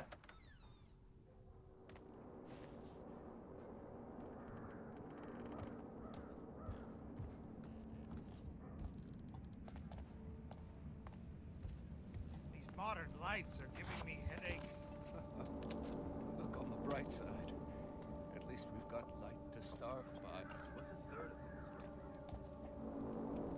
All right, time to do some theft. But sorry, the thing I keep touching on is. I hope someone's got some trouble. I'll put them in their place. Thief is a very, very difficult project to update or adapt to. It was, for a while, one of like the uncrowned rulers of environmental storytelling. And it did a fucking great job of trusting the user. I'm just stealing people's pots and pans now. This is just sad. This is no great theft hero. Sorry. Clock Tower Bookbinders over at the plaza. They said it was exactly the kind of book that would draw the watcher's attention. Do you think You know what? Let me raid this room, and I want to come back to my thought because I keep losing it because I'm already in the Klepto Shiny mode. Now, again, this isn't actually something that I would level as criticism at the dev team. It's definitely something to avoid doing if you make a game like this. But the TLDR is that when you create a system around that standard of looting, you know, look around the environment, does it shine, does it give you a contextual hint, push button, get gold.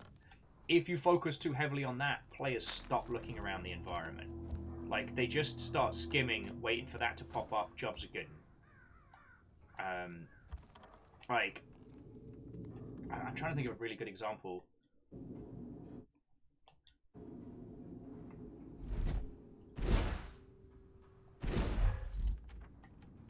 I mean, the Borderlands games are a pretty good one as an example for that. Like, Borderlands, loads of fun, great. But after a while, users split into two modes. Shoot dudes in the face mode and hoover up the goodies mode. I don't really look at that. Small says you need to account for the environmental storytelling that was when environments you could have was like 3 polygons and like, yeah. I think a tooth is coming loose.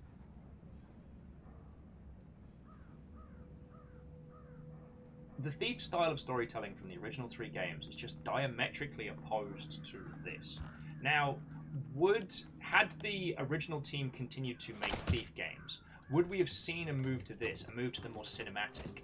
You know, at the time that this was in development, the general philosophy was that this is what people wanted from video games. You know, we wanted more curated experiences. We wanted things to be more cinematic, more controlled. Now, we know this isn't necessarily true. It's not categorically false either, but, you know, that's another discussion. But the original Thief would do these little kind of like...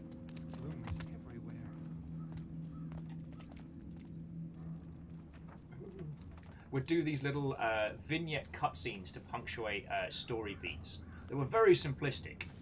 You ask me, the Aristos built Greystone Wall to keep us out. They're probably laughing at us now. But the majority of what takes place in those games is told throughout the environments and where you're at. It's really, really hard to do that in such a curated experience where you're doing these big cinematic story beats. This place brings a new meaning to House of Ill Repute. Mate, we only just got here. You don't get you don't get to have internal monologue until you've addressed the fact that you've been gone for a year and you've got a weird funky ghost eye. Sorry, okay, again, I'm sorry I keep picking on this.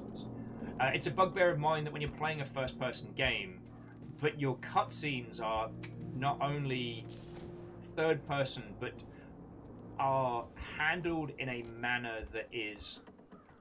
Huh? Would you look at that? Blood? And you know, if it wasn't for that context clue, I'd feel pretty smart. I'd feel pretty smart. Touch the booty. Touch the booty. Sorry. Still, I love this mechanic right here.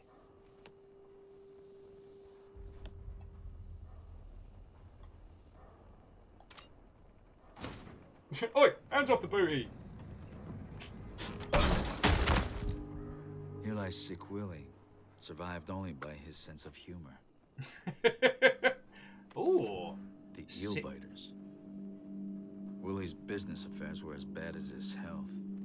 But I'll take the Riverside tip. Yo. Okay, see how feckin' cool that was? That was feckin' rad. And I want to celebrate these moments. You know, we were sent here on a tip. We saw the blood from behind there. Admittedly, the context clue did kind of give it away a little, but that felt really good.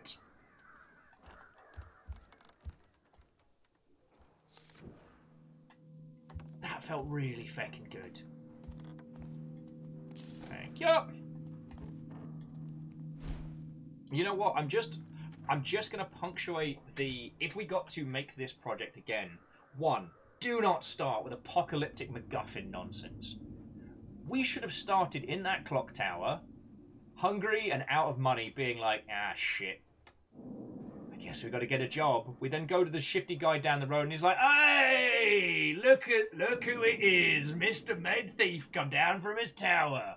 Suppose you'll be wanting a job, and you're like, all right, yeah, I'm broke. I gotta eat. And he's like, all right. Well, I got this one shifty job for you, but if you're in need of some special coin, I've got some little side jobs, a couple of tips I heard about. And you're like, brilliant, I'll take them all. There. We have begun the game so much better. Yes, we've removed the tutorialization, but we've added a situation where the character can learn by play, which is much better.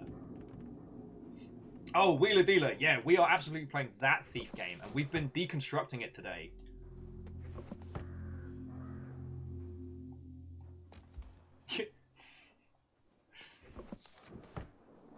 Oh, and a letter to Sick Willie. Alright, so even with the constant focus on hunting for the X button, like right now, we've got a letter to Sick Willie. Now, where's that? Documents. Stone Market. Yeah, letter to Sick Willie. Willie, you bastard! Spelled bastard wrong, I love that. I knows I done you good, and I got Doc Rot off you besides. Pay up, or I'll send Jeb Chokers and the eel biters for a visit. He don't like people cheating him out of his investments. Look at how good that is. This little area right now, this is Thief. You know, Willie's been trying to play the old loan sharks and he's died for his troubles, but he's left a tip on his corpse. Look at how good this is. Yeah, Snuggly. Literally, the opening to every other Thief game. I gotta eat. The landlord sharpened his knife outside my door. Better go steal some stuff and pay it off. Do you know how much money I had when I started the open world segment? I had over 1,000 gold because I had the pre-order bonus installed. So now I'm led to... Here's the thing. I'm not investigating shit.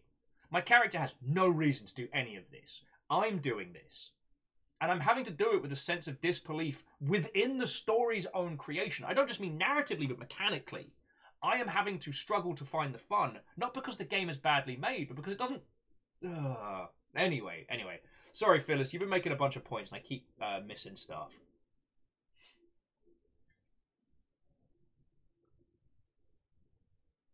Okay, on the... actually, I will say, H-Bomber Guy's kind of like discussion of the resurgence of the immersive sim, I disagree. I'd say we're now starting to see games and smaller scales that are looking at it, but the actual number of like immersive sim style games on the market you can count on your hand, comparable to like, you know, the explosion we've seen of like multiplayer shooters or things like that. I think we're still kind of waiting for it. The fact that the game where you play a time traveling agent on a 747, the Consortium, I believe it was called. That the sequel to the Consortium never really came together is a very good example that we've not really reached a return to. We've got Pré Nouveau and I guess through the fragmentation. But anyway, let's get back onto this one. Smalls says, try and explain your 1,000 gold in your tax papers. It was a pre-order bonus, I swear.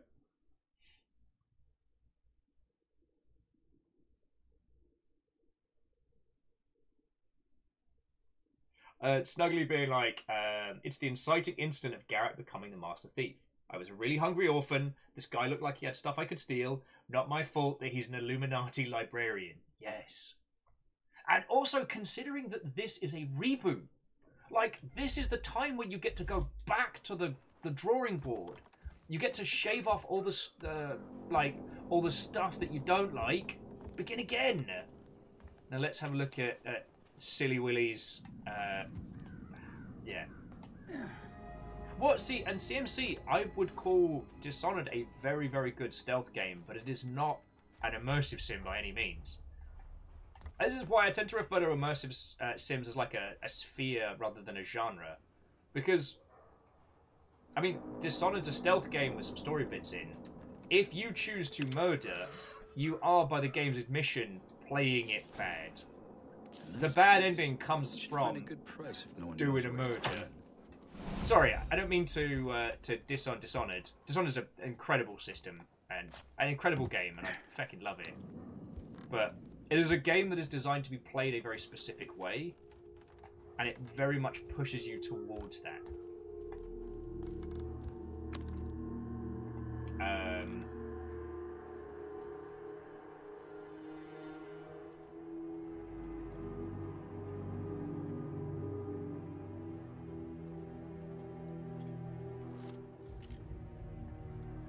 Interesting. So Hindle's saying that this is not considered a reboot. It's a sequel in the far-flung future.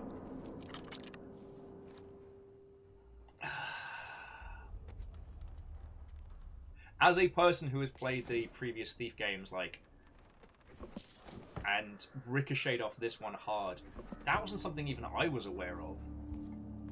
Now, it could be an oversight in my knowledge, but like, you've got to admit that if an individual with my level of games literacy didn't know that.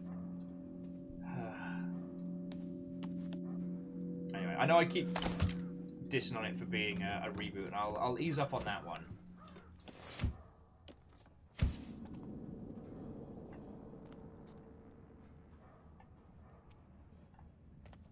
But the things that I hope you take away from this is, like, okay, can't parkour that way, is how through overcomplicating the narrative elements at this point, and through what we've been asked to focus on mechanically, it's very much at odds with itself. Now, are we just the Master Thief, or are we the, you know, are we chasing down this story, this thread?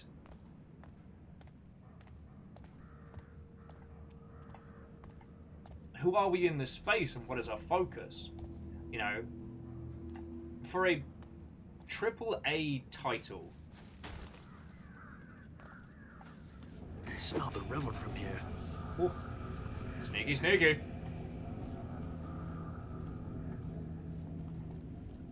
For a AAA entry into an existing franchise, you know, for all the tutorialization that they put us through in terms of how we traverse the environment, we're given nothing to ground us narratively. Oh, the tavern's shutting up. Where will I drink?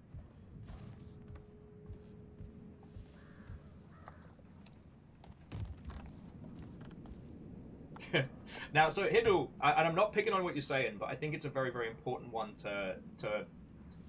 So Hindle was saying it's considered a soft reboot. There are several references to other games saying there were things that happened long ago. I think that highlights what we were saying about the lack of... about the changes in direction that the narrative went throughout this game.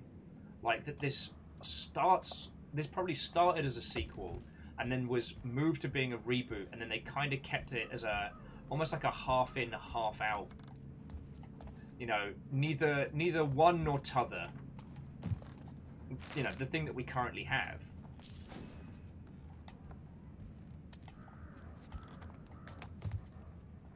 My neck aches.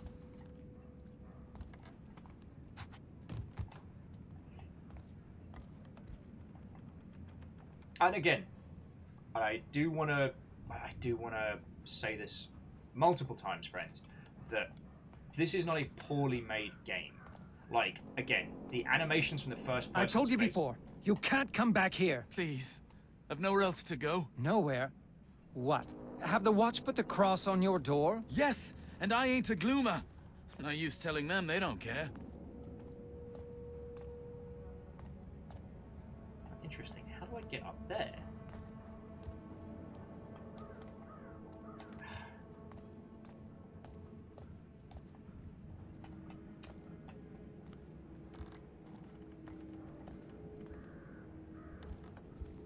Like a rope arrow, maybe? Sorry, here's another situation where the disconnection mechanically means that while there is an openable window that I can observe, I've got to wait until either I have the item or MacGuffin or until something changes, which definitely, yeah. Oh, sorry. Jumping back in. Reactor online. Sensors online. Weapons online. All systems nominal. Oh hey, look what time it is. It's deconstructed video game time! Harmonious. How many months is that? Thank you for fucking 38. Honestly, I still don't know how to process. We've got people hitting 41, and I'm like, what are numbers? But...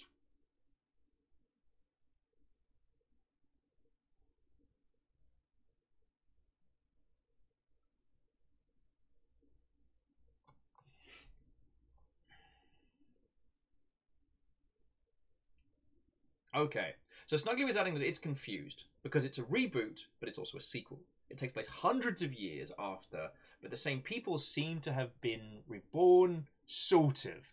It's weird. Snuggly's theory is that the big old cataclysm happened, like the one that buried the Lost City, and now all the city stuff we know is just underground. Interesting. Oh, and Clank, yeah, the smoke and fog is on point. Earlier on, the rain effects were gorgeous. And that's usually one of the things that CryEngine likes to lord over everybody else. And Smalls, AAA does mean having a broad target audience. And we're getting much better at how we convey that big experience to a large audience. But holy feck. There's a lot of this that has been tweaked and changed specifically for a big audience. And you can feel it. And I don't mean that it feels like it is made bad. It feels like the intention was to do something fresh, and then, you know, a guy in a marketing suit went, ooh, or a named creative studio head went, ooh, no. And so those features were tweaked and changed. Like, friends, one of the best things about drinking with game devs is when they tell you about all the stuff they wanted to add and couldn't. Either due to budgetary constraints or due to coming up with something interesting and being told, no. You know, like, oh, that's too confusing. Users wouldn't enjoy that. Users wouldn't understand.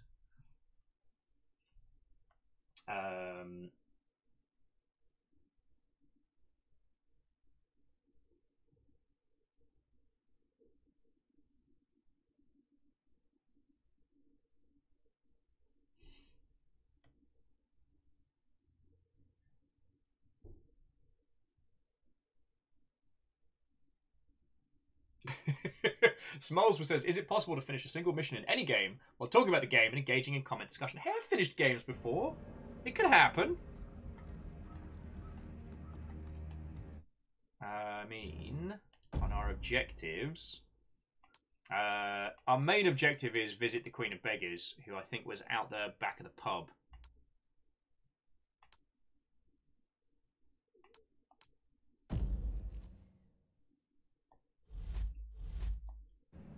I want to get a couple more bits of stealing in before we continue, because, like I said, this finally feels like the game is letting us be the Master Thief.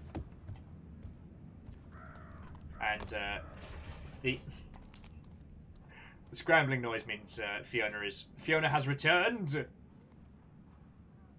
Oh, Snuggly says discount Granny Rag is in the other area. I mean, I wasn't gonna say it, but I was thinking it real feckin' loudly, you know.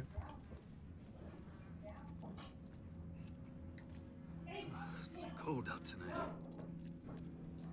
I think he's making weird gross noises. Alright. Peace out, you bastards. I run away and I steal your shit. My name's Garrett. Get fecked.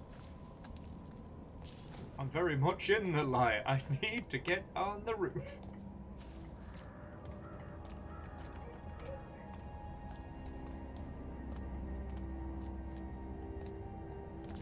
Oh, because I haven't done too much. The Diddersons don't mind.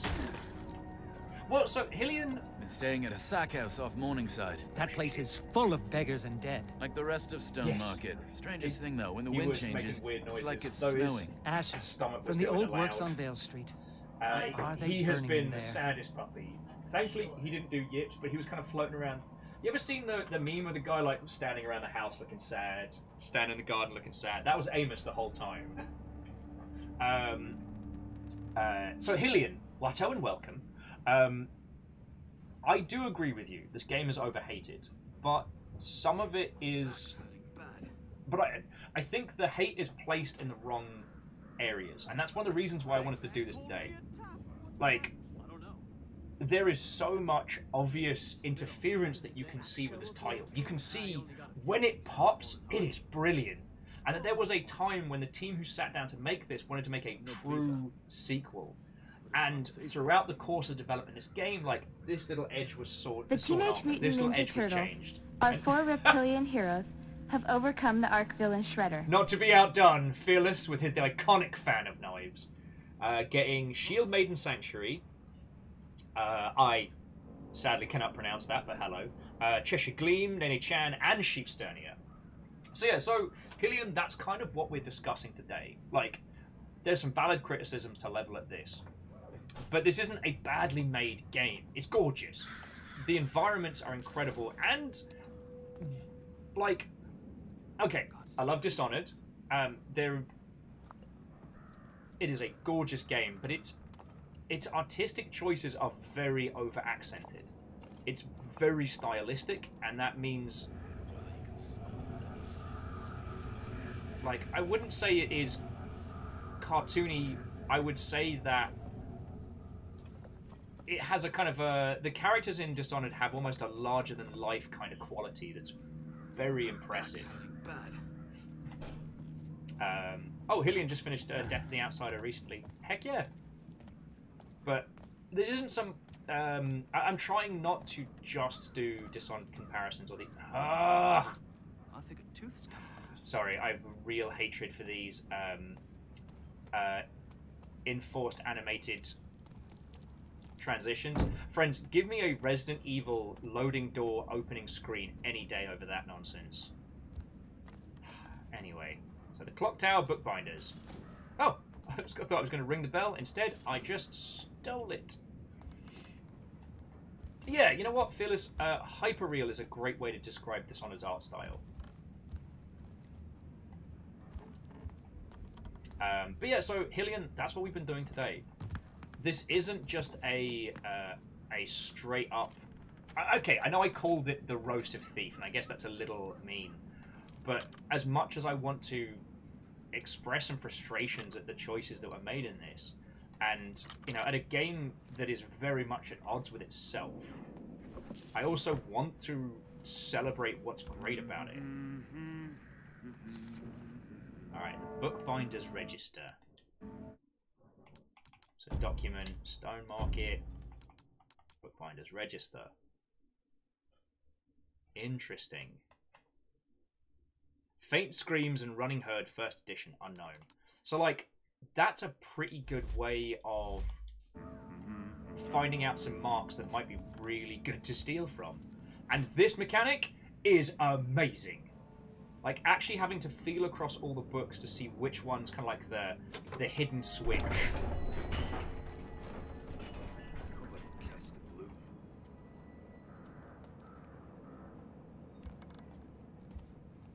Alright. So something opened. The question is what? And there's the trapdoor.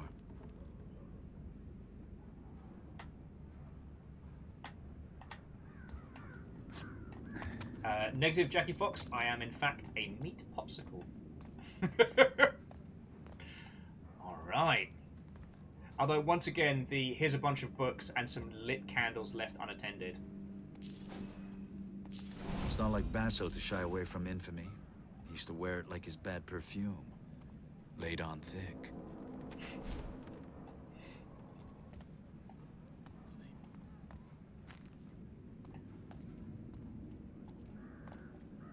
Like, honestly, I think all I've done more than steal in this game is prevent a great many mass fires.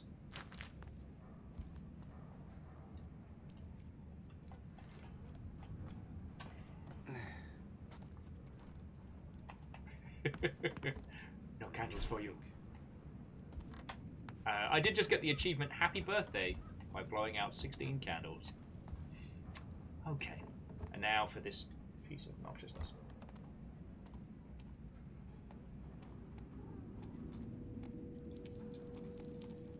Okay, yeah, Vanderbeest is correct. I am medically referred to as 3 corgis in a trench coat. It has been well commented upon. Okay. Where's the next thing to steal? Feels wrong. Where's the guard? You think the Baron's future is still coming? You think the Baron's still coming here? That guy's a bastard.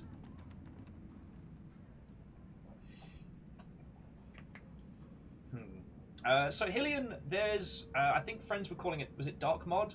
There's a, while it is not Thief, it is Thief in all but name retro title coming, which I think is going to do a very good job. And I do not... Arcane did such a good job with Deathloop. I really want to see what else they can cook up. Because... If you think of Dishonored and Thief as two, well, this Thief, not the original, as two different children from the same family, they have different philosophies. This one is the one that was kind of, you know, had the overly controlling parents, whereas Dishonored had a much more wibbly-wobbly kind of upbringing. Murder, just maybe don't do it. Not murdering people is also worse. Like, in Dishonored, at least, I'm only commenting on the first one, but like... In that game, you are not doing good. You save a little girl if you do it right, and you have an impact on the world, but you are not... Not doing it. Not doing it, you can't make me. You having an impact on the world, but even when you are not killing people, you are getting your vengeance. Oh, okay, it's the Dark Mod. Began life as a thief token. Version 1 for Doom 3. There's a Troy tonic for every ailment, and they don't come cheap. Little wonder he can afford guards. What Marco said, let me tell you what Marco said. Blah, blah, blah. I pretend I know things and only idiots believe me. He does kind of sound like that, doesn't he? Right. Alright, so there's a couple of guards in here. But no, that's... Fearless, I didn't know the backstory that it started life as a total conversion mod. That's real fucking cool. Right, so I think there's some...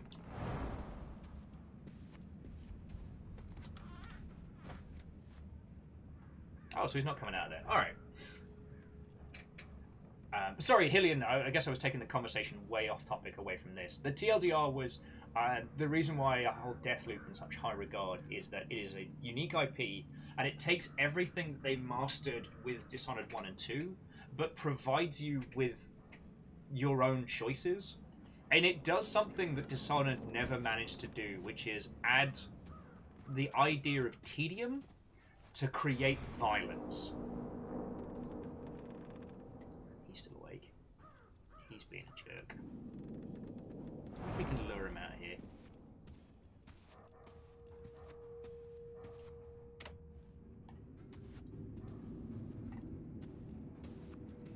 Check the room down hall. And I think that's something very, very impressive. But that's like that's very much a discussion for another day, you know? See, right now, this feels like Thief in all, like, but with some updated systems. We've got 2 guards in a room. Can't beat them in a fight. I mean, I could probably out-dodge them like I did the 3 guards earlier, but that's not a story. But right now, I've got to work out a way to lure them out so I can either sneak by or kosh past. Oh, also, Happy Pie making this game in UE5. Yes.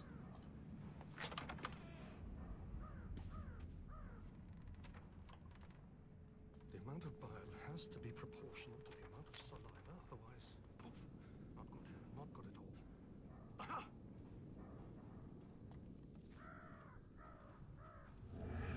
Wait, that's not right. Hey?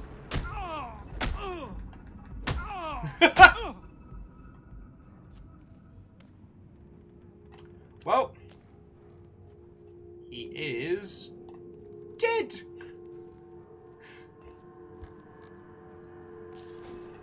Somebody call the physician, heal thyself. Troy's so-called remedy. I don't put much faith in bottled miracles. And neither does he anymore. Oh man, there's a skeleton in there. Man, nature's enemy. The skeleton.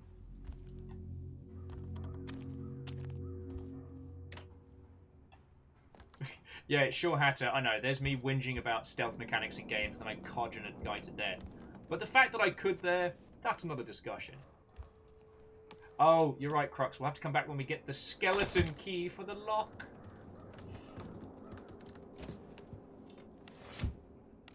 Oh, Snuggly. Gloomwood. That's the one I keep thinking of.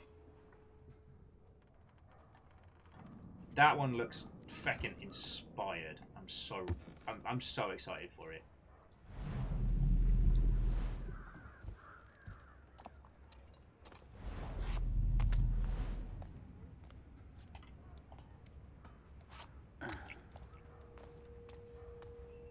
Anyway, sorry, where were we? Ector's Emporium. We'd like to enter. Shit, yeah. Let's go have a look.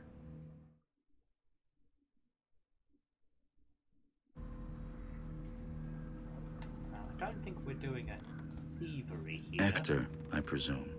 Is that you? The master thief? Who's your friend? That's my metal man right there. My life's work. All clockwork and machinery. He could revolutionize the city, get me the recognition I deserve. If it weren't for that damned Baron. The Baron's a damn fool. He grew impatient. Ordered me to destroy the project. But I couldn't pull apart my metal man, could I? The job, Ector. What do you need? My friend here's almost whole. Problem is, I've been stabbed in the back by the very scum I hired to build him. One jealous lout even stole my metal man's mechanical hand. Bastard! You want it back. Exactly. Alfonso, the weaselly tailor of Stone Market. Oh, I can't skip this. Stashed the hand in his shop. Yeah, blah blah Recover blah the blah blah device, blah blah blah. and I'll pay you for your trouble. Honestly, I'm not You're dissing on a this true delivery professional. pretty hard. It's giving I us a won't nice forget little this. look into the Check world. out Although Alfonso's again, attire in Stone Market. we are known as a That master Weasel's thief. no doubt stashed my metal hand in his tailor shop. So I can only assume that the other guy was used as a. Yeah, I'm gonna steal that later. I can only assume that the main fence is the one that. I'm stealing your shit. I can't work with people looking over my shoulder. Also, a great way of saying I don't want to have to animate this person working. So you look the kind of guy that's going to sell me some stuff. Welcome back. Check out Alfonso's attire in Stone Market. That weasel's no doubt stashed my metal hand in his tailor shop. Oh, okay. So maybe we'll get stuff from you later. That's cool.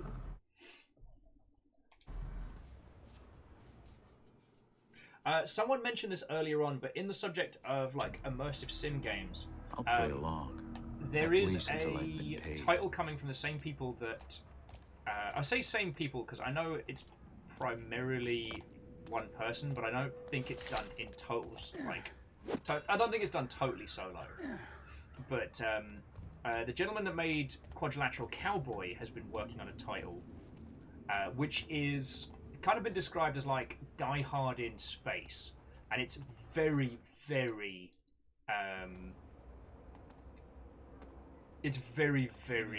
immersive sim inspired. Family, a real man wouldn't let us starve. Oh? And what would you have me do? The Baron's watch is hiring. They must pay better than begging on the street. That's great. Just great. All I have to give up is my common decency.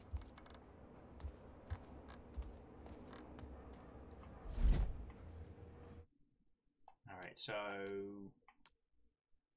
I think I'm lost. Weather's turning. I'm a little lost. Oh, hand-tailored. You like to start this client job? Shit, yes. Also, Hillian, Hindle pointed that out to me earlier because I'd been mistakenly calling this a reboot, whereas it's a mess, is what it is. It is simultaneously a soft reboot and a sequel. Just back.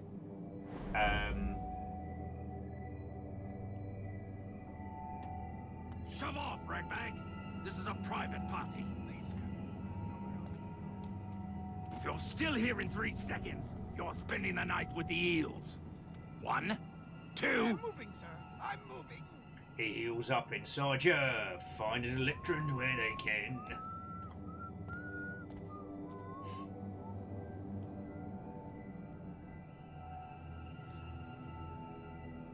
A soft boot quill, indeed.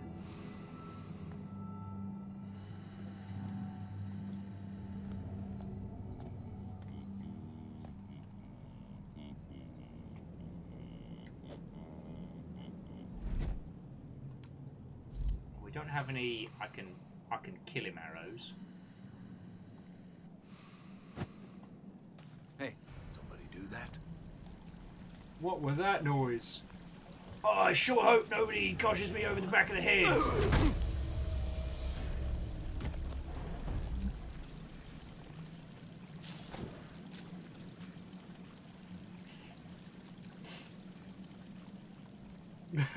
Crux says they're going to hold out for a Parappa the Rapper style Thief reboot.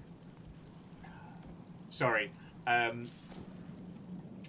Fiona had... I don't know how to describe it.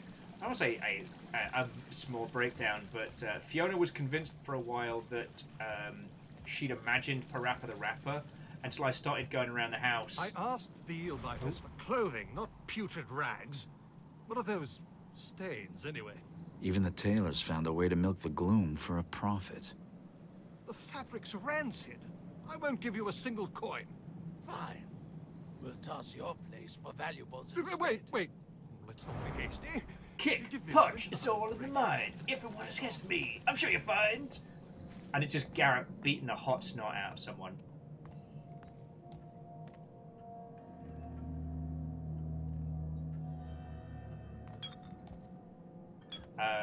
Well, so Hillian, the thing that I do want to touch on is something that a good friend of mine mentioned, which is that when it comes to video games, we do need to consider everything when talking about how users respond to them. So, on the one hand, if you play this game in isolation, it's got a bland start and a story that doesn't seem to have any cohesion, but mechanically it's great and it's gorgeously put together. It's got more of a grounded, dirty feel. It feels like a place that could have really... I mean, I guess Dishonored feels that way as well, but this place feels lived in and, you know, people doing literally anything to survive some dark times. But we need to take into consideration everything around it because everyone else does too. Like, artistically, we shouldn't let what came before shape this game. But by calling it Thief, the game has set an expectation from the trailers and assets put forward, from how they talk about the game ahead of time. Like, you've essentially shaped in a person's mind what... You're eel meat now!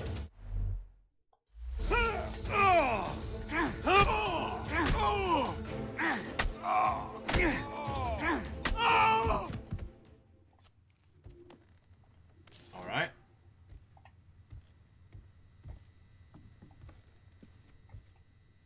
No one else in the house seems to have been fussed, so let's keep stealing.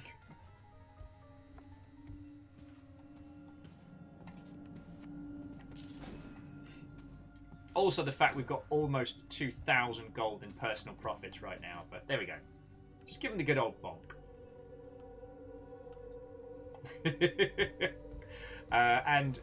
Lord Lost and Found, I'll say no more, but hearing that you're having a good time... How come I can't stop this? Hearing that you are having a good time with it is a real compliment, friend.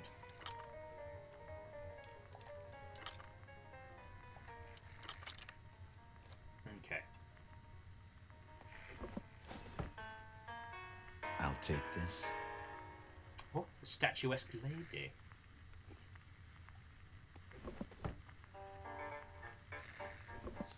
Now, one thing I will say is that if we didn't have such massive personal fortunes, the limitation on weapons that you can use to kill, again, a good carryover from Thief as a whole, and I'm glad to see it, you know. Okay, so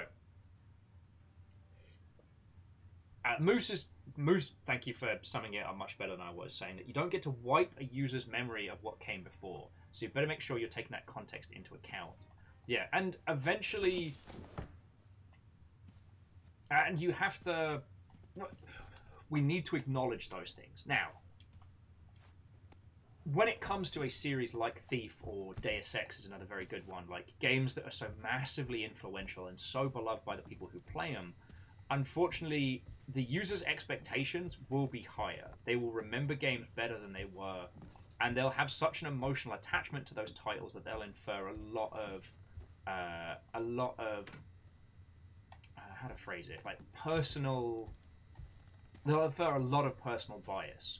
So you're not trying to compete with the games that came before, you're trying to compete with the idea of the games that came before.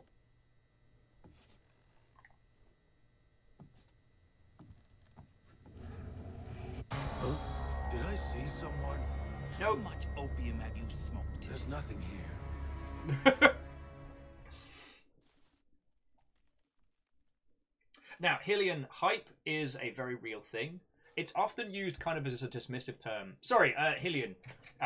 I'm Will. It's lovely to meet you. I worked in video games for 10 years, so please don't think that I'm just, you know, rattling off nonsense. And hype is an important thing to discuss when it comes to AAA games, because while they are the primary and dominant method of marketing big budget video games, they come at a cost, which is the expectation set by the user.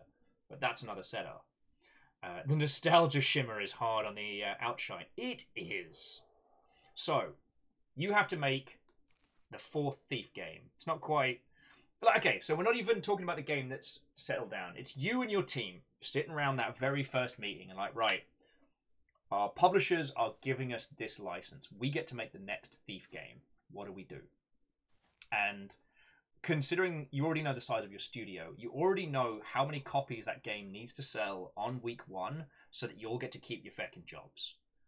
And like the publishers will be mad, but they'll still have jobs if the game doesn't sell, you know what I mean? So it's the responsibility falls on you, and if you fail, the cost falls not just to you but to the people around you. And let me tell you, most game teams are really closely knit. Like, you genuinely give a fuck about the person next to you. That's a lot of pressure. Then you have to have the discussion of which of these two sides do we balance. Accessibility for new audience, love of old fans. Like, let's be honest, friends. If you go back and play classic, like Thief 1, it is brutal. It is not kind. It will wreck your day and not... It will wreck your day with so much of saying as a how'd you do. Now, while there is a lot of charm, as we commented, even back in the day, Thief was a very polarizing game, and a lot of people did not like it. You know, especially, I remember the demo level. Okay, so the demo was fascinating because it gave you the very first level of Thief 1, and then it gave you a bit of one of the later levels that had, like, zombies and stuff in, that could only be stopped by holy water arrows, of which you had next to none. So you go in playing that thing like feckin' Hexen or Quake or what have you, you're going to have a bad time. Now, the reason why I wanted to bring up like the idea and the memory of Thief is that it's only those of us that struggled through that initial learning curve in Thief that became fans. So already you've basically created a hardcore fan base through the very existence of it. Similar things can be seen with certain like Paradox titles and things like that. You know, maybe not to the same level of fervor because they're not first-person titles, but especially with very, very difficult games, the players that go through it and struggle through it end up being very much influenced by them. What's that rag stitcher working on down here? I think on you getting killed, mate. Job's done.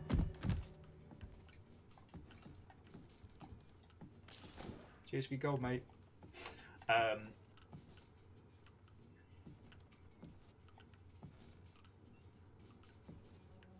Oh yeah, Fearless, that is a fun little fact, that the OG Thief demo did give you tools that you don't get in the original. But, I mean, that often happens where, like, the demo kind of teaches you stuff. Or especially, like, OG, if your demo's going out on game discs, you want to kind of put extra stuff in, but... Alright. Happy Pie was saying that they do not feel the zombies fit the game mechanically and how they execute in the map and missions. Hey, considering we still got the feckin'... considering we still got the Cradle later on in that series, I'm fine. Yes, Orzine, that's a great way of putting it. With the Thief, the original first game, you either gave up or to this day you can name the characters. Yeah, wholeheartedly agree. So this game was put in a very, very difficult position. And so here's what I think happens. I mean, I'm sorry to kind of bury the lead, but this is the will theory from what we've seen and what we played and we understand of this game right here. Alright, fancy hand. Sorry, Afonso. This hand has modeled its last glove.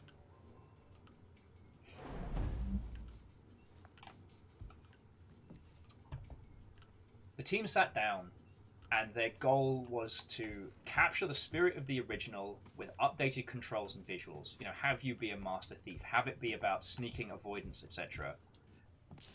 And throughout development, you know, the big publisher style customer feedback, you know, the executives that don't really play games but kind of will play like a, you know, a Red Dead Redemption or a Call of Duty or a GTA every now and then, who would play it and go, oh, I don't know about this, it's very difficult.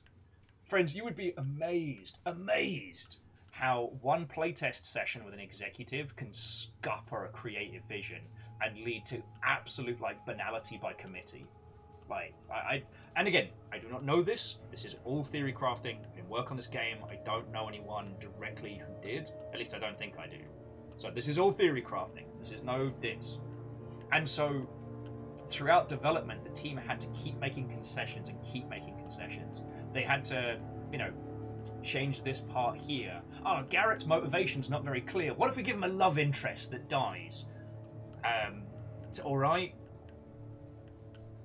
Although I know she's meant to be like a more of a daughter figure than a love interest. But they also put her in like a sexy corset. And it's kind of... for something where you need mobility of your midsection and torso. Look, I'm all for the sexy hotness, but if you're gonna give me a gritty, grounded thieving game, you can't. Sorry. With first-person titles, once one thing brings the world into question, it brings everything else with it. It's an important thing to take into consideration. The more realistic you make your game, either by its mechanics or by its visual style, the more people are going to notice the things that don't fit. Lyris is like, because every story has to have a love interest. If it doesn't, then what's the point? I mean, you can feel that. Right now, this is the thief game that we came for. We snuck into this guy's store. He stole a mechanical hand. You know, he's got a couple of guards enforcing it. And in an ideal world, we'd get in, get out, no people unconscious, no one dead, no one seen. This is not going to be a good ranking. But we can see these little snippets, and then you can see those changes, those additions that were added. Now, I don't think that punishing the user for not playing a certain way is necessarily good. And I do like how this one in particular has said, hey, we got, like, if you want to just play the story of this game, we have a story mode, we have our thief, which is our baseline, but then like master and challenge, those are like ranked modes to play against people. I feel that like difficulty slider is a great way of allowing the concessions of users with low games literacy to engage in a title. The problem is, how do you tell someone what they should do? Now, one of the best ways of doing that is a responsive tutorial type section where you can gauge the user and recommend or set the difficulty from there. But that is a massive undertaking.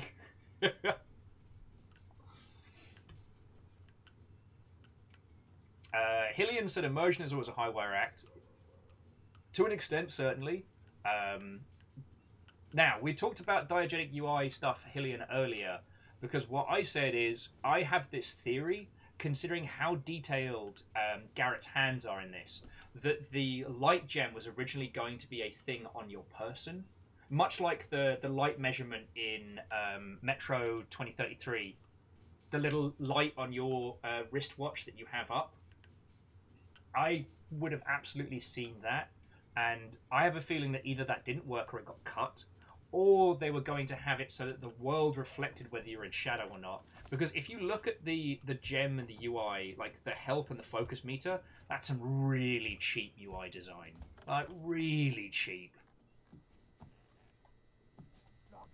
Make a rat show up. I'm sorry. This'll teach you to freaking stiff me. Please. I'll give you anything. Stop your blabbering.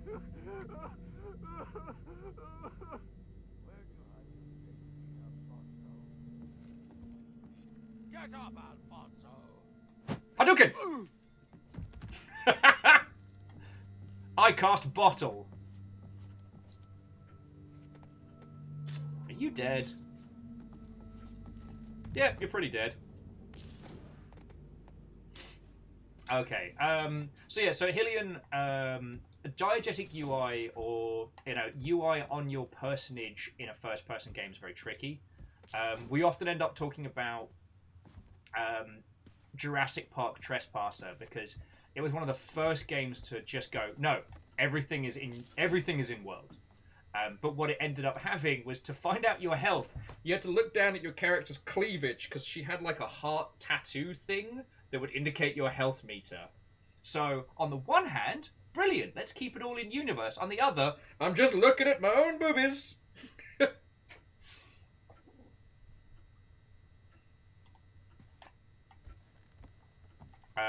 Oh, it's also worth saying, because I was mentioning Metro 2033. Metro 2033 has an advantage for diegetic UI in that you always have a gun up. Like, there's a rare part in that game where you don't have your weapon showing, or you don't,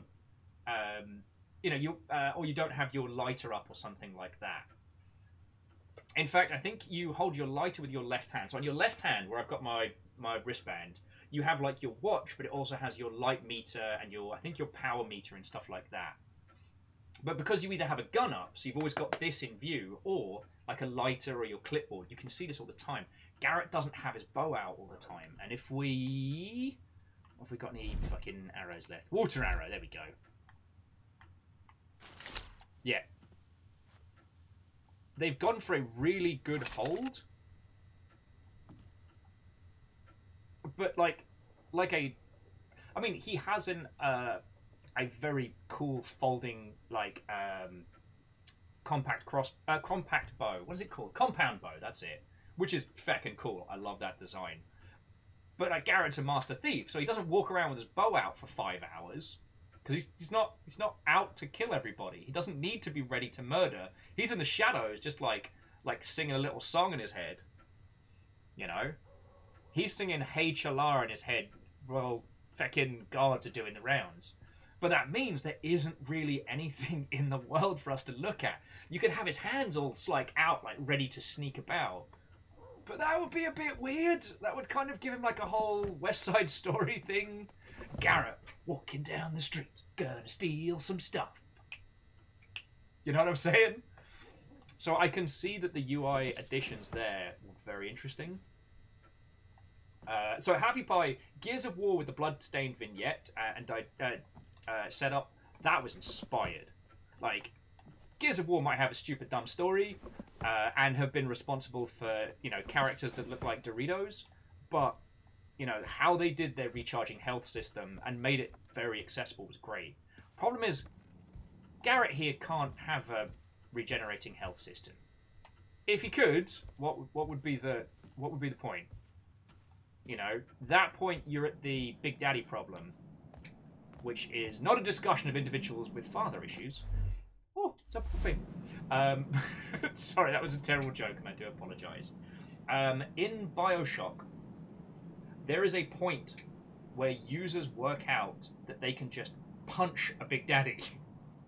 And when he kills them, they respawn, and they run over to him, and they just keep punching him. So rather than saving up munitions and equipment and items to handle this problem, they're basically just corpse running it in their pants. Instead of, like, you know, saving a few armor-piercing rounds in a rifle and waiting around the corner, and then being like, blam, blam, blam! Nah, it's just a guy in his boxers with a wrench screaming as this pile of your own corpses starts, like, pooling around these Big Daddies. If Garrett had recharging health, you'd end up very much with a similar situation. I mean, Deus Ex Human Revolution does have recharging health, and it's definitely a thing. I wouldn't have added it, but again, as a team, they made a lot of decisions on how they're going to change that UI. Sorry, how they're doing change that experience, and you know what? Those were legit choices. Fendula says they remember reading about Gears in a magazine and talk about this new system without a health bar. Yeah. I mean, shit, I still remember Modern Warfare blowing the doors up, but that's not a story. CMC says Deus Ex Human Revolution should not have added that. Don't feel that Deus Ex is anything but a theme.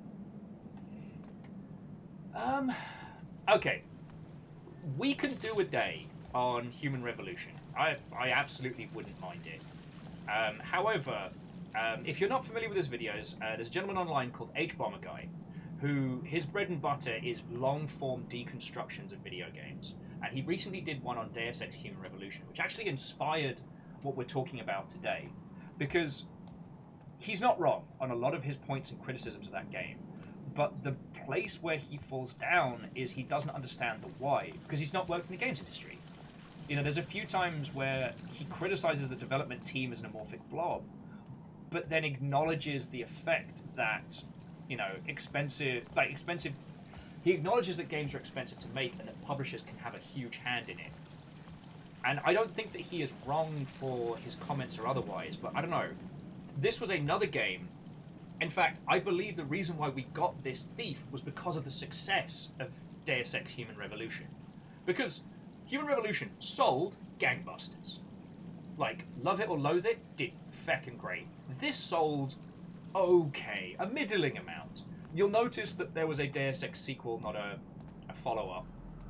Although, by my understanding, Mankind Divided did not sell well. And... oh, here we go. So this was a proper side job. Look at this! Remain undetected. Fail. Pick 5 pockets. Failed. 1 kill or knockdown. Completed. Lift all loot items. I thought I killed 2 people, but, you know, there we go. And I found 2 collectibles. Look at that. Look at that. That's what I want from this little setup. So yeah, so CMC, I'm not dismissing what you're saying. I just, to discuss Human Revolution in the same kind of manner, like, congratulations, you all got a 3-hour video essay for homework. I mean, again, it's what inspired this day and this discussion. And, friends, that felt feckin' good. Like, there is a part of me that would love to save and try that again, see if I can skim through it. You know, what would it take to clear that without getting rumbled? I need a drink. You and me both. You and me both. But that's a constant state of being. Remember, friends, it's only an addiction if you run out. Otherwise, it's a dependency. I need a drink. Get you, quieter. So Orzine says that the side missions in this game is really good and the reason why they ran through it. Yeah. What I'd give for a coffee. Orzine says, I really wish they hadn't forced Eidos Montreal to make Breach. Shit, which one was Breach? No, Orzine, it's entirely worth discussing because that's the thing. In the games industry, these things are all part and parcel. So which one was Breach? I'm literally... Not Breach game. Oh no, action role-playing game. Wait, hang on. No, this says it was developed by QC Games.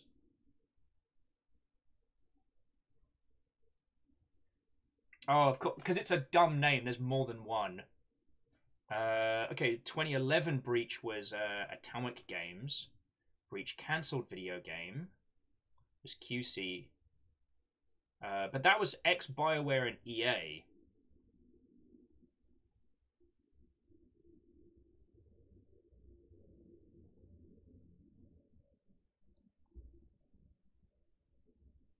Okay, sorry, I'd have to have another research in them. Hey, Orzine, if it is the case, it's entirely fine. This gloom is everywhere. Which devs work on what and how is not a well-documented thing like a lot of other spaces.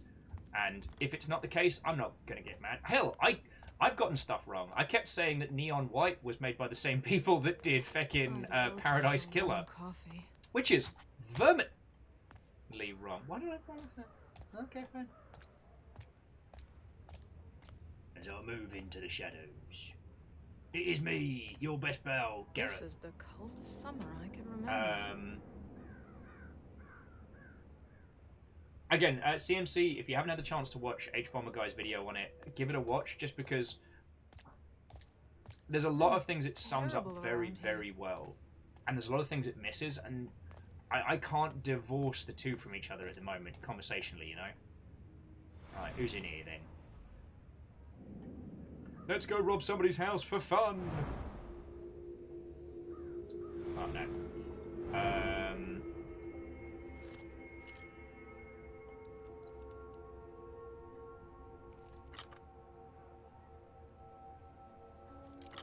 But I do think that, you know, Thief and Deus Ex came from that same kind of vein of, you know, what is now referred to as kind of like the immersive sim space, but games that ended up inspiring so much.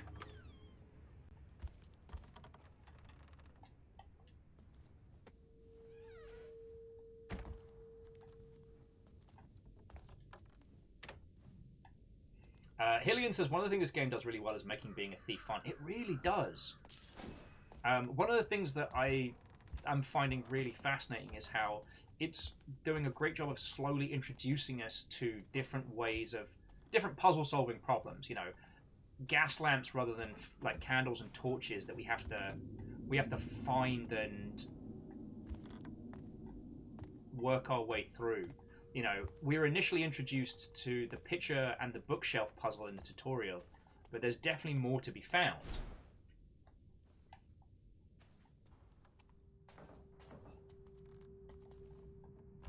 You know, and there aren't that many good heist games, let's be honest. Someone earlier mentioned the Thieves Guild from Skyrim, or Scrim. Yeah! Alright, I found that little button of my own volition, and now I feel like the coolest. Alright, so there's a poppy. No candles for you. Ah, see, missing the razor tool. Unfortunately, that definitely comes down to the basic object that a thief should kind of have, but I guess we need the artificer. The artificer. We need the bloke what be making the cool stuff to make it for us.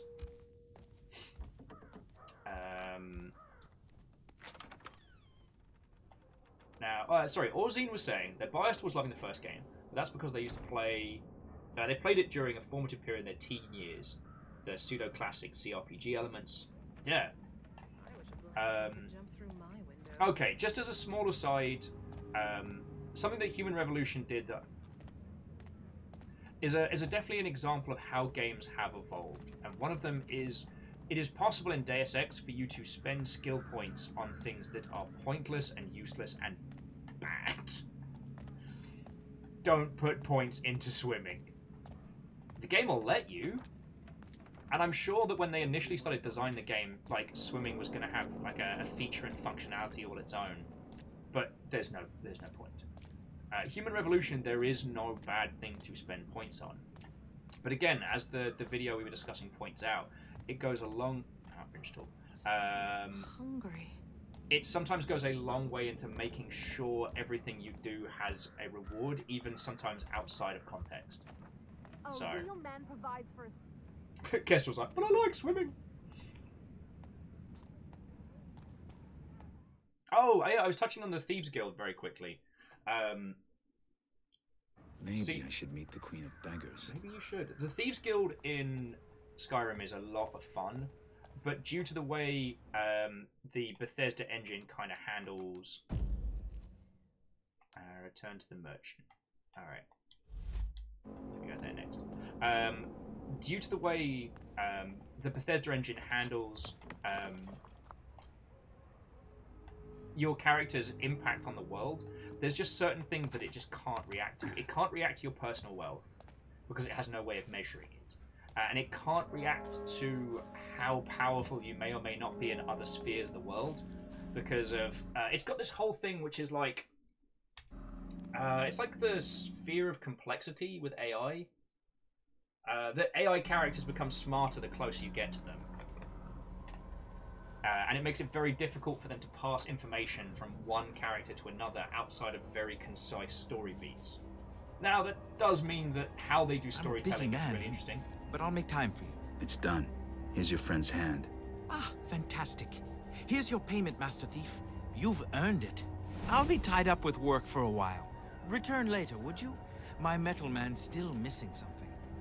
Metalman, I believe, is his full title.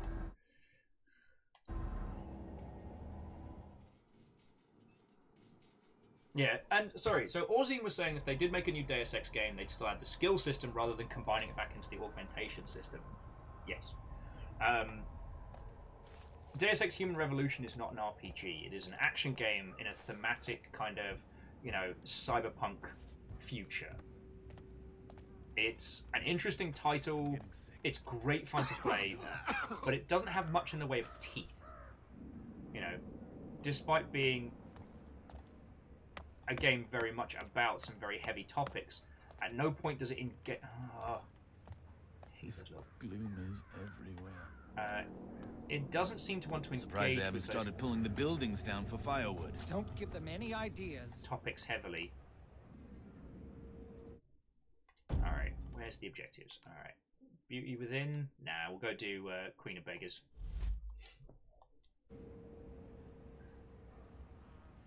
I need a drink. You taking the officer's exam? Not a chance. Yeah, The men had Pepsi the Dash, the fact that captains the even more than thieves the want you to ruin the commentators. source of booze, most immersion breaking. And Fendweller's right, like, you can be the house call in every city, the leader with every organization, a war hero, king of the mages, the whole shebang. But then you go to the Thieves Guild and they're like, alright, you gotta prove you're as tough as you say you are. It's like, I can summon 2 demons with my hands. I can kill you with a whisper. I don't gotta prove shit. But, you know. That's not me dissing on Skyrim, by the way. What they achieve with that game is very impressive, considering the limitations You know that what they have I to miss? work with. The sound of horse hooves. Now you're talking. Still love that. Been months since I've had a bowl of horse meat stew. Oh, I've got to go out the back through this way. I'll pick up some murder arrows as well, because we haven't murdered anything in ages. I've got a taste for it now, as Garrett seems so vehemently against it. But yeah, having the world react to thievery and stuff like that, it's hard to be a super duper whoop thief when you have a dragon bow arrow that will end gods. And that's, again, I'm not dissing on Skyrim. It's just sometimes the people who I know had the most fun with the Thieves Guild were the peeps that played it early and a lot. This weather doesn't half make Yeah, killed Alduin with your bare hand. When you can punch the most powerful dragon to death. No one's hiring, but I'll keep my ear to the ground. Okay. God. Like I said, if this was our little hub with our, like, you know, some warm coffee. Our little pub of miscreants and all this stuff. I've something for all your nefarious needs. This guy does not get introduced. Alright. See, again, look how money completely removes so much of this. Fire arrows? I mean, 20 gold a pop, that would be pretty expensive. Except for I'm loaded! Loads of money! Rope arrows, don't mind if I do. Blunt arrows. Brakes on impact, designed to interact with the environment at a distance without wasting your more expensive options. Flash bombs, give me 5. Poppy, don't mind if I do. Let's get the opium going. Food, I'm not going hungry. Tools and upgrades. Yeah. Wrench. Done. Where's the... Oh, I guess we can't... reduces cost of resources. Moss quiver. Broadhead and sawtooth arrows produce no sound on impact. That's massively powerful. And I can just buy that now. Yeah, cool. Look. My murder arrows are now silent. Eat ass. Let's reduce the cost of resources. Probably should have bought that before I spent all our money. Alright, now we're at the point we've actually got to worry about stuff, but I'm fully told. You know where to find me. Okay, sorry, bringing it back. Actually, no, you know what? This is valid to talk about. If your game is about wealth, its acquisition, its use, if that is the main mode by which your character progresses, how in the hot diddly fuck nuggets does giving a player a boatload of those resources make your experience better? If the challenge is being this broke thief that has to be careful with their resources, being loaded removes that. That is an end game bonus. That is that great feeling towards the end of the game where you're like, I can buy what I want. What do I want? What have I enjoyed? Again, I know it's a hyperbole example, but I'm reminded of Fable 3, which tries to make its entire morality system about money. But if you are the most wealthy entity on the planet as an individual in that game, what is it? How do you do morality via wealth when you're a billionaire? Obviously, real-world billionaires can all go jump in a lake, a flamey lake. But okay, sorry, for those of you who didn't play Fable 3, the morality of that game is done. The idea is this. You make promises as the hero that you must then carry out as the ruler. So you're going through and you meet a friend. Friend's like, yo, I'll help you take the throne. I will help you overthrow your asshole brother. But look at this orphanage. They're just using these children as like child slave labor. I want you to shut down the workhouses. And you go, yeah, because you're not pro child labor. Then you take over.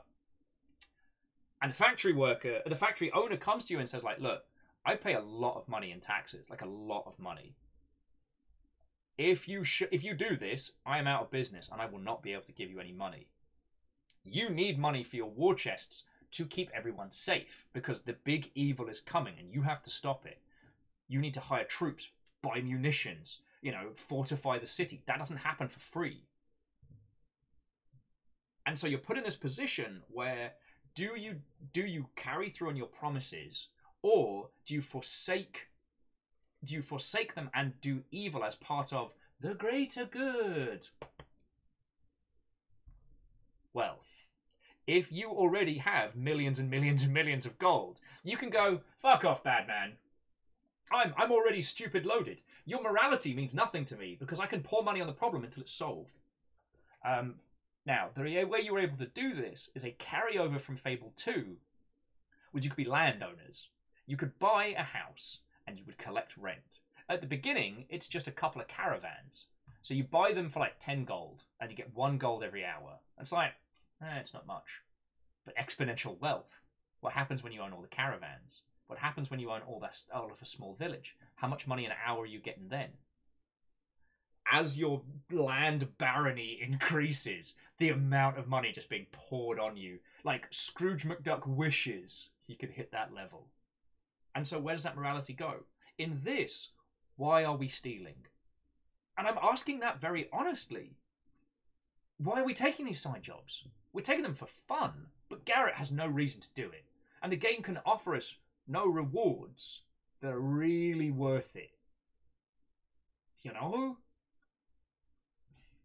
It's worth discussing. Because it's something that seems so disconnected from the experience and yet follows it through all. Do you know why Dishonored does so well? Because the goal is revenge. It's not about getting rich. You think the little kid's, you know, been murderated. Okay, no, your character does. It's obvious they haven't. But, you know, you are out for revenge for your, you know, your lover, the queen. You are out to avenge the kid and then save them when you find out they're fine. How you do that, that is the question. And as we talked about earlier, you can do it without killing anybody, but that is worse for almost every person. You do some nasty shit to people instead of killing them. I mean, the example everyone encounters first is like the, I think he's a bastard priest or something, and you have him branded a slave, which means that like everything he says will be disregarded. He will be taken to like a, you know, a slave work colony and worked until he dies. He will not be believed. Nothing he says will be taken. Yeah, the salt mine is particularly nasty. But then Hillian, the lass who you knock out and give to her like obsessive, creepy, like possibly psychotic stalker. Like, you knock a woman out and deliver her to the person who is probably the most danger to her and just say, bye! Like, oh, that's fucked up! But that is the choice you make. I'm not saying that those are things I wish upon real people. Yeah, Harmonious, I had the same feeling. Is it better for me to just put a bullet in her skull now? Or do I get rid of her? How angry am I? How much? What is my vengeance? Do you know what I mean? So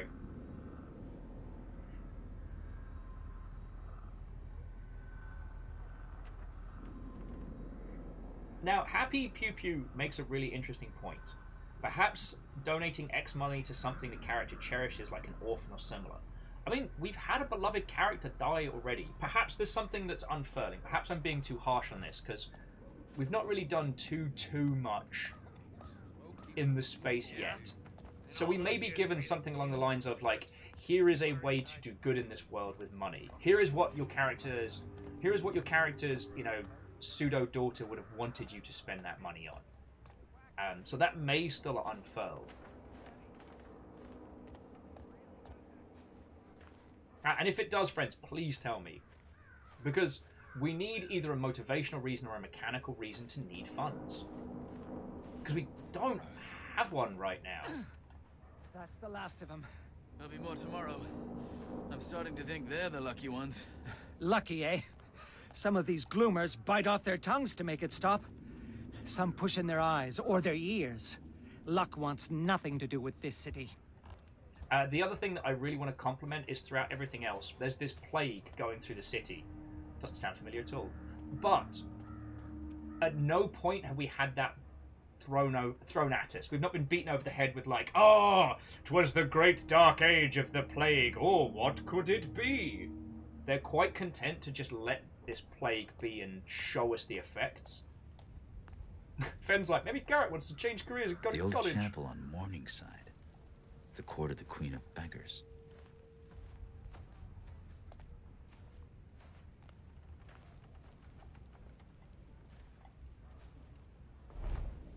That's weird. Sorry, there was just some invisible, some clip in there. Isado says, what if you had a huge debt, tying a knot on your... Oh, yes, so what if you have a huge debt and you've got to slowly chip away at that? Not a bad shout. I mean, if it was a reboot as well, you know, the idea of trying to work your way free of that. I mean, it's a narrative mechanic. It's not usually one that people resonate with because it's way too close to real life. Like, to my knowledge, I think Yeah, I think Animal Crossing is the only game I know with like a debt mechanic that people don't hate. Kestrel's like, wouldn't mind the internal It's a monologue. If we said lonely something interesting. night. It's the best kind. Garrett, you walk a path few would wish. Also, this is another great example of quite. If we'd just been able to free move around this area while talking to this lass, I wonder if that would have done better, but that's another story. You know what they say about me? That you know everything that happens in this city. Oh, actually, yeah, Harmonious. Not Hard everything. Space Shipbreakers is another very Just good the example. important things.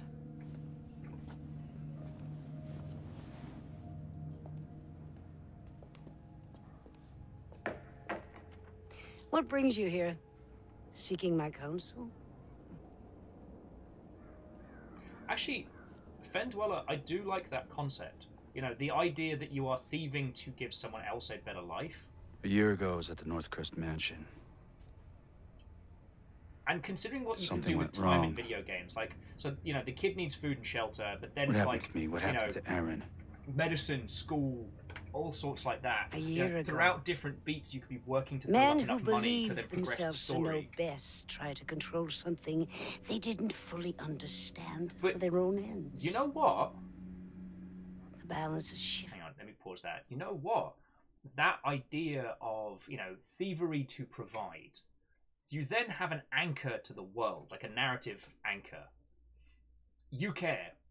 And if you play enough, you can have this character react positively to you improving their life. Then you got yourself an Aerith. And what do you do with an Aerith? You motivate. I'm not saying you're to kill a kid, I'm just saying... You know... It's just, that's a great way of building it up. And the thing is, being the Robin Hood thief type really isn't too hard to sell on the initial.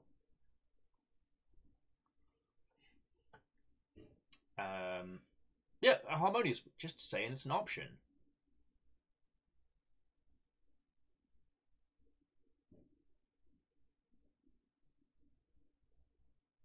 Now, Happy Pie Pew Pew, I've tried not to focus too much on the difficulty, because the reason I was raging about the money coming in is because if you pre-ordered this, you got a shit ton of money, and I don't know how to turn off the DLC that gave me cash, so I accidentally picked up a whole wedge of money.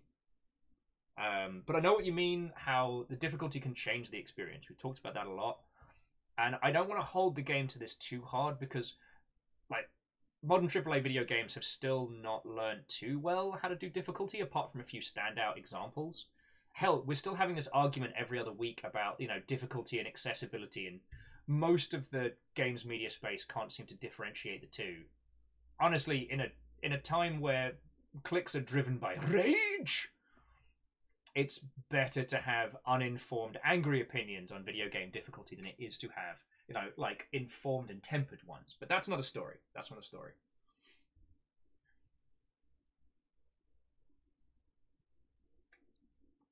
And Fendweller, yes, Final Fantasy 15 gives us time to care. There's also a great bit of 15's opening when your character is being a jerk to your dad the entire time. Like, your dad's just trying to be nice. It's almost there's a part of him that knows what's coming, and your character isn't asked to him.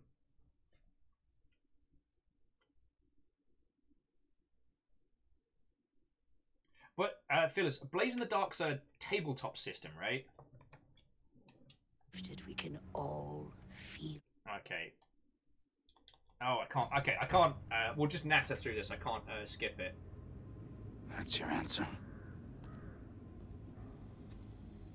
Oh, and Fendweller. When my also, biggers found you after the accident, I also they thought you were couldn't dead. really care about Luna. But you were not 15. dead. But the characters that you're So we meant to care healed your about broken is body the little and friendos in brought your you car. from the city to keep you safe while we waited. But then, Okay, yeah, so it is a tabletop system. All right. just after the gloom started, something began to wake you. It was time for you to return home. This city grows sick. Skippable. Yep. Well, it's like sometimes when you do them will in tell you engine, all you in create a time. situation where you can't If you skip choose them, to listen. which is some baby basic nonsense. Careful, Garrett. There are worse things in the shadows than you.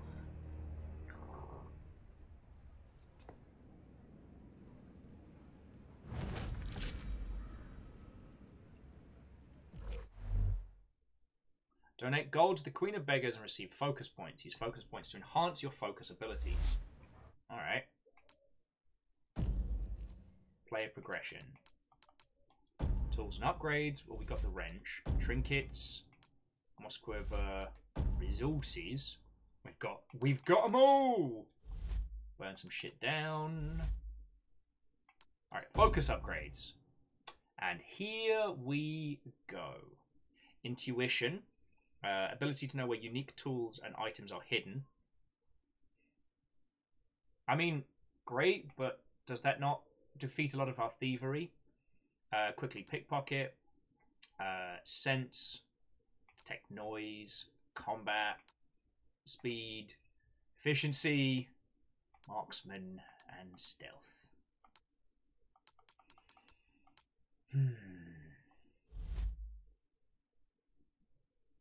I'm reminded of Shadow of War. Sorry, no, Shadow was the sequel. Shadow of Mordor.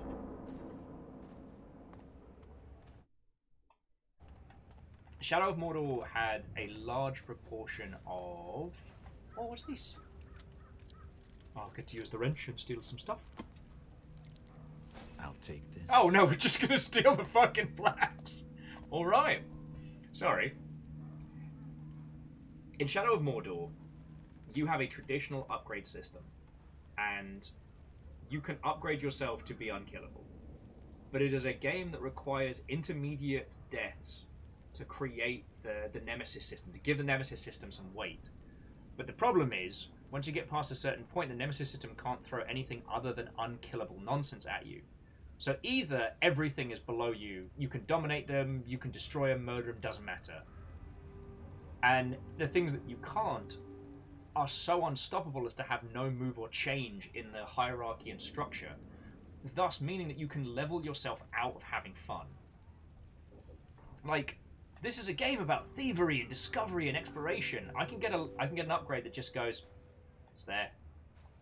You know that feeling we had earlier, you know, finding the painting, unlocking it, the drop down, the stuff. We would have just seen a bunch of handprints that go, ah, it's over there. It's like, I don't want that. I don't want that at all. Please don't give me that. You know? Oh. So Crystallion. Right now, we are playing the 2014... It's not a reboot. It's not quite a sequel. It's a mess. It's a mess. Happy Pie says, how is this thief in regards to immersion? When it lets you just go... These side missions are wonderful.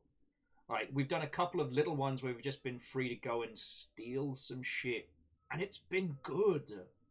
But we've had to fight through a lot. And a lot of it is what feels like external input on a very clear premise.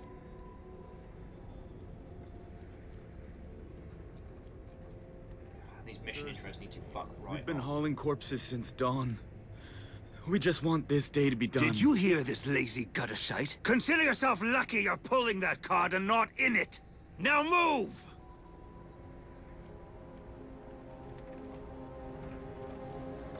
Crystallion, at least as far as we've understood, you don't need to have played the other Thief games to play this.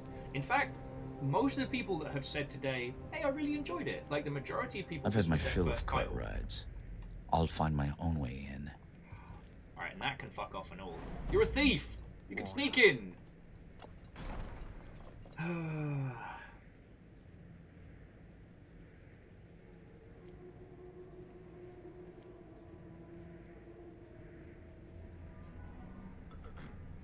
But yeah, so Happy Pie, the environments are so well put together. I mean, there's a couple of things like this where they still put the blue... Wish there was a sloop stall nearby.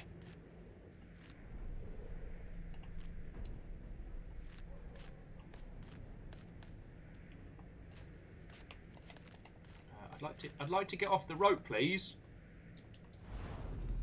No, I don't want to. There we go. Worn out. Non-consistent controls. Get in the fucking bin. I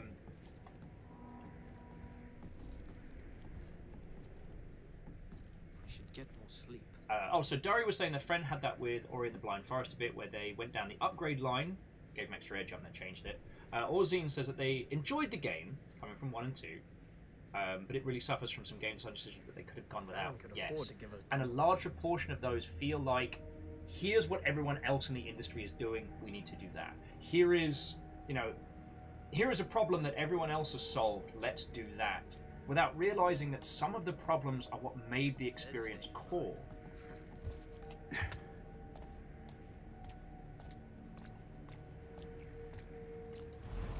And like, this is by no means the only game of this era that does it, but it's a very good example. Oh, would you look at this? And now we get to unscrew it with my wrench, so my extra tool pays off. And this I like, by the way. You know, being able to buy expensive and cool gadgets and equipment to open up new areas and get into mischief in new places. Sign me up, yes. They call that work? Keep that friggin' dog quiet and wake me when shift's done, will you? How can you sleep in a place like this? And the General's here too, grinding his teeth and his frigging leg. Watch and learn. Yeah, what are we actually doing here? Find a way into the foundry, alright? Watch and learn. I'm gonna kill a bunch of stuff.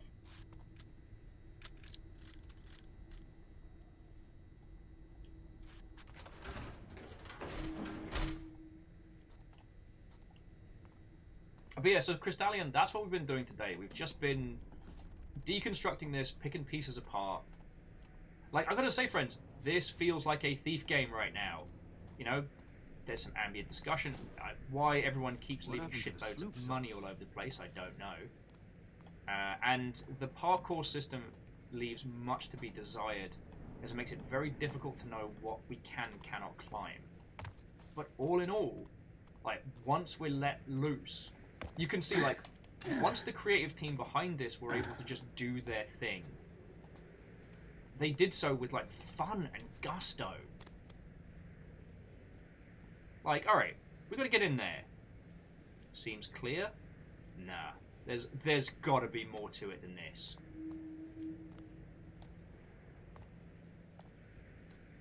Now, the focus vision definitely changes that. Because that gives us a very clear, you know, what is and what is not. Oh, don't tell me this is cutscene o'clock. Yeah, fuck! Garrett. God darn it. Aaron. I was like, okay, this big open area gives me like a little bit of fear, a little bit of a worry. No, it's just because they were going to put a cutscene there.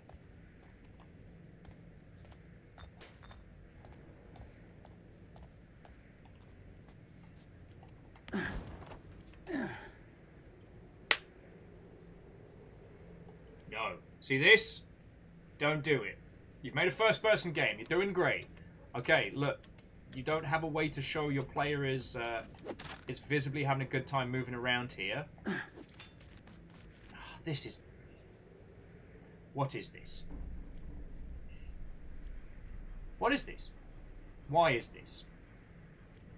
Okay, sorry. And I'm not pointing this at anybody else. Again, this is a concession.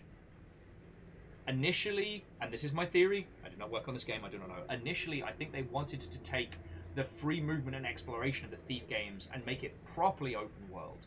And so they had these ideas of all these different things you'd use to climb around and move. And eventually we got this. Why is this bad? Well, it's a first-person game. Why are we suddenly having to do third-person side-climbing nonsense? You know...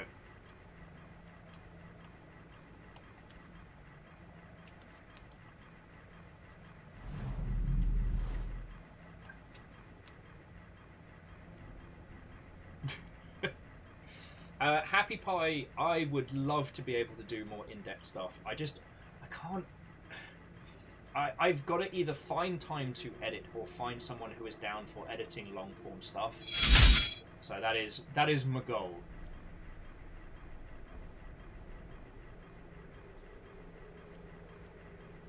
But yeah, so, okay, the reasons why I'm so spiked for this is, okay, you don't have to stay purely first person in every first person game. But what you've done is you've now introduced yet another style of movement. I have very, very limited camera maneuver here. I have very limited. And, okay. I had to go through every button on the controller there to find out what's been done. Why couldn't this have been just a lovely, simple little walkway coming through? Why is this? Why is this? This serves no purpose. You are treating them with respect, aren't you? Respect? Oh, yeah. Set the cart down inside and get back to your sack houses. We'll take it from here. Because, like, the thing is, I can't move the camera around. I can't look at whatever those guys were doing. Like, that's as much as I can see down there.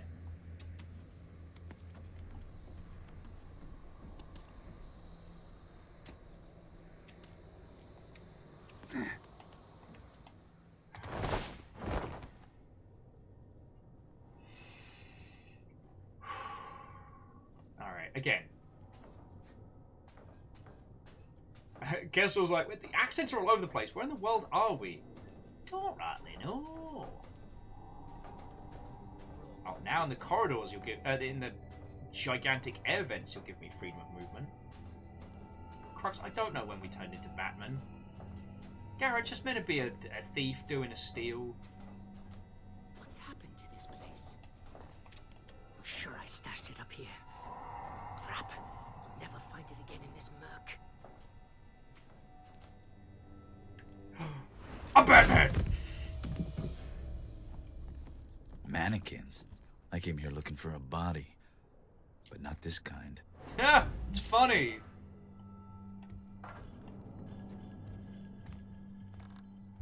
Garrett would be Batman.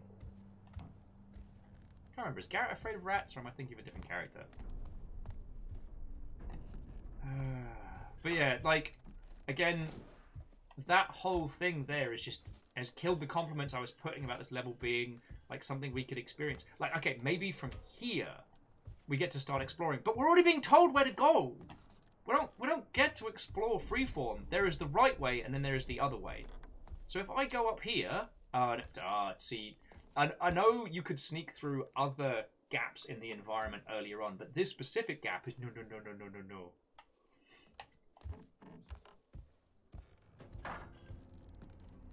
Actually, but Happy Pie Pew Pew, one of the things I've done in the past when things have been less is I've invited a few industry friendos on to do some deconstructions, and like maybe we need to do some sit downs and some, alright, here is a game we're picking apart today. One thing I'm hoping to start next week is I have a industry friendo of mine who is the only person I know in the industry who knows more about indie games than I do, and I want to start basically contabulating the stuff that is worth your time from any given month. So it's like, you know, here's the top picks from February, top picks from March, or just here are games that are worth your time. Because it is, one, it's hard finding good indie bangers these days. Not because they aren't there, but because there's so many of them. Better you than me. Red Jenny's tears. And the nag she rode on. This wouldn't pass for respect in a slaughterhouse. Poor old Cornelius must already be on the line. The best way to follow Cornelius is to put my life on the line. Same nightmares every night. Alright, we're going to hook onto the assembly line. I am going to kill that guard just for funsies. How many stupid bastards have I ended with this thing alone? Well, so Happy Pie, just more a focus on like the cool indie stuff that doesn't get the attention it deserves.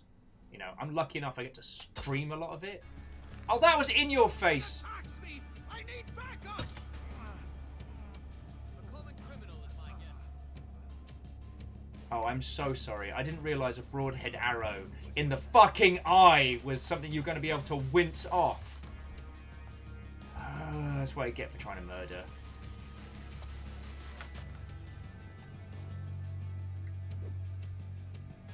Tell you what, let's try fire.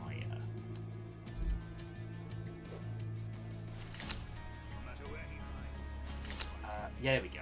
Alright.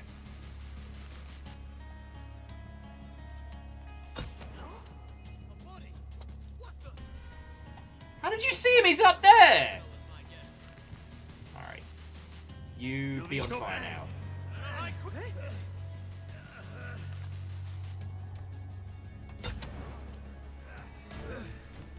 How are you not dead?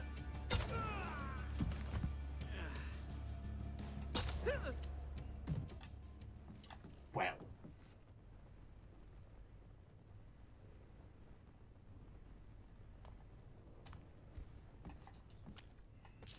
Alright. I definitely think, I've reached a point where I'm at the, you know, if you've got nothing nice to say, don't say anything at all. Because there does reach a certain point when deconstructing these titles where it stops being hard to see, like, the good moments for it. For there, I thought we'd be able to use our moss arrow to go cause trouble. But unfortunately, yeah, an arrow to the nose was not lethal. Or at least not enough to distract them from.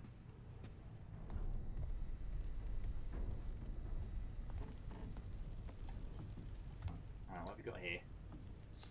Oh, broken glass.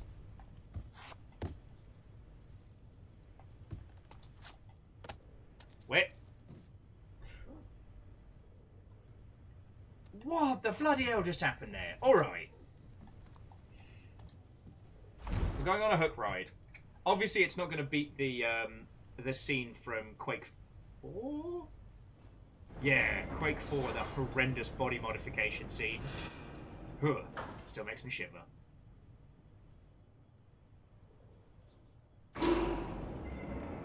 I wonder if a building can be condemned twice. But watch making a good case for it here.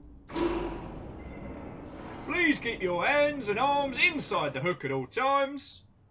Be sure to be courteous to your fellow corpses.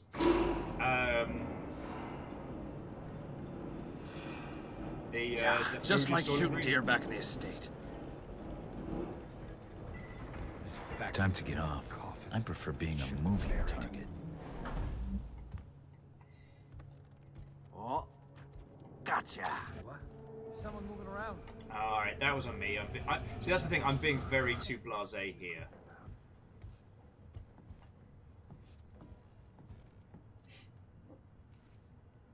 I'm being very too blasé.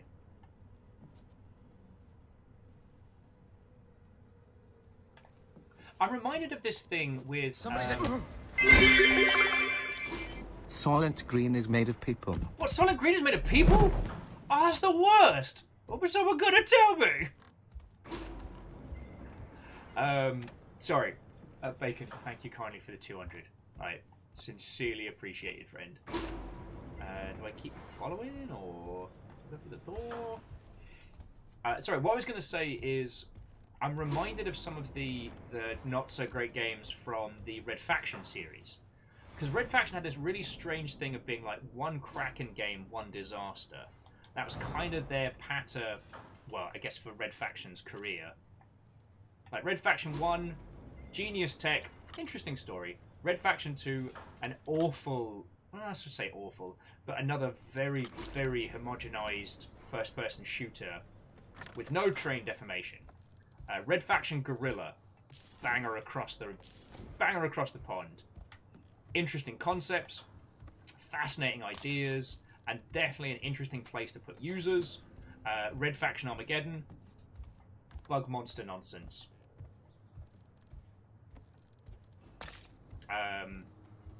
I played through Armageddon, and the regret is real.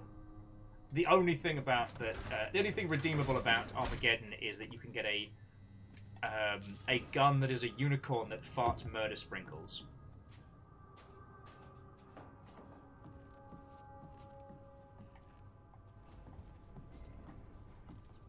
Oh, alright. Guess this is where we're going. Oh, some broadhead arrows. Considering the last one didn't actually work. Oh, CMC says Red Faction is like the Windows versions, you get every other one. Oh, sorry, and Lyris, I didn't say thank you for filling the pint glass. Got to say, Gloom's flushed more shit out of the city than the Watch ever could. And the rich are starting to drop now too. The General will be pleased with all the cleaning up we've been doing.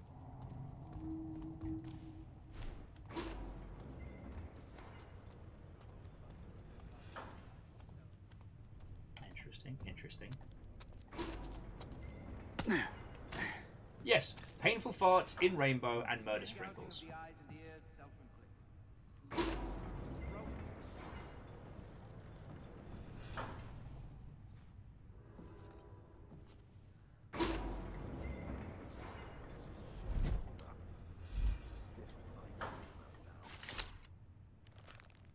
Alright, this person is not wearing a helmet. This must be lethal.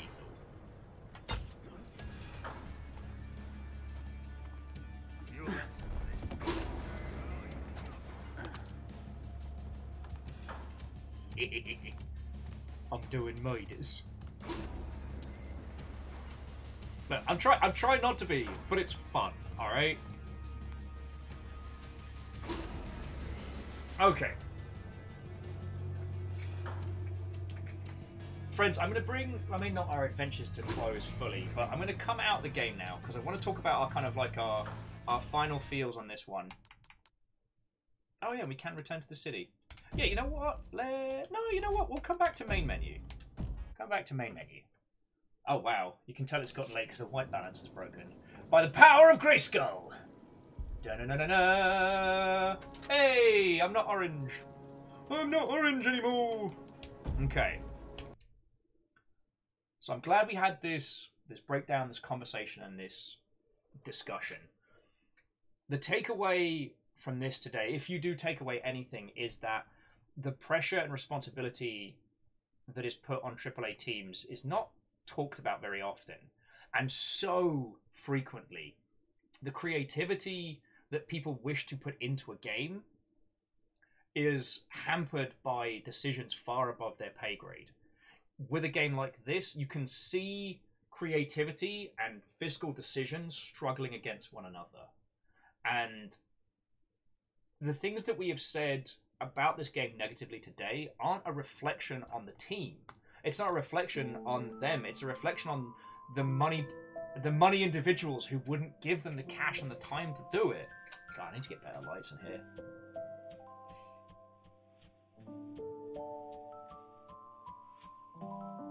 So Happy Pie, I would agree that games that draw from the immersive sim scene, they are dependent on the user's investment.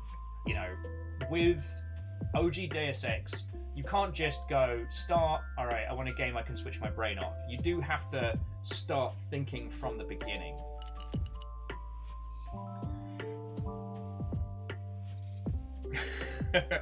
Well, no, so Hillian, I think this is one of those cases where by deconstructing this title, we can appreciate what's good about it more. We can appreciate the struggle that creatives went through, and that we can celebrate its achievements knowing that it wasn't that they just kind of half-assed it and went, Pah!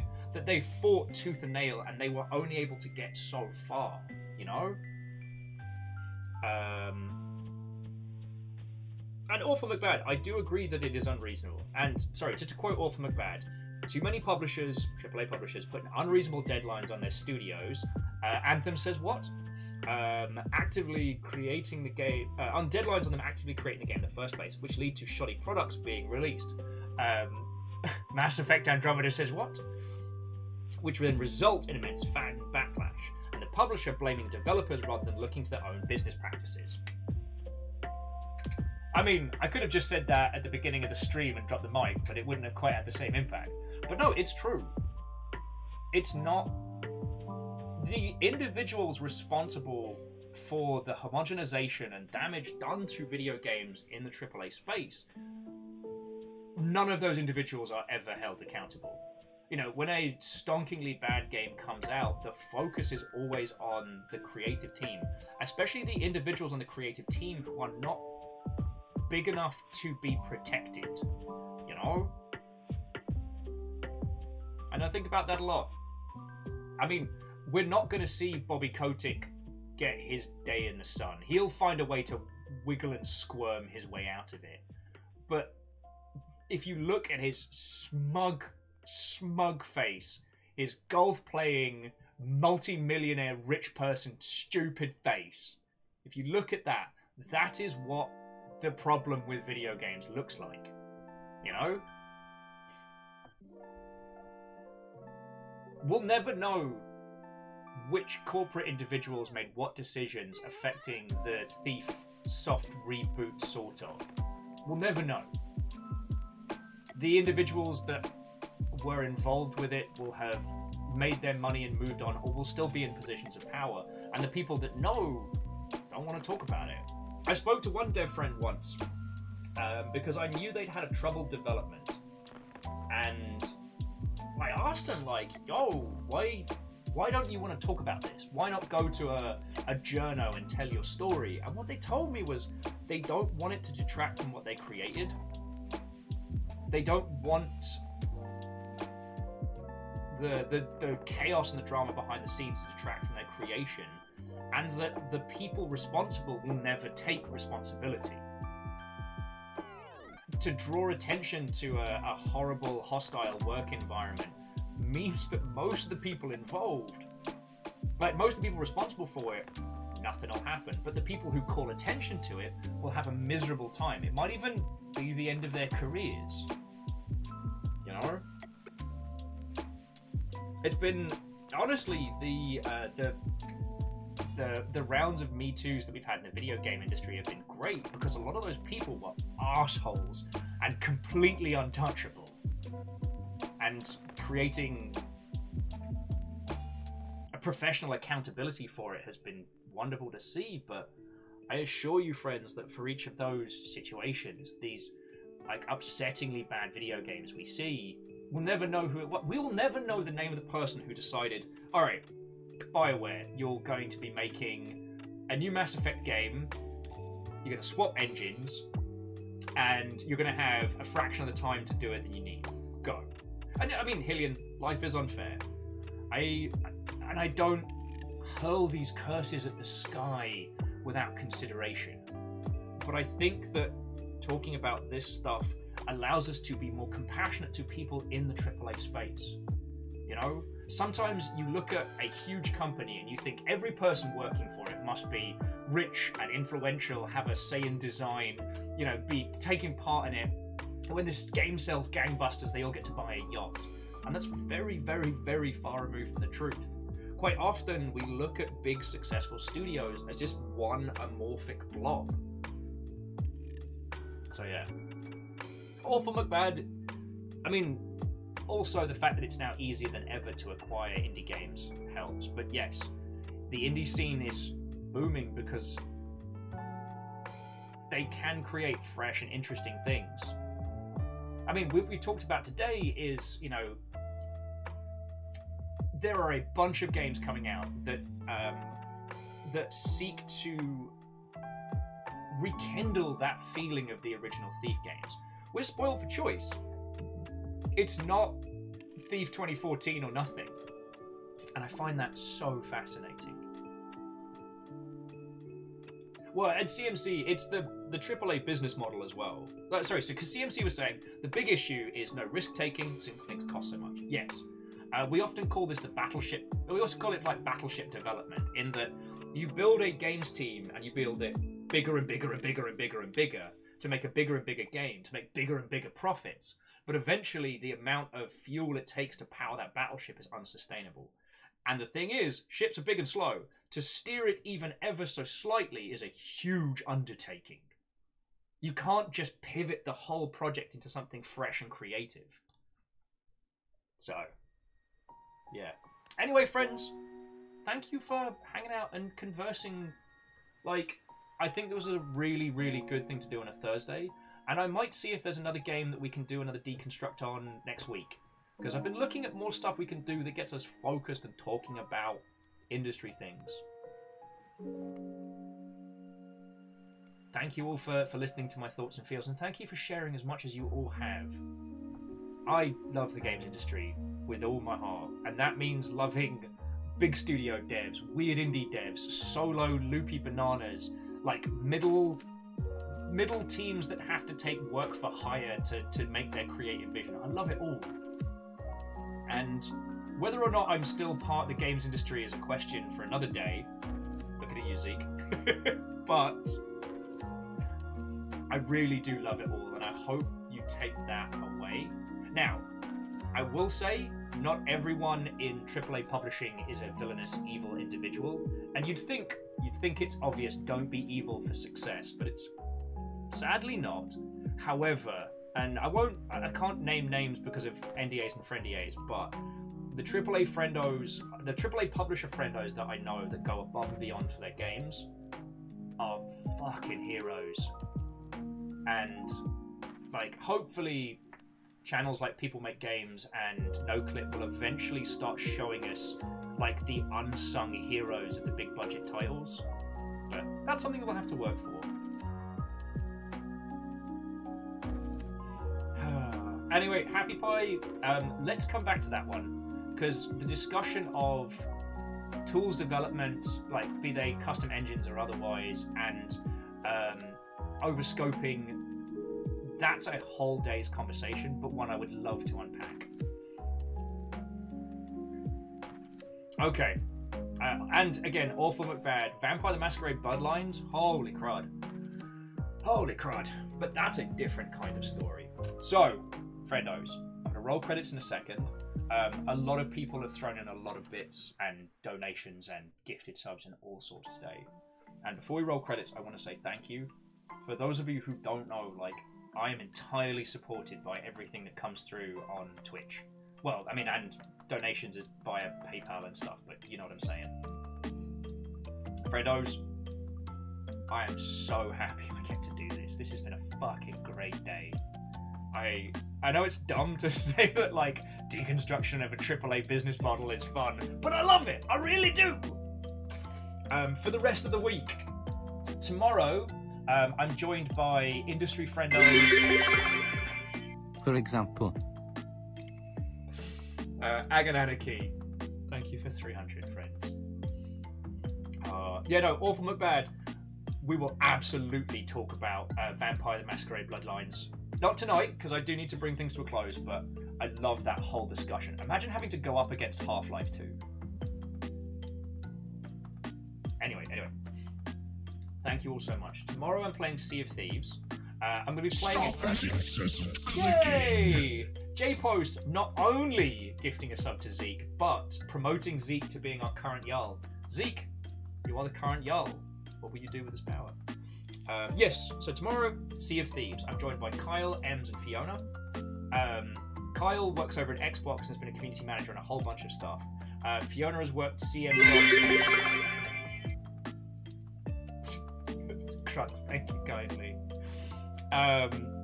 Fiona has done CM work for some indie companies, and Ems worked for Killscreen on their event stuff for a while, so I mean, it's Sea of Thieves. We'll probably be drinking and being silly buggers. But, you know, if you want to talk to some not me voices on these subjects, yo. Yeah, Hilliard, it's Lo-Fi Song of Storms. And on Saturday, we're doing something a bit more mainstream. Spooky Ghost, thank you kindly. We're doing something a bit more mainstream, but we're doing a big group game of PUBG. So PlayerUnknown's Battlegrounds has gone free to play.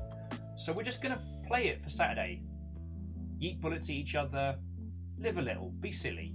We've got a weird little, like, improv team game that's fun. So, you know, if you've got nothing going on Saturday, you're cordially invited to join us. Yeah. And if you fancy blepping at us on the Discord, I don't know when I'll be on, but I'll probably be on later. Okay, and Awful McBad, thank you. I love it when people discover all the little hidden references and stuff. God, this has been such a good day. It's been such a good day. So, friends, Thank you kindly. And to that effect, I must thank the following. Oh, you know what? Okay. I'm gonna do credits, but this is Big Giant Circle's cover of Song of Storms, and I think because it's OC Remix, it should be fine. But I want a banging credits track for a banging evening. Alright. I must say thank you to the following people specifically for keeping my dumbass the heck alive. Anytime credits. There we go.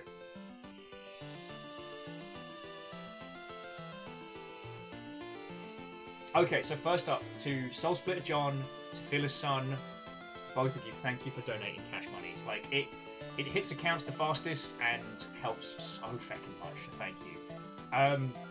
Asari blew the feckin' doors off today with a red bit, but you all went hard, and I can't say thank you enough. So yes, to Asari Greenfire, Fearless Sun, Wolfgrad, Ehrman, Bacon Avenger, XD Johnny XP, Shackled Reconnaissance Crux, Lyra's Dragon, Famous 6, Vander East and J-Post. I don't know why I'm getting dramatic. Agon Anarchy, a League of Spooky Ghosts Anonymous. Cheers! I can't pull off on the throttle here. Von Spectre, Quasimodo, Kestrel North and Catastros, Soul Splitter John, Akira Zero, Naughty Quill, Lord Lost and Found and Stepagen. All of you, thank you so much. Alright, feckin' legends. To Caffeine, Rhyme Smooth, Lizzie T. Pow, and Tarlicus, thank you for being the most excellent of excellent mods. To Hillian, Huiu, Majestic Sammy, and Barnes Emma, thank you for the follows. I hope we get to naturally hang out some more because this has been a bloody good day. And those that sub-re-subbed or were hunted by House Carl. I would like to say... Nightbot knows what it does. I'd like to thank Theodora, Asari Greenfire, Sin's Delight, oh, I get it now, Twitch Stewie, Big Fist 4, Just Planks, Insane Scott's Down on the Dwarf, Compassion in Flames, The Hodfather, thanks for the fish, Wimped Up, Port Center, Matcha Cryptic, Den Young, Clevies, Tiny Meows, Pepsi Dash, Ian Feathers, Smalls, the Captain, Harmonious AR, Nene Chan, Shieldmaker Sanctuary, Cheshire Gleam, Sheepsternia, and Seekdet. Whether House Carl got you, or whether you were throwing in subs, or what have you. I said what have you multiple times. Thank you kindly.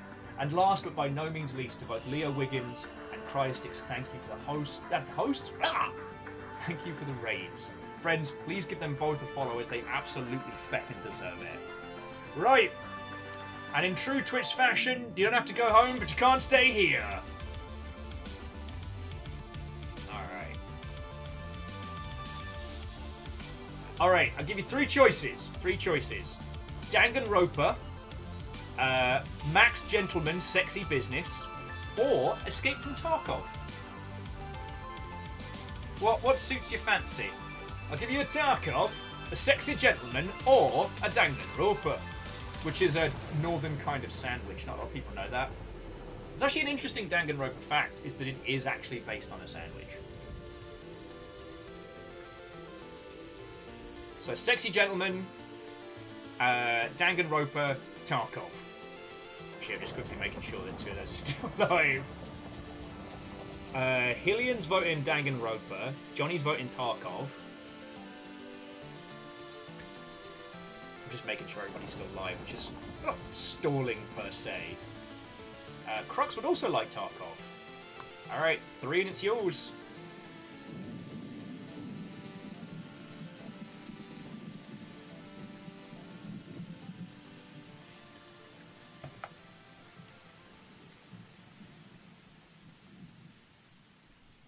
Okay, so I'm going to pass you over to Alleged Man.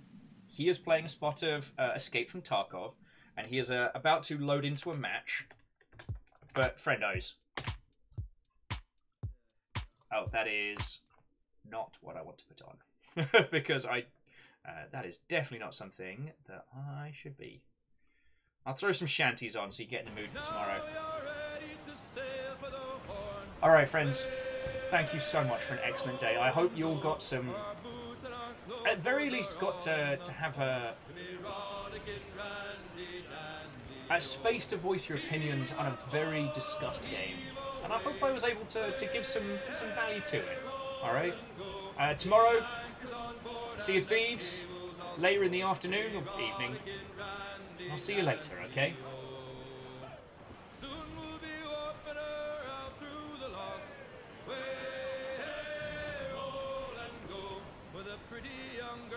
Come down in their front, to be rollicking randy dandy, oh.